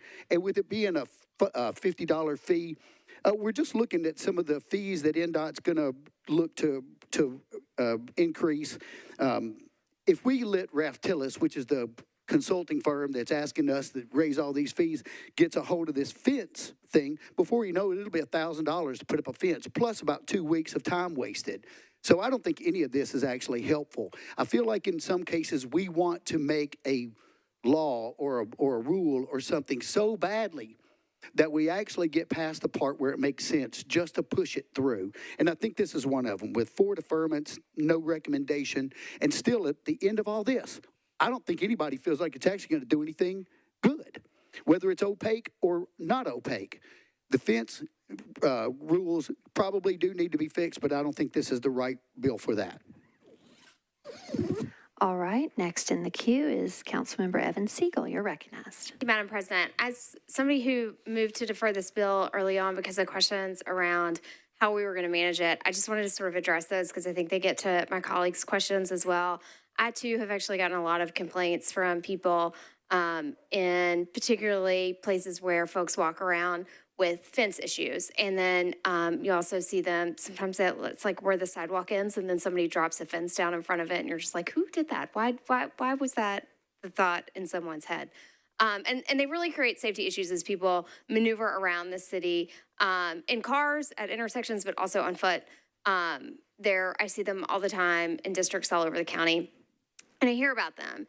And so the idea behind the fence permit, the genesis here was sort of twofold. One is to pull people into the process so that they understand the rules. And the second is an evidentiary purpose, right? We see people before the Board of Zoning Appeals all the time that say, well, I didn't know the rules, or I didn't know I couldn't do this.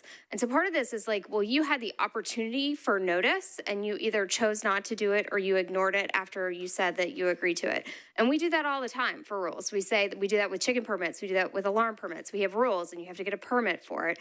And it's not so much about going out there and like the health department doesn't look to make sure that your hen house looks right, but you do have to like attest this, I did right, I followed the rules, and you are allowed to do this thing because you followed the rules. In this instance, my concerns came about because I was really worried that we were going to start requiring site plans and doing inspections of fences, and I didn't think we, one, had the capacity to inspect every fence put up, and two, I worried about the actual like burden on somebody to do a site plan. It's not like I have a friend who says that you draw at the skill level of the age you were when you realized you were not an artist. And for me, that was kindergarten, which I failed and repeated. So like if you asked me to draw a site plan with a fence, I would have to pay somebody to do that. And I didn't want that to happen. And so I've talked with codes and I've worked with codes and they have agreed to run it like the old alarm permit system. So you go online, the rules are there. It is self-attestation. You are just saying, yes, I have read the rules. Yes, I agree to follow the rules. And then if you don't follow the rules, we have a record that you were given them. And if you choose not to apply for it, we also have a record then that you chose not to participate in the system where the rules were. So that's sort of where this came from. That's the problem it is trying to solve. And I really appreciate the codes department. They were very hesitant to do a process where they weren't inspecting something and to take that on. But after a lot of conversations around it, we all agreed this would be the right place to start because we don't want it to be a burden on people, but we also want people to be safe as they move and live in the community. Thank you, Ms. Evans Siegel. Councilmember Evans, you're recognized. Thank you. As one of the torchbearers for this long-awaited legislation over the years, colleague, same.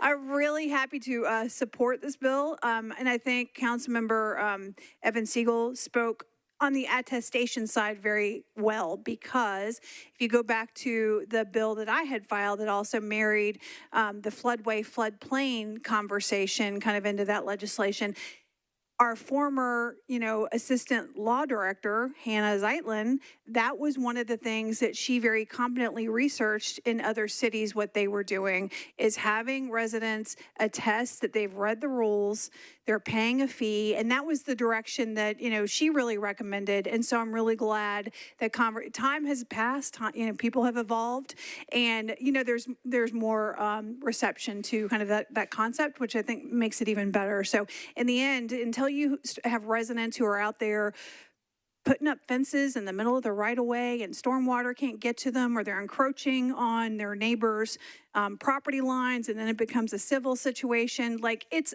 not worth it. And this is a very low barrier entry point to get people into a more compliant state and at least make them sign off that they have read something, which we know 99% of the population is not going to go to the code and read it.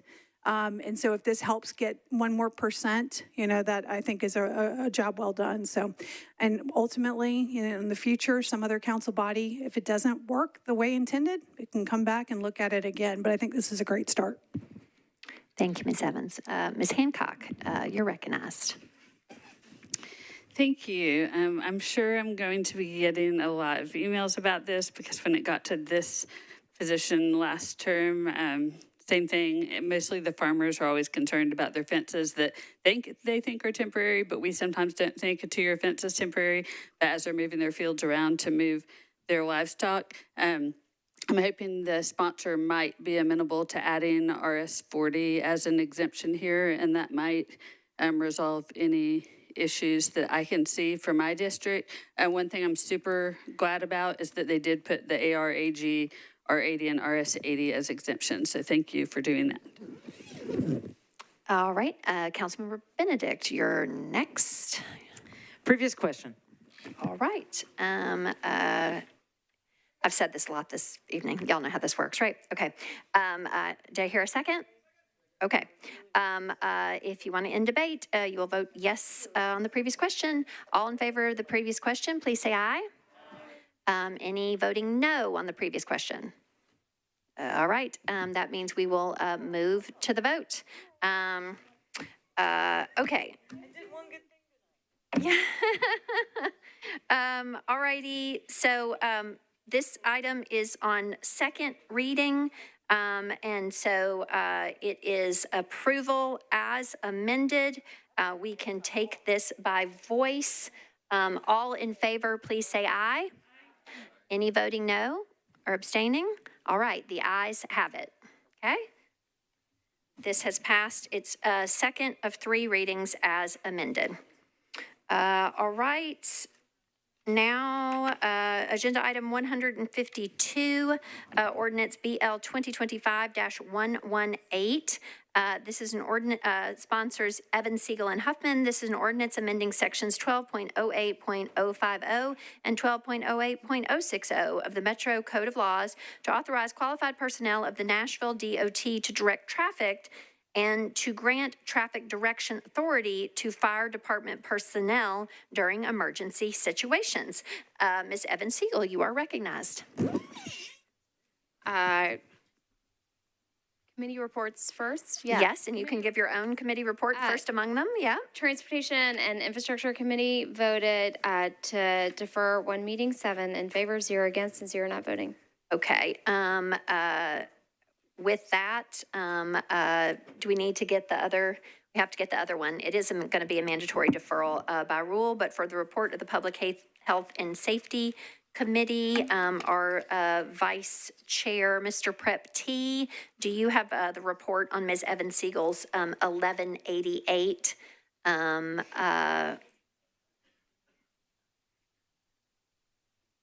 Do you happen to recall if you voted for a deferral on that? I believe so. This might have been considered after I had stepped out of committee because I had 2 committees running at the exact same time. But from what I can recall, there was a vote to defer. I'm not sure what the vote number is. Okay, I'm going to recognize Special Counsel Wilson. Go ahead, sir. The bill was deferred 1 meeting by a vote of 10 in favor, 0 against, 0 not voting. All right, in Public Health and Safety, and we've heard the report of Transportation and Infrastructure. I should have thought of that. They were in there taking those notes. So that is a mandatory deferral by rule, given the 1 meeting deferral. So that will be taken up again at the first meeting in February. All right. Agenda item 156, ordinance BL 2025-1192. Sponsors Eastlick, Evan, Siegel, and Horton. This is an ordinance authorizing the renaming of Rorig Court to Magnolia Shores. Mr. Eastlick, you are recognized. I think if we find the committee reports, it'll tell us what to do. Okay. So for the committee reports, we're looking for a report of planning and zoning. Vice Chair Harrell, do you have that report, sir? Madam Vice Mayor, I do, 9 in favor, 0 against, and 0 not voting. Okay, got it.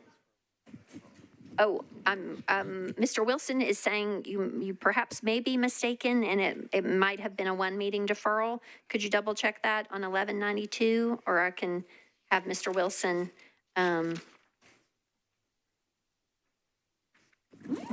My apologies. That is correct. That is correct. okay, It is a one-meeting deferral. One meeting deferral, 9 for the deferral, 0 against, 0 not voting. Okay, and for the report of the Transportation and Infrastructure Committee, Chair Evan Siegel. We voted to defer one meeting, 8 in favor, 0 against, and 0 not voting. All right, that is a mandatory deferral by rule then, Mr. Eastlick. And it will be, the second reading will be deferred to the first meeting in February. Okay, thank you, sir. Which I guess will allow time, special counsel for the Emergency Communications District Board to take it up. That's correct. The meeting is on Thursday. All right, perfect. Okay. I believe that, that is the last second reading item. Now we're moving into bills on third reading that were not on the consent agenda. First among those is agenda item 159, ordinance BL 2025-1118, sponsors Taylor, Toombs, Horton, Vo, Hill, and Stiles. An ordinance approving a license and lease agreement between the Metropolitan Government of Nashville and Davidson County and Powers Management LLC for use of space located at 222 25th Avenue North, Nashville, Tennessee, I think also known as the Sportsplex, Centennial Sportsplex. All right, let's see, Ms. Toombs, Ms. Benedict, you are a co-sponsor or no? I think Ms. Toombs is a co-sponsor, so let's have her get it before us first. Ms. Toombs, if you would make a motion to get the bill before us, for please. approval. Okay, properly moved and seconded. We are on to discussion. First in the queue for that is Ms. Benedict. You're recognized. Thank you, Madam Vice Mayor. So Councilmember Taylor and I connected this afternoon, actually before the holiday. We spoke about amending the agreement to for the Sportsplex deal. Today, the Parks Board, actually, let me go ahead and talk about my substitute after I move it. First, I moved to suspend the rules. Okay. To present a substitute since we're on third reading. And it is classified as an amendment, so there is a request to suspend the rules. This was timely filed, so it did not have to be taken up by committee. I understand that the lead sponsor is a co-sponsor of your amendment, just for clarification. And as such, is there any objection to a suspension of the rules to take up this timely filed amendment on third reading? All right, seeing no objection, the rules are suspended, and so you may offer a motion to amend. I move my amendment. Right, is there a second? You want to describe that amendment? All right, so what this amendment does is now the operators are going to be required to provide their pricing with an annual price list to the Parks Board so that we can see what those changes might be over time. Today, all parks pricing is approved by the Parks Board, and so while we are losing control in this agreement of what the prices will be charged to the public, the Parks Board will now have visibility into what those rates are going to be charged. This was agreeable to the operator, and so I was very glad to get this done all the way around. Thank you to Ms. Amos, who worked on it from the administration side with all parties over the holiday. And so with that, I move my amendment and hope that we'll be able to get this wrapped up tonight. Thank you. All right, there is a motion to amend, properly seconded. You have heard a description of the amendment from Ms. Benedict. Is there any discussion on the motion to amend? Seeing none, all in favor of the amendment, please say aye. Any voting no or abstaining? All right, and if you would please renew your motion. Move for approval as amended. All right. Is there any further discussion of this bill on third and final reading for approval as amended? All right. I am not seeing anyone else in the queue. And so with that, all in favor, please say aye. Any voting no? Any abstaining? Okay, Ms. Welsh, you will be recorded as an abstention. Is there anyone else? I thought I saw an arm over here. Nope. Okay, Mr. Clerk, if you would record Ms. Welsh as an abstention, that ordinance has passed its third and final reading. Okay. Next is agenda item 160. This is ordinance BL 2025-1150. This is the last item on our agenda, y'all. Sponsors Coopin, Toombs, Horton, Johnston, Hill, Huffman, Stiles, Spain, Allen, Vo, Weiner, and Ellis. This is an ordinance authorizing the Metro government's execution and delivery of a development agreement and ground lease agreement with the Tennessee Performing Arts Center Management Corporation, aka TPAC, a campus operations and use agreement, and other documents and agreements relating to the development of a performing arts facility on a portion of the East Bank Stadium campus. Mr. Coopin, sponsor, you are recognized, sir. Thank you, Madam President. Move approval, please.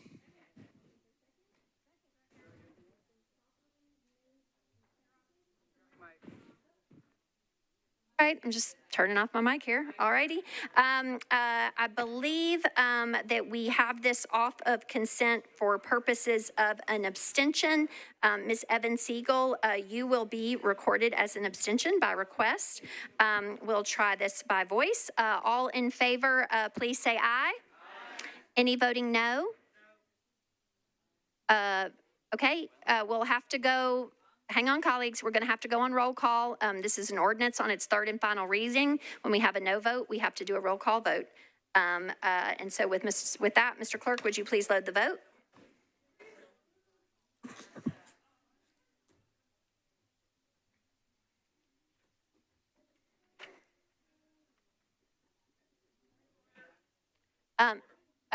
Yes, Ms. Ellis, you're recognized for a point of order.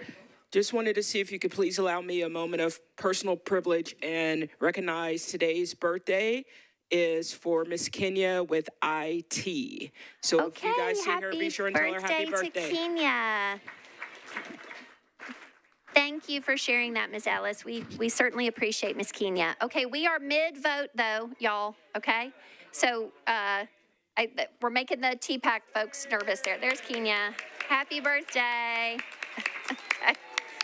All right.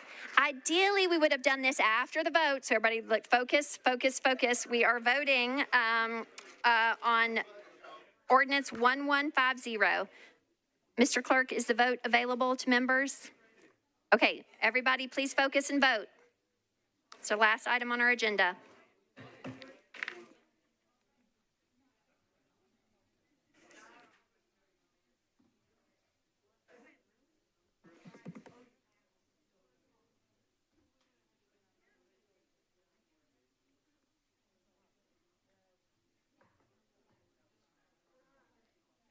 Swara voted.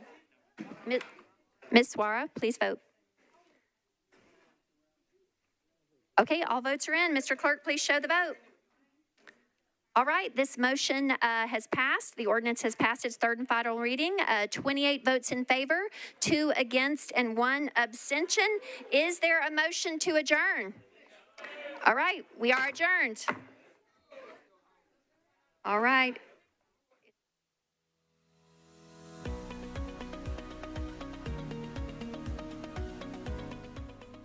This has been a service of the Metro Nashville Network.